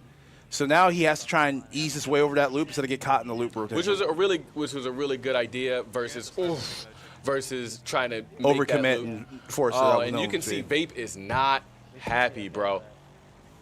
Most people aren't happy playing this game. Let's keep it a stack. Well, I mean, you also got to realize that he's outside of that is that he's been trying to make a statement for himself all game. Try to do something to help the team. Try to do something to help the team, and things are just not lining up for him. And which is one of the first downs. Looks like another. Oh, nice hit. Got him. All right, now he has to reset. It looks like somebody didn't warn him about the reset, so he didn't position better for it. It looks like a Gorillaz player got clipped just now, so he should be at speed. Ooh. PC-10. Who is PC-10? That is Pip-Boy. So that was Pip-Boy getting into the deluxe punishment. Dog, they are. What the fuck is happening? 101 to 66. We're looking at Carnage right now. Oh my gosh. Carnage is kind of getting I'm still in first. comboed right now. Wombo combo. Wombo combo. That ain't Falco. That ain't Falco. Happy feet. Happy feet. Okay, so this is Carnage. So he's actually trying to race. He's not doing a bad job. It's just he's just been getting put in a bad spot. Takes the loop up. Shouldn't have any issues because he got speed. Comes down and lands. All right, easy there we peasy. go. Hits the jump. Keep on pushing. This is honestly, this is the most that I've actually seen a bunch of racing. We've seen a bunch of wrecks and we've seen a bunch of racing. Yeah, this is a good combination of both. And this is one of the few times where the opportunity to take the risk is actually available, because you know Eclipse is just going to flat out race. The problem is, do you want to try and race them 1-for-1, or do you want to have a little bit more of an aggressive stance? And unfortunately, they went the bus route, which isn't the issue, but there are some racing options. Did he survive that? Yeah, he only took 8 damage. Still a lot of damage. Still a lot of damage overall. And we're looking at Stars. Stars is trying to wreck. I don't know. I wonder why he's trying to wreck. I think it just kind of happened to be one of the situations where he was right there, but that I can't say it's detrimental because they gave up 2 racers for buses, and they are behind in those regards. What I think may be the case is he may not have a lot of life left. No, he has almost 75%. You can see it just over the bottom left. You see the white ticks right in there. Okay, yeah, I see it. His car looks like dog water, but like he has plenty of health left. Okay. His front end. He's got half his life left. Yep. Yeah, it's T-bone somebody, and they have to wreck out all of Eclipse in the next 2 laps and then be able to finish the rest of the race in order to get the rest of it. Oh my gosh, and he's doing more damage to himself. And the winner is Twig, whoever that PC is. It was probably PC 7 because I think that's where Hollywood was last night. And that's PC 7. And that was Eclipse wrapping up the race on their end. So I do believe this is pretty much a Reynolds. Yep. And the camera boom in game is moving faster than the rest of the guys. PC 12, Snappy. Yeah, so we would be, does look like we have the winners being Eclipse here. Yep. So that's another one in the bag for him. So now we have Football Club. Bubbles would be so proud of me because he's just like, what's FC stand for, pimp? And I'm like, Focaccia cheese.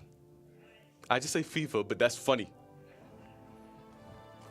Now, as we both know, we've got FIFA up next. Now, who do you think? Who do you think's actually going to be the ones that go in? I'm thinking Nexus for Eclipse and possibly Snappy. Yeah, or Phoenix. I think Nexus and Snappy going for this. And that would leave Carnage and Global. And I don't think either of them play this. Me either. So I think Carnage plays FIFA. I could be wrong. Excuse me, Football Club. So with that being said, do you think that they may end up forfeiting this and going to the next game? Why? 10 games in 59 minutes with a very large wheel left. And by large, I don't necessarily mean the amount of games. I just mean more so the type of games left time-wise. Yeah. Because you still got a couple fighters up there, but you have a lot of team fighters left. And then you also have some of the longer shooters still available on the wheel and some of the longer strategy games as well. League still guaranteed 15 minutes. Texas is a 15 to 20-minute commitment. StarCraft is a 15-minute commitment, and I don't think the Gorillaz are beating Eclipse and StarCraft. Well, honestly, what I really think may be a good idea is, I mean, the Gorillaz shouldn't beat themselves up too much about it. I personally don't see the Gorillaz coming back here. Oh, no. Right? Mathematically speaking, he's just out of the game now. With that being said, they should at least not beat themselves up, but understand that let's go ahead and get our reps in. Yeah, and just see get as many games set up as are. properly, get as many games in. Put gameplay on tape. Yep. Because if you can look at where you mess up, if you can look at where you can improve, you can look at where you need to go ahead and just cut tail and be like, all right, this game's just not worth our time. Mm-hmm. You need to have that information, and the sooner you find that out, the better you can. The sooner you can get to working on what is more realistic. Right. Because if they want to make it to the championship, this is one of the teams they have to go through. So if you can tailor your experience and your skills to beat Eclipse, you're beating most everybody else in your division. Yeah. So the question is how dedicated can they stay down 11 in order to focus up to get through everything else? That's true, and also we have to remember that they're running a 5-man, so they still have 2 people who they can add on. But is that going to help them, or is that going to hurt them? Because we know for a fact if Gatlik was available, he would be playing. So that would have been their 6th. So who would their 7th be? If they have all their players available to play.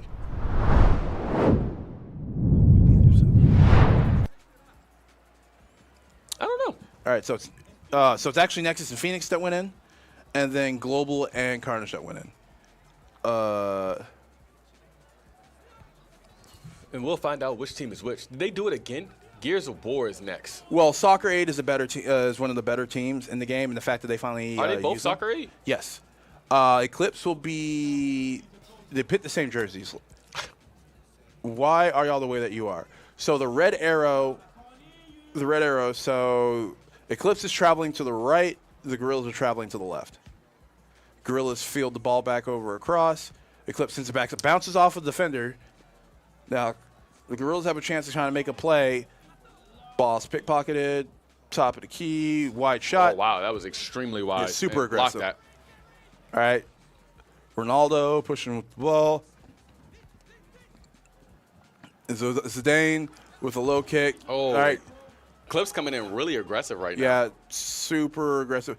Goalie is beat. That's an empty net. You got to shoot. Oh, wait. No, No, that was the other Oh, yeah, that's the other way. I was about to say. Ooh. Yeah, man. They got the same jersey, bro. Good defense by J. Cole. Off the crossbar. Yo, There we go. let's go. I heard a what every time one of those shots missed. All right, so Eclipse are now in the lead. Clips up 1-0. This is exactly what we saw in NHL. Nope. He's there to defend that. Zidane with the heel kick backwards. Oh, no. I think that might have been a controller issue. Because if you notice, the controller drifted in the middle and then disappeared, meaning the controller might have had a battery issue. But once again, gotta check your equipment. You know what? They're probably playing with one of the controllers that doesn't have a back for the batteries, and that battery could have fallen out. You want to know something? I made it a point to switch out all of the batteries, so I know the controller did not die. Ooh. All of those are fresh batteries on each, and I think what. But that might have been a personal controller. And looks like it looks like Global's not going to be able to play. Oh, that's unfortunate. Yeah, if that's the case, you might as well just go ahead and FF this, and because that's Nexus, and yep. And the defender's going to auto-rotate no matter what. Yeah. Well, that is honestly unfortunate for the Gorillaz. Oh. Yep. And it was a balanced game. Now it's just going to get ran away by Eclipse with. At the end of the day, you got to stay on your equipment. Oh, wait. Global's the purple. Yep. So I think he was able to call for a pass and they did it. Yeah. Yeah. Eclipse just get to run up the score now.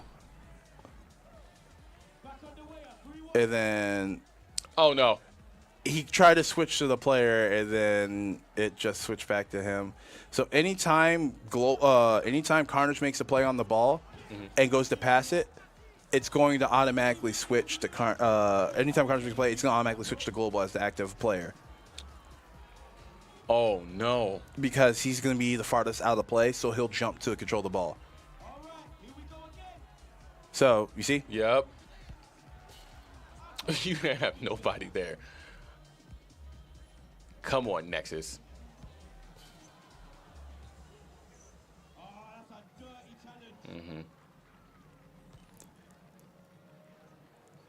Yep, as confirmed. Unfortunately, there's an issue with Global's controller. I just want to know if it was the battery that fell out. Yeah, we will. Well, they'll figure that out. Yeah. That's exactly what it was. They were playing with the controller without the back, and one of the batteries fell out. Now, I've replaced all of those batteries in each and every one of them, even the rechargeable ones. So there's no excuse. So with that being, that's a tough pill to swallow.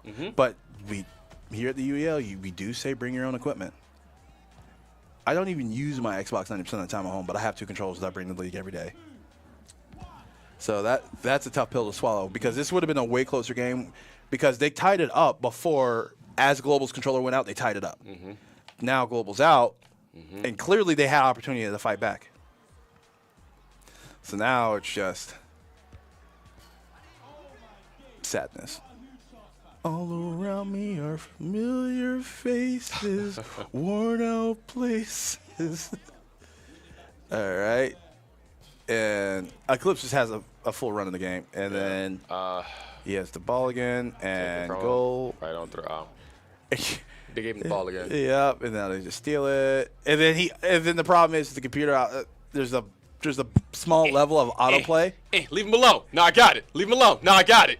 Oh man. You know what's crazy though is they're struggling to get the ball away from the Gorillaz. Like, yeah, they're winning, but like, ugh. Did the Gorillaz score a goal? Yeah. As Global's controller battery fell out, they scored a goal. Oh, and I think he might have celebrated, causing the controller of the jar and the battery to pop out. So, like I said, they had an opportunity to win this game. He getting fancy. Yeah, he hot dogging. If I was the Gorillaz, I'd be super salty right now. Oh yeah, I would imagine that they are.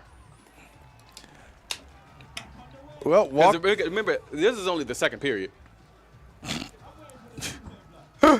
It's only 2 halves. It's 2 halves of soccer. Oh, okay. Yeah, because I made that mistake yesterday. I was like, well, still got a third period. It's like, no, soccer's halves. I was like, oh, my God.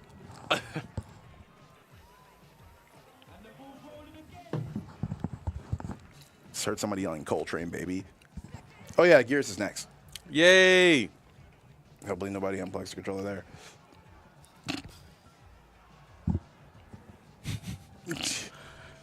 Man, this is really unfortunate to watch. It's really unfortunate to see. Because they legitimately had a chance to win this, I think. Because I'm not going to say Eclipse is playing bad, but, like, this level of play against one person, I definitely think they had a chance to actually compete in this match, in this game in particular. Yo, if we get your cookie, still get a nice score. If he would have scored that, like, if the Gorillaz score any more in a 2v1, that just looks bad on Eclipse. Yep, and now they're just playing around, man. They're having fun. I mean, it's not really much. Is the Harlem Globetrotters music copyrighted? Because can we just play that for the rest of this game? I don't know. All right, steals the ball. They don't call a penalty on that because they push him down. Come on, Global. Score one for the one time. Global's not playing. I mean, Carnage. Come on, Carnage. He's trying, though, bro. Like, hey! There we go. That's what I'm talking about. Let's get one more in, baby. Like I said, Eclipse, tighten up. Yo, if he would have took that and scored again, I'm like, all right, y'all are wildin'. And now you gotta hopefully.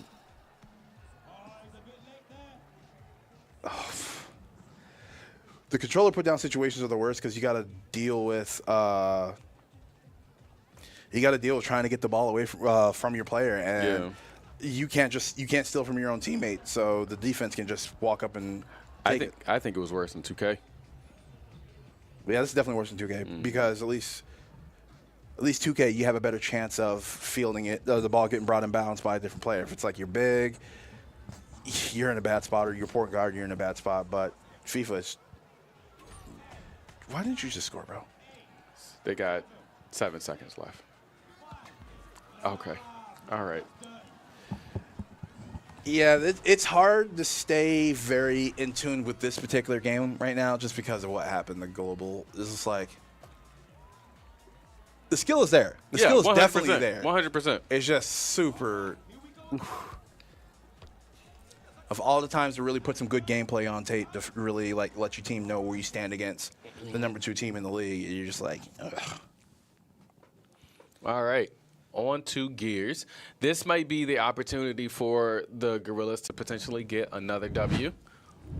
Yeah, honestly, with it being a 5v5 and them obviously having all 5 available and then a reset, which also gives them another opportunity of winning whatever the next game would be. Yeah, you just got to get some good. You just got to get some good footage up right now. Just got to get some good gameplay up so you can figure out what you did wrong, what you did right, and.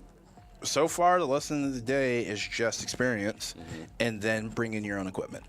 Right, and then another thing I want to point out is if they do, whose setup is this? Eclipse. Well,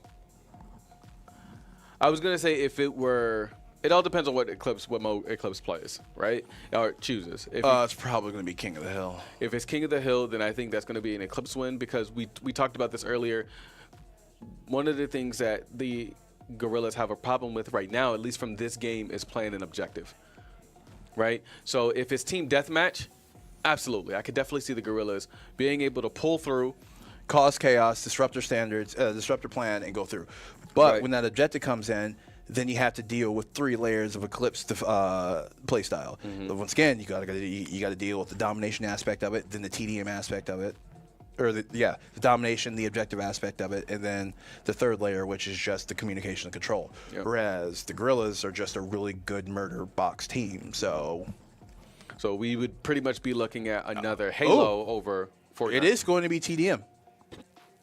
Eclipse chose team deathmatch. Okay, so in my opinion, I think that this is the Gorillaz have a chance. Go back to that Apex gameplay. The question is, do they have the comfortability? Do they have the comfortability and the time in game and gears in order to really fight? Because right now, Chicken Tech is their weakest shooter. Right, and we all know Cutters is garbage at gears. Yeah, Cutters is washed. Yeah, 100%. Yeah, because the legendary Hall of Wash is Cutters, Hydro, and AJ now, right? You said AJ. You said AJ. Remember, you said AJ was washed earlier. Oh yeah, I did. So yeah, that's why Hydro. Hydro's been washed for like 8 years, though. Stop. But hey, shout outs to Hydro and Cutters for being great sports. I really do enjoy them. They're great people. That's why I say it, because there's such great sports about it. Shout out to the homies, though. Reaper Utters and Cuddy. Oh, excuse me, Reaper Udi. Oh. I told Cutters yesterday, like, you don't get the letter C in your name anymore, bro. It doesn't matter where it is. That is the new thing. Blame Hollywood for it. Yeah. My boy Utters. I'm like, all right, cool. You just lost the letter C in any name you choose. Next up, we got Stein. That's another Eclipse one coming down the pipeline. All right. And then we got Mears going in. All right. Oh, no. Somebody's having that weird issue. I remember this problem. Do you remember the time where we first met? Do you remember the time? All right. Is anybody contesting Boom Shot right now? Oh, no. I don't know if he knows how to play. All right, so right now we're on Pip-Boy, who's sitting on the left side of the map. And once again, a lot of them are playing on that right side where that long shot is, but nobody's contested that boom shot. And that was how the bots were able to bully the Ravens a lot during Gears of War. Because that boom shot is a one shot if you're within like 3 meters of it. So it's heavy ammo? Yes, it's like Destiny? Yes. Yes, like, I know you're like, no, the boom. Anybody who's played Gears knows that lovely sound you get to, boom, and you just crap your pants. You're like, no. Playing on legendary difficulty, and you just get got by some NPC from backside of the map. What I'm really liking from the gameplay, at least from, fight! Go! But he did counter it, so that gives me great hope for Global because he does know what's going on. Just the chainsaw clashes it just happened. I don't know. Spawns are now swapped. Yep, spawn, flip. But a lot of what's happening right now is that this is the Eclipse playing extremely close together. It's a tight knit group, and you notice how when the game of Apex went, where. Oof. Oh my God. It is 14-2. They've only gotten 1 kill. So they got 2 reinforcements left, and then after that, it's a breakdown. Show me what you got, bro. Lead your team. Lead your team. Don't sit there and not say anything. We need some communication, bro. You got to talk. What? You're not saying anything. You're just out there There he shooting. goes. There he goes. He's talking. All right, and we got Pip pushing up. Pip just like I said, I don't think I've seen a boom shot kill this entire match. So the fact that nobody's picked it up is kind of crazy. And if you look at the top right, there's only 5 lives left for the Gorillaz. But they got 4 kills, though, or 3 kills. So they're not completely behind anymore. So Pip-Boy smokes his teammate. Phoenix rolls backward to stop the shotgun challenge. And then Phoenix takes some damage. Phoenix got that long shot. You're greedy. I was about to say, you are so greedy for that. Oh, but that was actually that was actually PC7, which is spicy, hitting him with the Nasher, and that shot traveling through him. And heads up, somebody does have Boomer, and they're pushing across the map right now. So you might see the last 1 or 2 people just get blown. Yep, Snappy just killed Mears. PC8 just killed PC3. Oh no! Oh, whew. One thing that I've noticed about like this match alone is we've seen a lot of like you're by yourself, bro. Yep, and GG's.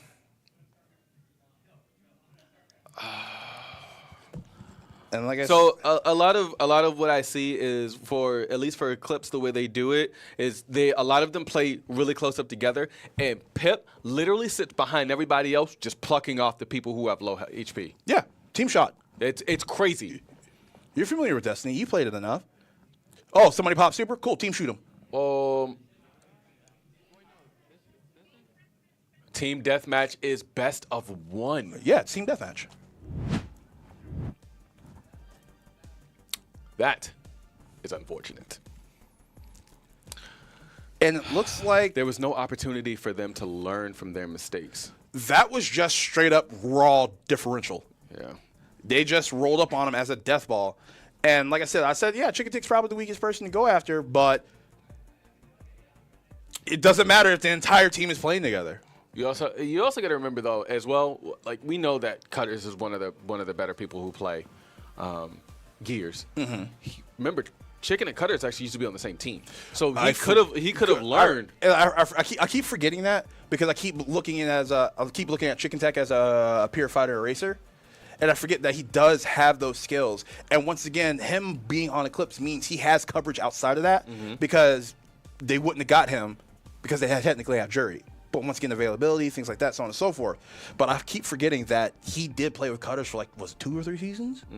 So, and it wasn't just Cutters popping off. Like, granted, it was mostly Cutters popping off, but the rest of the team, it wasn't like if Cutters goes down, the goats will fall apart. Right, exactly. It was like Cutters is just a problem, and you get past Cutters, you have 4 other people to worry about. So it's just like, all right, we did it. We killed Cutters. And here comes Chicken Tech just wall bouncing in like, hey, buddy.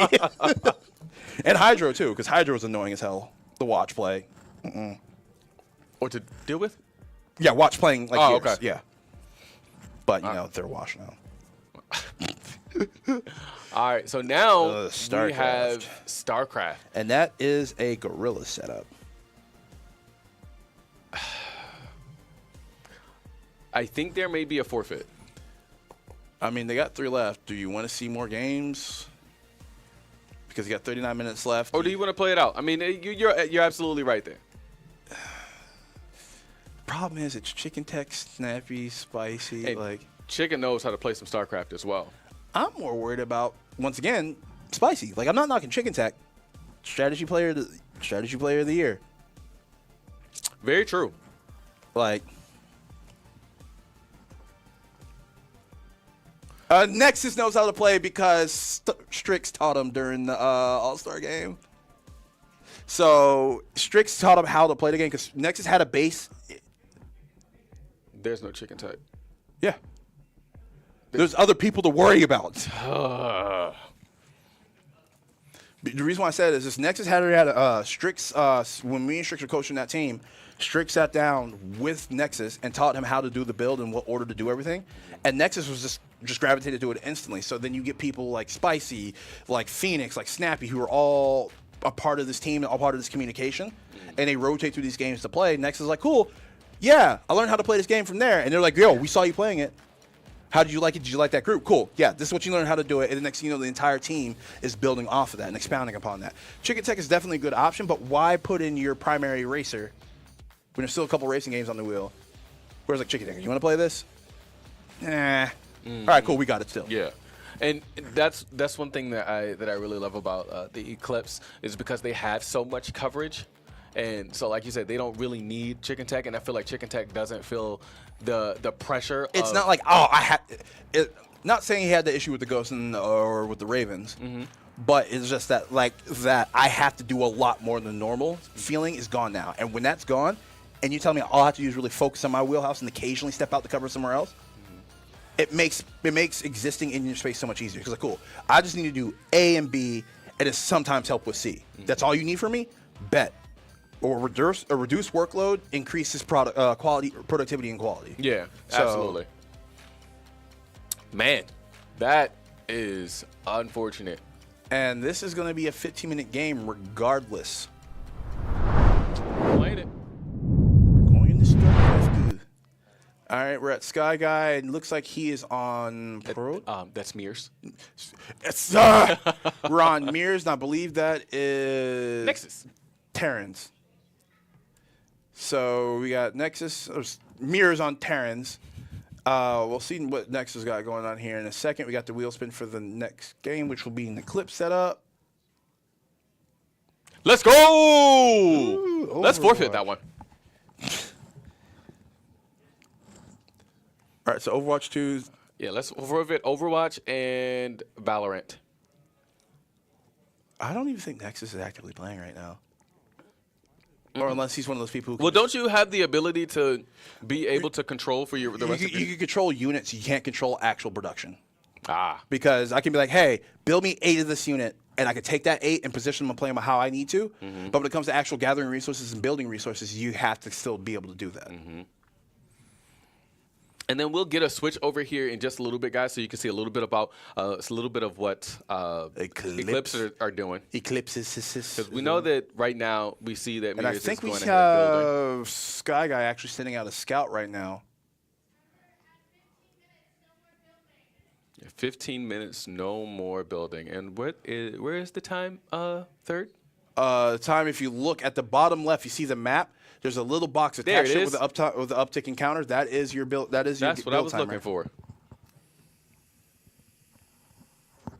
It does not look like Eclipse is actually. I mean, like Nexus is playing. It looks like he's just like looking around.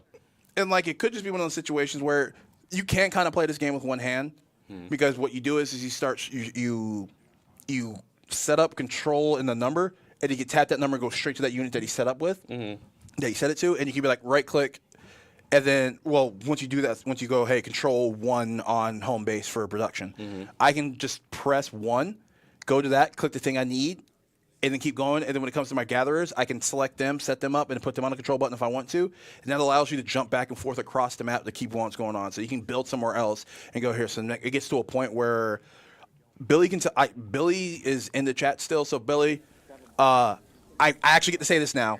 This is bad StarCraft because we're at 2.5 minutes and there's been no scouting. Right? 2.5 minutes, no scouting? Did I do it right, Billy? Did I do it right, Billy? But as it stands right now, looks like we got the heck are those? Are they attacking already? Yeah. Hey, Stop what? Hollywood is in. Billy is. Oh. It looks like we had an early rush right now, and Yeah, Carnage is getting attacked. That was so quick. That's about right. And I guess the scout might have happened by Eclipse? Yeah. Because we're looking at Stars' perspective, I believe, and he sees Carnage getting attacked. So it looks like Eclipse did scout. Oh, no. Yeah, and Carnage is being attacked now. And I don't know if they know, like, the Gorillaz know, like, how to get out of this situation. it's hard to get out of the situation because the trick in the goal is to get set up quickly and get a small amount of units. I am a beginner Zerg player. I know that I have a set time that I need to have at least 6 Zerglings up and moving. And usually what you want to do is get one of your larvae or your drones out to get an early scout going. So you lose that one extra unit you can create in order to collect resources, but you gain information that's way more important. But let's see what's going on. I've never seen him go off so much. Yeah. But this is unfortunate for the Gorillaz because they don't know how to counter this. It's honestly build time. It's build time and knowledge. And you just push out a bunch of units. And there's a good chance the reason why Nexus didn't have any issues, he might have given up resources to one of the teammates for them to push forward quickly. That might have been what happened. You have two people of the same race, and then they utilize resources the same. I could be wrong. What item should I build on Aatrox? Wrong game, pimpin'. So it looks like they're already losing one of their unit, like one of their bigger units or suppliers. What's Chicken Tech doing right now? Why is Core Drinker? Jeez, so unserious. But yeah. And then I don't know, is those Carnage's units attacking? Are attacking back? Stop that, please. Looks like they tried to move the barracks to get away from the assault, and now they're just But see, here's the problem with that, right? They are attacking back. It does look like they can. It looks like they did finally stop Chicken Tech's assault by A-clicking, so now Chicken Tech has lost that vision, or Nexus has lost that vision. So, who is that? Endgamer PC. Look at Spicy's face, bro. I'm getting real tired of AJ and the way he wears his headset. It's a headset, not a hairband, you bum. And Carnage is trying to run with his units. Oh, and is that the Gorillaz attacking?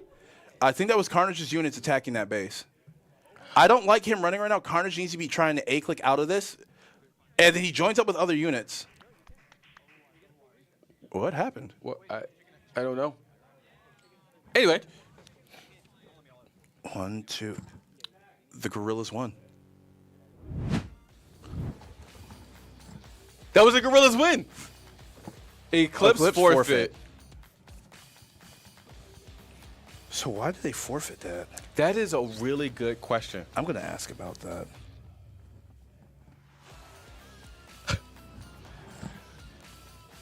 I got to ask about that. Yeah. All right, Overwatch 2, 4-minute setup timer, and that is on Eclipse right now. Let's go. I really want to know why they forfeited that. I wonder if the fact that the Gorillaz were able to counter that early or sustain to that early rush, and they're just like not worth playing out. But at the same time, you're up 12. Eat the clock. There's no downside to playing that game out and letting them win it. There's literally no downside. That's very true. Maybe they really just wanted to play Overwatch. That could be a potential thing. They had a forfeit to spare. Like, why not? Like, hey, look, bro, they have 12 forfeits to spare. Who has 12 forfeits to spare? Eclipse. No. What I mean is they had 4 forfeits. I understand that you said they have 12 forfeits to spare. I get what you're saying. Yeah. You're absolutely right. But on paper. On paper, they have 12 to spare. Okay. On the scoreboard. The traditional forfeits they have available, they have extra to spare. But the overall arcing premise of the game, they have 12 to spare. So, yes, they had 4 forfeits left. Why not use one to get to a game you truly want to play? Now, the question is, do the Gorillaz want to play this against Eclipse? Yes. Because at the end of the day, Stars want to go dummy, bro. Let them go dummy. But there's 5 people on the team. 3-man go dummy. 3-man do go dummy, bro.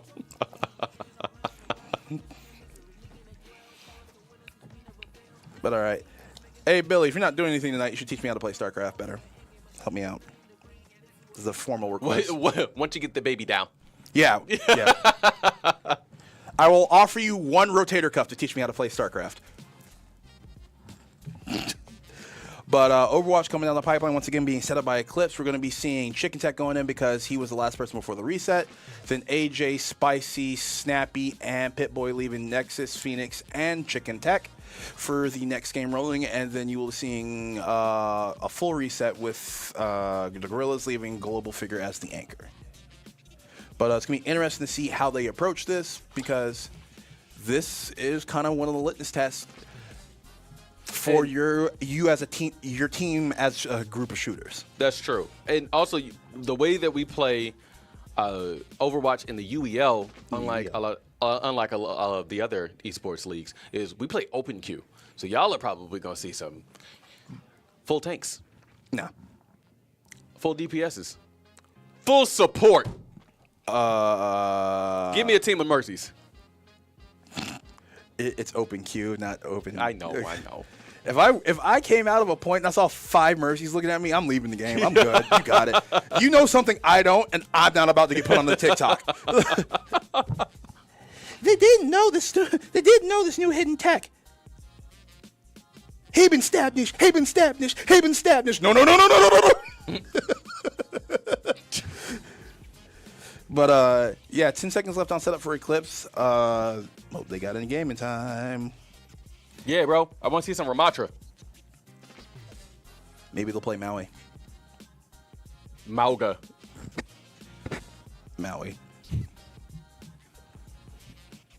We'll see. I actually haven't seen any. Have we seen anyone play Mauga outside the Stars when he first, like when they're doing the beta testing? No, nothing since then. Is that a Winston? Yep. Let's go. Yep, there's a Ramatra, a Ana. Wonder who else they're going to pick. Who else we got? And there you go, Mauga. And that is the Eclipse AJ. AJ wishing he was tall and tattooed. It's okay, buddy. You still got the Jack Harlow look going for you. Was that 350 rounds per minigun? That's dumb. This game is dumb. Why do they make bad decisions? And you know the crazy thing is, I can't remember if it's the left or the right, but the left one will. One deals like burn damage, and one increases burn damage, and it's like. And while the character is burning, if you shoot with the other gun, it will do automatic. It does crit damage, and he heals off crit damage.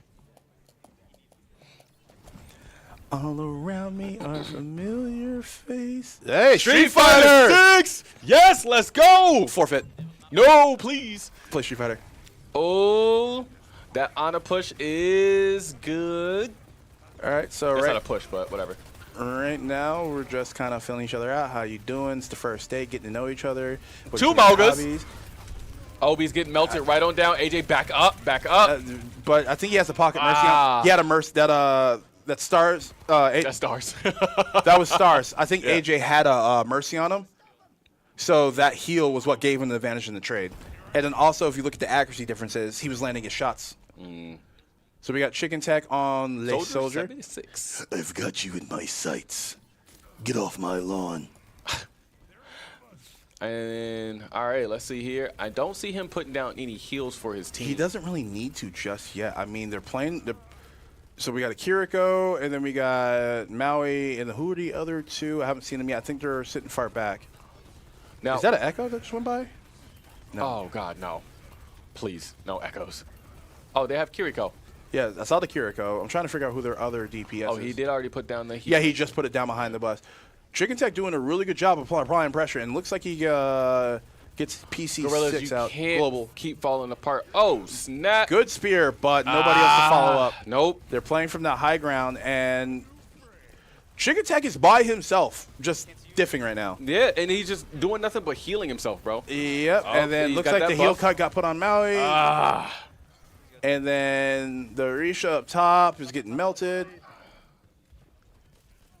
And then they die, and now Snappy's taking the high ground with Ana.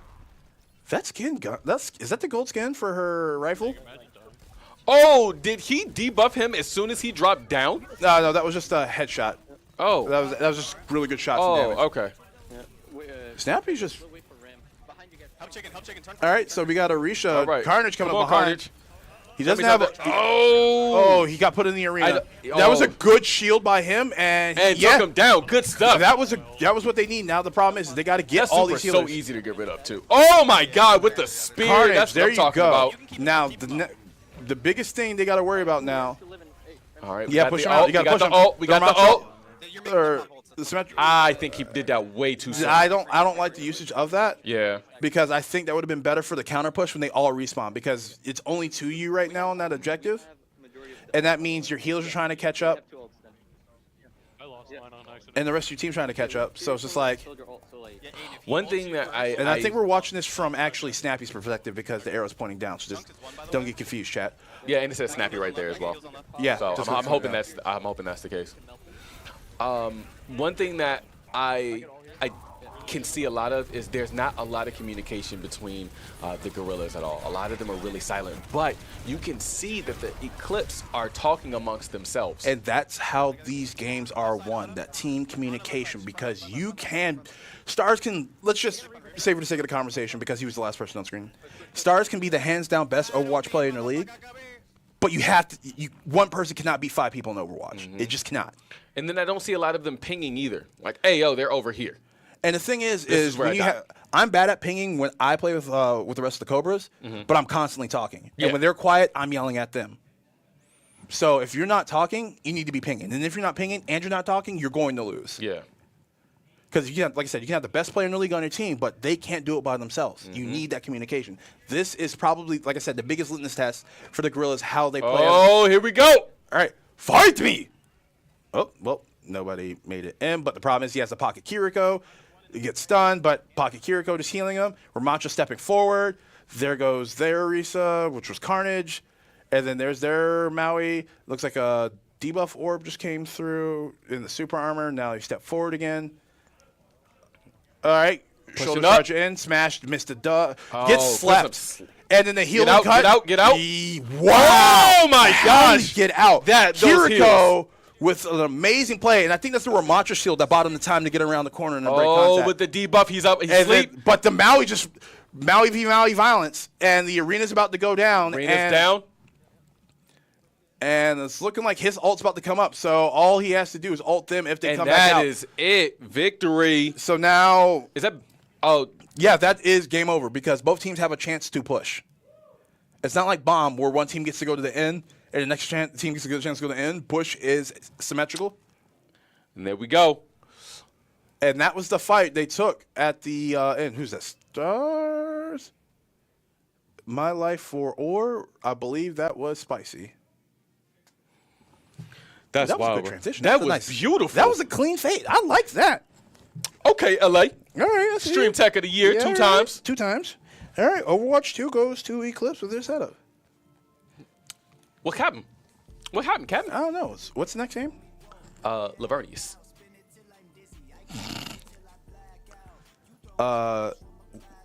Did we roll the next game? Street Fighter 6. Oh, yeah. Let's go, baby. And that setup is on the Gorillaz. So it'll be a full reset back to Global being the last available, the anchor player. And this is where the situation when these 5-mans get really weird and where you need to have a lot of confidence in your players and coverage. Because, once again, Global is a phenomenal fighting game player. He has some other games he's still working on and getting better at. But do you ideally want him to be your anchor in a lot of these situations? Granted, there's a lot less 1v1 games on the wheel this season, but the ones that are there, do you feel like if F1 was still on the wheel, and this is for this is a win and then for the playoffs or winning for the championship, could you comfortably look at Global and be like, that's my F1 guy? Right. What's that? Not a dig, No. but this is where that 5-man, and that's where something I talked about Strix with, where the 6-man might be the new 5-man because it gives you a little bit more flexibility on who that last person is. So your resets might be a little weirder, but you have more to shift around with some of these 5-man games. Where it's like, cool, we get a reset and all 6 of us are available now. Who do I want to leave out? Right. But going into Street Fighter, 17 seconds left on setup. We got Chicken Tech, Phoenix, and Nexus going in. Nexus was getting dog walked. Look, there's already Pip-Boy. Oh, yeah, he's 100% going in. But who's getting dog walk? Nexus was getting dog walked by Pip-Boy earlier in the Kin mirror, and that was hilarious. But the fun thing is, Pip-Boy's not a Kin main. That's just what he felt like playing. So no timeouts are left. Oh, forfeit Gorillaz. This is a smart move.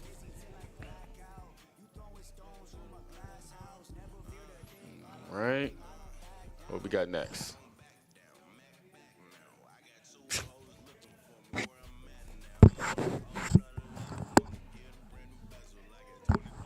So you forfeited Street Fighter, and now DNF rolled. And That would Nexus is available, and Phoenix is available. Yeah, that's exactly what you got. Global's available, but it's 2v2. Oh, because it's a reset. Yeah. Yeah, because it goes back to Global again for the Gorillaz. So Global reset, then Stars, Carnage, Fate. And Phoenix is going in. Look at X-Ray coming in looking all sophisticated and stuff. Fresh haircut. Good for him. New Eclipse, new me. Nah, still a scumbag. Don't do that. You look at the camera and then cut back to me because the look I gave you. But yeah, moving on. DNF Duel, you're probably seeing Chicken Tech and Phoenix most likely. And then Global, and then probably either Carnage or...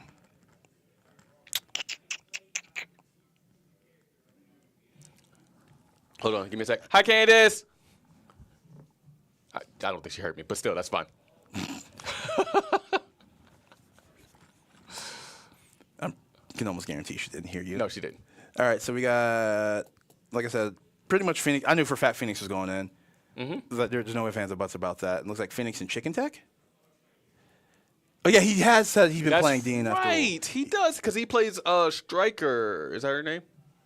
Yes. Mm-hmm. The one with the fist and the kicks and the long ponytail? Yeah. Yeah, that's Striker. And then we have Global, Figurine, and Carnage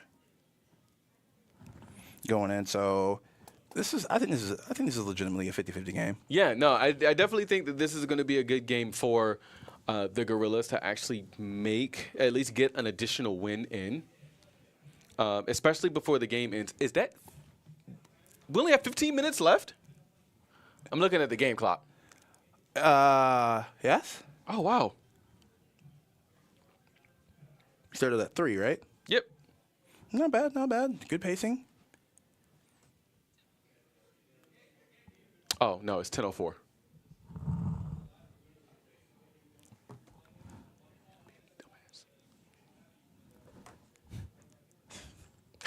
I'm so confused right now. I'm just going to let it go. I know. Get out of my head, Charles. You mo gwe gwe feisty tao.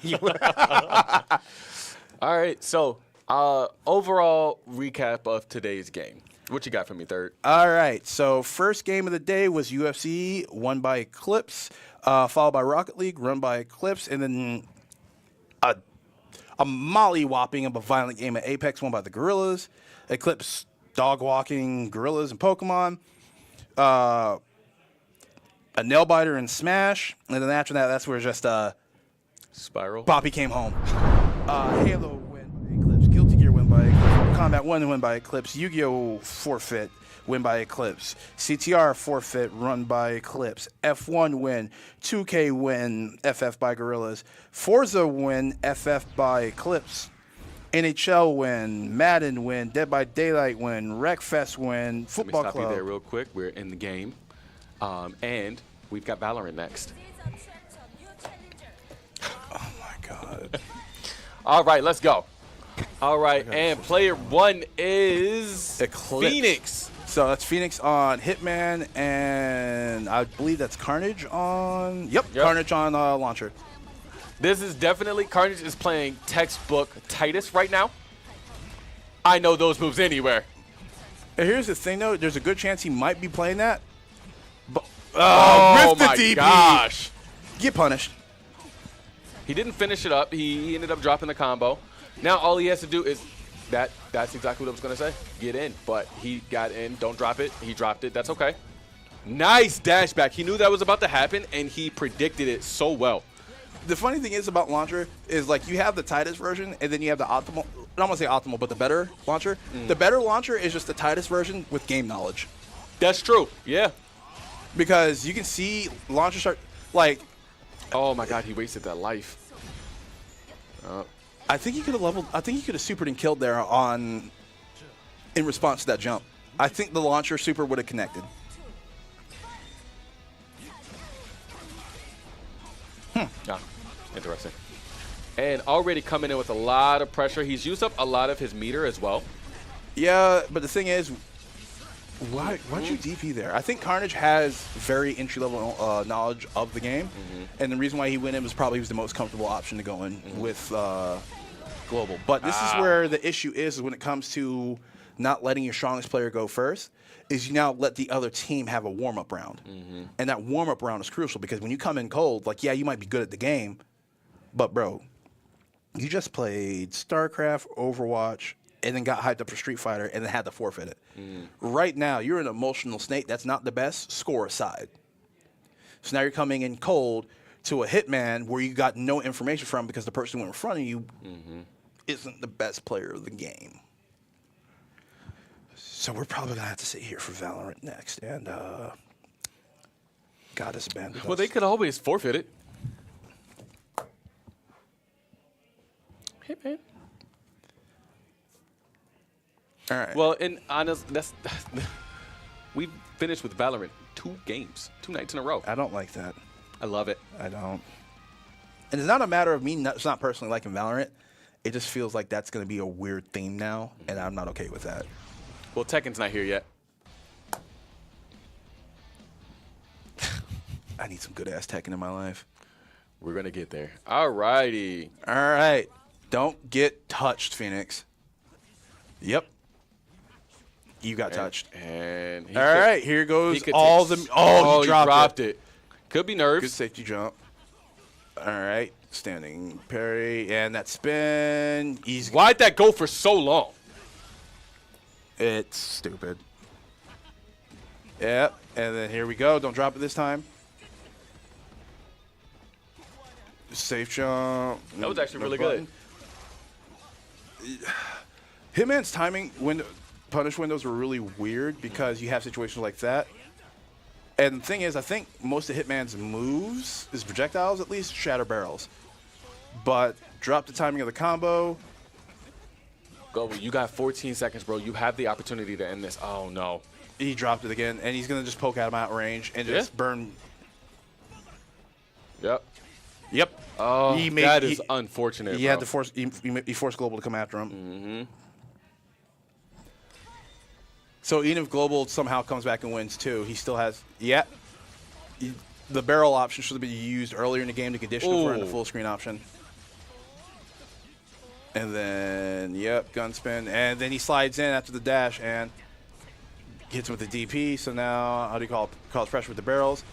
Try to sidestep through him. Oh, he's messing up so many combos, bro. And this is where this is where having your better player going first tends to be. Yeah, they might lose a life, but if they're able to get that win, they're warmed up, and if they're warmed up, it makes things a lot easier. He can definitely kill from here, All right, but he Global, you can't got this. drop. Now, there's no way. You're wild for that. Oh. You're wild for that. You deserve this. Everything bad that happens to you for the next 12 minutes is your fault. I can't believe you did that. That is disrespect. That is a level of disrespect that needs to be checked. Global, you need to win this and let him know, nah. Because that was just raw super. All right. But Phoenix, I guess, is just like, nah. I am him. Hold the Raven. All right. Lots of spacing between the two. Not a lot of pressure coming from Global. And yeah, Global to cross to, up and then get in. So all right, Global, let's do this. I think he was supposed to do another move after that because I think there's another move that picks up after poison. But hey, he's back in. Back in. Poison kick. Jump in. Jab check. Global can actually win this. Yeah, Global can definitely win this. He just got disrespected. He better win this. I'm waiting for Phoenix to let him like run up and try and do another super input. And it's good. Barrels. Now all he has to do is play time. He's got 6 seconds, bro. That's he's gonna confirm the super here. Ain't no way. Ain't no way. Ain't no love in the heart of the city. I said there ain't no love in this part of town.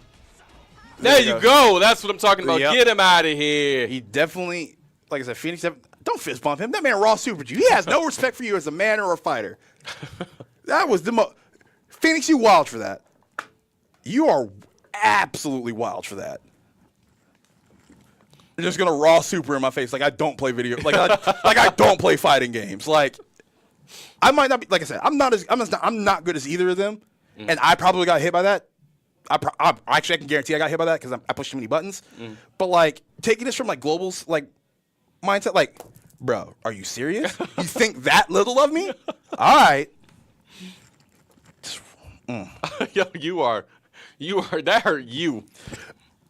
Bro, like, when I tell you, as somebody who's like who watches good fighting game players happen, and I was like, yeah, man, because if he would have gone first, that would have been a way closer situation, and he would have been warmed up. But now it's just like, you really think you can just raw diff me? Just I'm not a bot, bro. But now we have Brawler against Striker, and I think Striker has a lot of faster buttons and needs to do a little bit more to get in and get out. But she hits like a truck, so... I think she got nerfed here recently, too. Or not Don't matter, recently. she got buttons. That's true. All right, and he's already coming with the pressure. Messed up DP. Every time I see somebody get blown up in a fighting game on a whiff, it's usually because they whiff DP. All right. And open right back up. Global can actually win this. He just can't drop anything. Yeah, he can't drop anything, and he can't get put in the blender. Because especially if he drops something, giving her... she's dead here. No, he didn't go for that option. Ooh, weird situation on the DP on that. And he applies poison. Yep, poison and fire are the two ability debuffs. You can, yeah, just spin it out. Yep. That's a lot of damage for that spin. That's ridiculous. That spin can be EX mid-spin for a second one that goes even longer. I think you can, like, 30-hit combo off of it and then chain it into something else. That's ridiculous. Brawler players in the chat, tell me if I'm wrong or not. Oh, he actually hit the DP this time. Back down. And Very this nice. is where Into the slide and that's where this combo can get really Chicken dangerous. got himself out of there real quick. Oh yeah, 100%. Get out of that corner, bro. Good stuff. Yo, get out my face.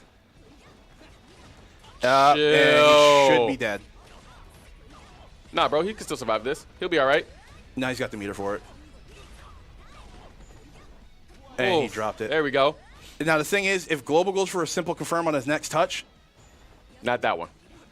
On his next confirmable touch, he's dead. Chicken Tech has to drop this right now. Chicken can drop it. Okay. Nope. Chicken didn't drop it.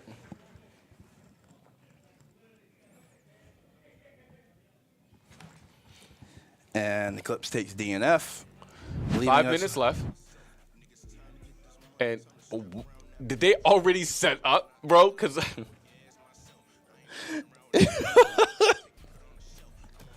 oh yeah, because it's console to PC, so it should be 4 minutes, right? No, it's 2 minutes. It's 2 minutes. That makes sense. And because of the new setup timer changes, the game can be played if it's the game can be played. Yeah. All right, Valorant. Oh God, and this is going to be Eclipse's best lineup or best potential lineup. I think with maybe AJ being their weakest shooter in Valorant. Well, yeah, I think we have confirmed that AJ does play, but he's definitely on the weaker side of the Eclipse standard. Not the Eclipse standard, but of the team. Still a solid player. But yeah, Nexus, Spicy, AJ, Reset, Snappy, Pip-Boy. I don't want to play against this. Oh, well, I mean, it's a 5v5, so that also gives Carnage the opportunity to play as well. And we know that Carnage is a really good shooter, and he does complement stars really well. The problem is one, the rest of the team being I'm gonna say being on the same page, because that means communication. Because we saw during the Overwatch game, there was a lot of good individual moments, but not a lot of good team moments. Whereas you look at Eclipse, you had Chicken Tech playing back as the team's pushing forward. You cut forward to Snappy, he's pushing with the tank to heal. Then you have the Kiriko moving with the Maui in order to keep the aggression going. You have different phases of the team enacting a plan and moving forward. Whereas you saw the Gorillaz had Chicken Tech by himself, but they all 1v1 trailed one in as Eclipse was pushing forward. They all died, and then you had a Arisa who should have just peeled off in that fight from Soldier to get towards the objective, wasted more time, so they're able to get on the objective, have 4 people fight out to the last Gorillaz member to actually get up and around that corner. Yeah. So you see the level of progression in the team and the trust in your body to fulfill their roles on the individual level. Yeah. They didn't leave Chicken Tech behind because, like, yo, he's bait, cut him off. They left Chicken Tech behind because he was making good decisions and making good plays. So, cool. We know what he's doing. He knows what the plan is. We have told him we're pushing forward. Hold them here. And then as the team moved, 2 more kills to get on an objective with less people to contest and moved around. Whereas the Gorillaz kind of tinkered in one at a time. And then when they finally got to that corner for that counter push, Carnage made an executive decision, which might not have been the best, to go ahead and burn that Orisha ult. Even though you had a Zenyatta invincibility going off from them. So, like I said, good individual play, but not good team play. Well, and this is a true testament to with a lot of these fighters that they've lost, like, do you think that the outcome would have been different if Godlike was here? You've talked about that this match. I a lot. think, and that's something that's going to really hurt him because if he's looking at this gameplay on what he's seen fighter-wise from Eclipse, and at the end of the day, I don't care how good you feel about Mortal Kombat, like Chicken Tech is Chicken Tech, and I've watched him play randoms online and just dog walk them, and in turn, the games he did lose, he got dog walked back. So, like, there's a high level of gameplay knowledge when it comes to Mortal Kombat, and I could easily see Chicken Tech probably sitting down and beating almost everybody in the league if he wanted to, minus, like, Cat and Scarlet for free, and maybe a couple other players if I might have missed them. But if you look at all these other fighters as Gat-like, bro, me and Global got this. Me and Global got this. Or me and Carnage got this. Or me and Stars might have this. All right, so there's a gentleman's agreement for Valorant to be the last game of the night. So despite the setup timer running out, the game will get played. So they're getting everybody set up and comfortable and getting ready in. But as I was saying, there's definitely a moment of frustration that's going to be on Gat-like going forward on a lot of these games on availability because it's like, I need to be there. But home life and bills, whatever's got going on back on the home front takes priority. So, like, you got to be able to eat that. And at the same time, if you can't be here, you got to get your teammates to that level where you can be like, yo, we're good. So, I think Guilty Gear for sure would have been highly contested. More contested than it was because I think they had a good running and then Axel came in with Vape, who does not play. So I think if that was Gatlick and Global, if it was Gatlick and Global instead of Vape in, I think they win the fighters role that they lost. Street Fighter 6 was a forfeit, which I still don't understand why. I still don't understand. No. I don't think there was anybody that could have contested Pitbull. All operators. All right. Hey, yo. That dude's dope. So, Dev looking at Phoenix. Phoenix better play Phoenix. Probably not. I think Phoenix plays Sentinel. I don't think he plays Duelist.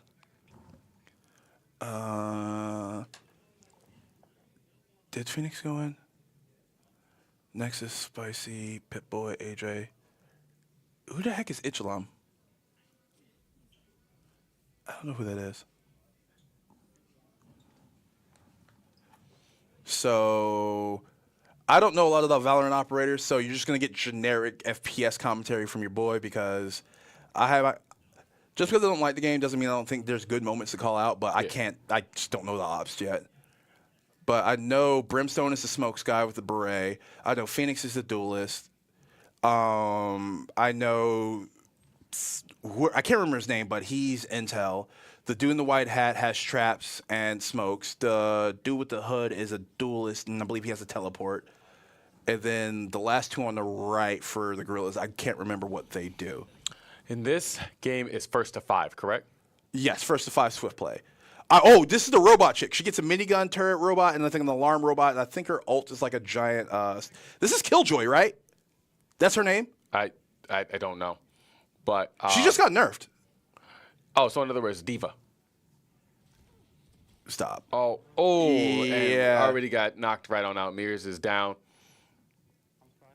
All right. No, I thought that was are we on the Eclipse side of things? Yeah, or we're on the Gorillaz side of things. He's spectating. I think he's just spectating now. All right. You might want to hold that Molly for. Oh, what just happened? That was flawless. That. All right, so I'm going to rescind my statement about AJ being probably the weaker shooter because that boy just dropped a 3-piece and a biscuit.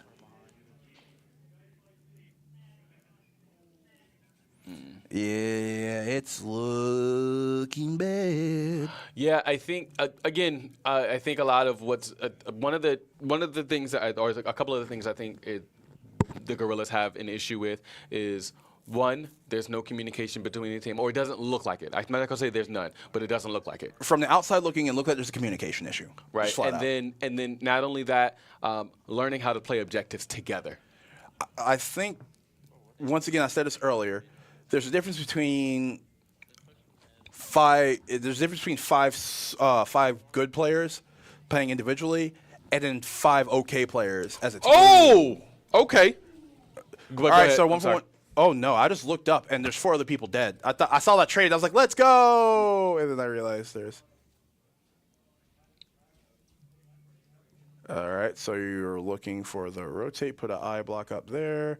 You feel like somebody there. There's somebody in the middle right now. I think they got to play for Spike and walks into a Phoenix blind. But I think the eyeball he put up saved him, and now they know he's there, so they're definitely dropping an orb there. The question is how do you want to play that? Because he has an eye up in the corner where he was just at, and they know he's there, so they're playing Spike. Because they know Spike is in that mid zone, so all you got to do is just hold that angle and then wait for the last 40 seconds. PC3 is Stars. Oh, so that's Sturs? Well, he's spectating PC3. Yeah, PC3 is Sturs. So Stars has 27 seconds to 1v3. It is possible. I don't know. Can we switch over to Stars' camera? There we go. There we go.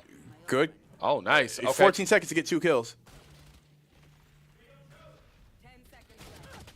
Oh, and that's just unfortunate when it comes to the spread of damage in the game, and it's really frustrating about that because Stars they both kind of knew where each other at, but Stars had first shot out.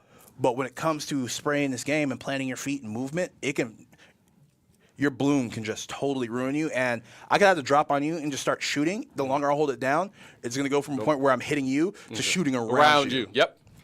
What in the world is Pit-Boy doing? What is this? Oh, that was so cool. So I think he can actually see. Is he able to see the? Is that his team? That is his team. I'm gonna rescind my statement. AJ is Buns as your shooter.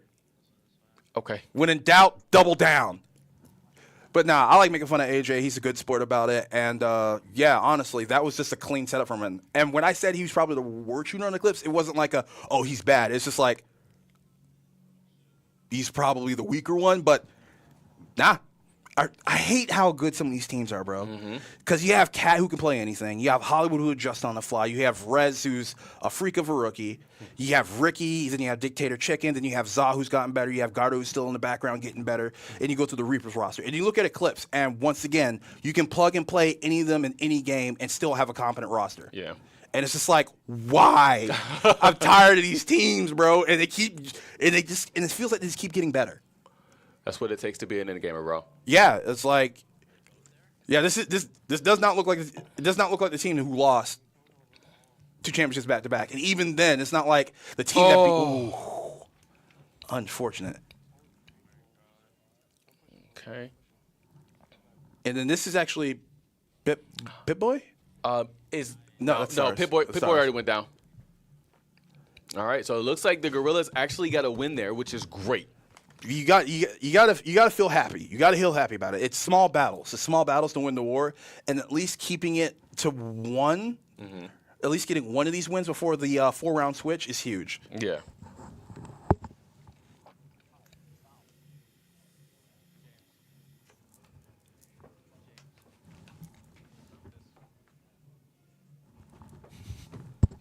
That's why I said what I said. Right. But last round before swap, everybody just buy out because your money gets reset and you start off with another pistol round. You swap from attack to defense. One thing I do not like that the Gorillaz are doing is it's a lot of one-way pushing. They're not spreading out they're not probing and pushing. Granted, I could see why they haven't been doing it because a lot of times they do a split push. People are getting picked off immediately. But the problem is they don't have somebody properly watching the rear, and they're not winning a lot of their ones. There's a lot of people getting blown up all at once. Like right now, they're down a person.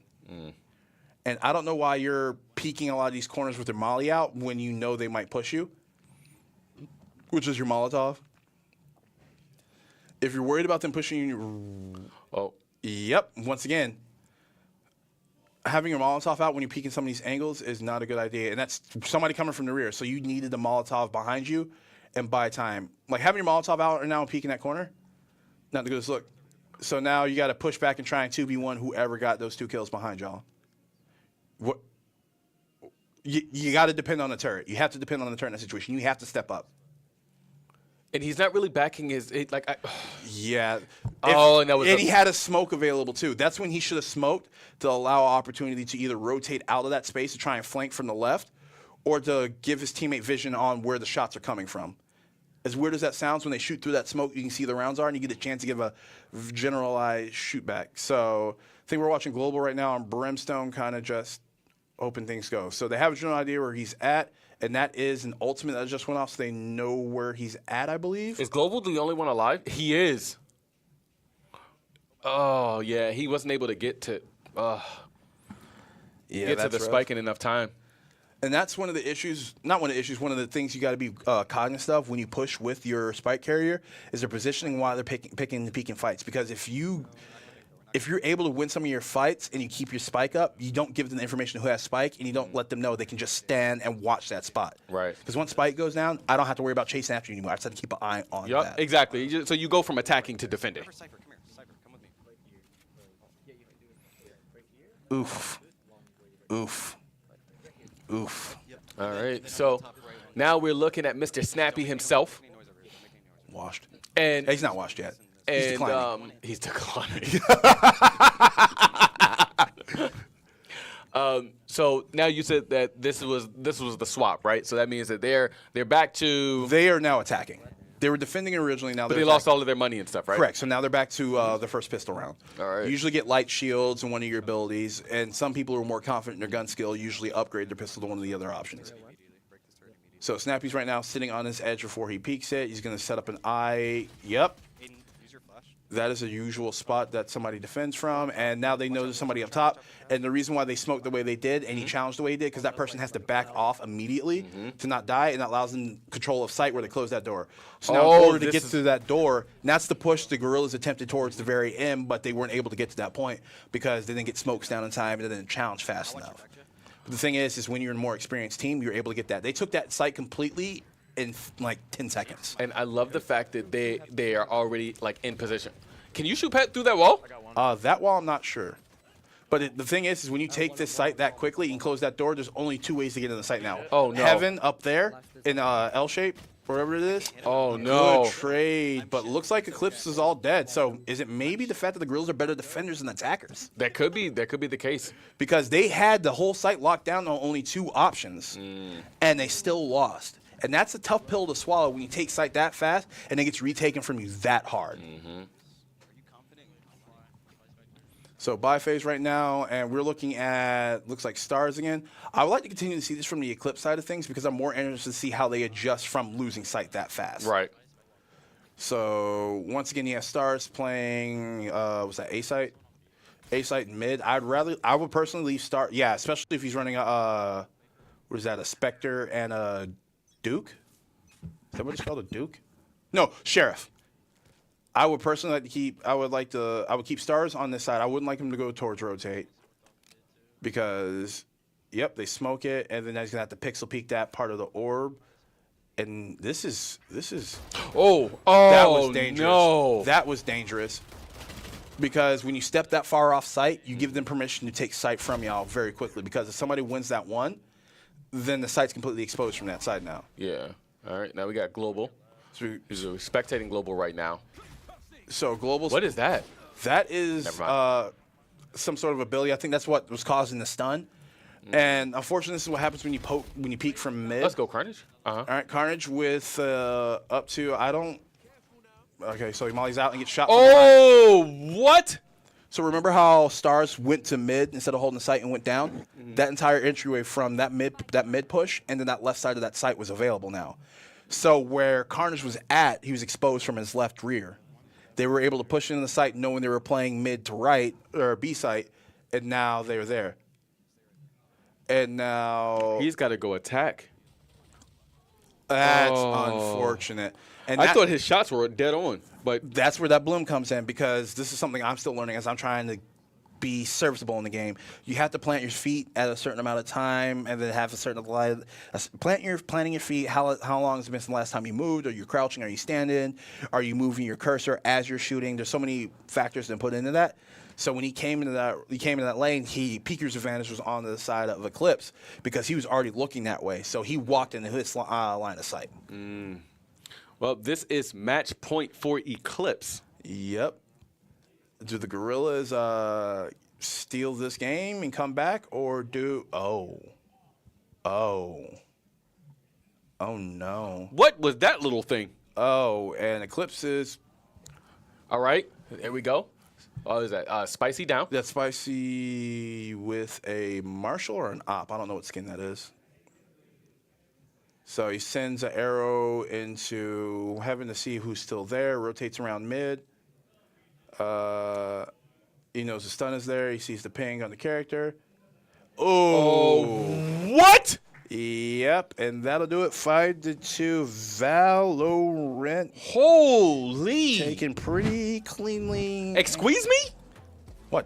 No, go ahead. Finish. Oh, we were talking about the weird purple thing and him just popping when he came out of it? Yeah. So that's her like weird Wraith teleport form where she gets to see extra information to move around.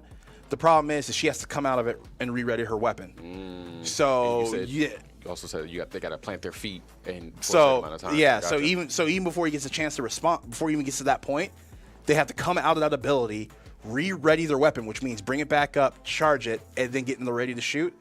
And unless you just choke completely, there's no reason Spicy didn't make that shot for the kill. Eclipse literally 20-point game. History as far as for this season, right? Yep, first 20-point game.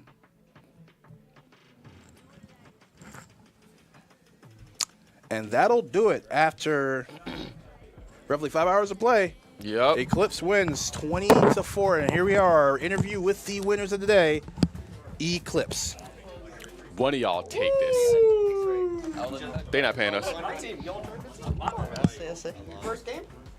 Not yet. I didn't give a ticket because it was your first game. Get moving. All right. Third, everything that went wrong. Yeah. Why did you guys forfeit StarCraft? Oh, that's a good question. Yeah, that you guys, because I believe Carnage was almost out of the game. You started to have an advantage. I know Chicken Tech's your push was slowly starting to get countered, but you still had to. I wasn't playing. We were just trying to do something trolly, and it wasn't working, so we just called it. Okay, because it looked like you guys had an advantage, and then the forfeit went off. But okay, that's honestly the only question I had. Huh? Yeah, we didn't have advantage at all. Okay.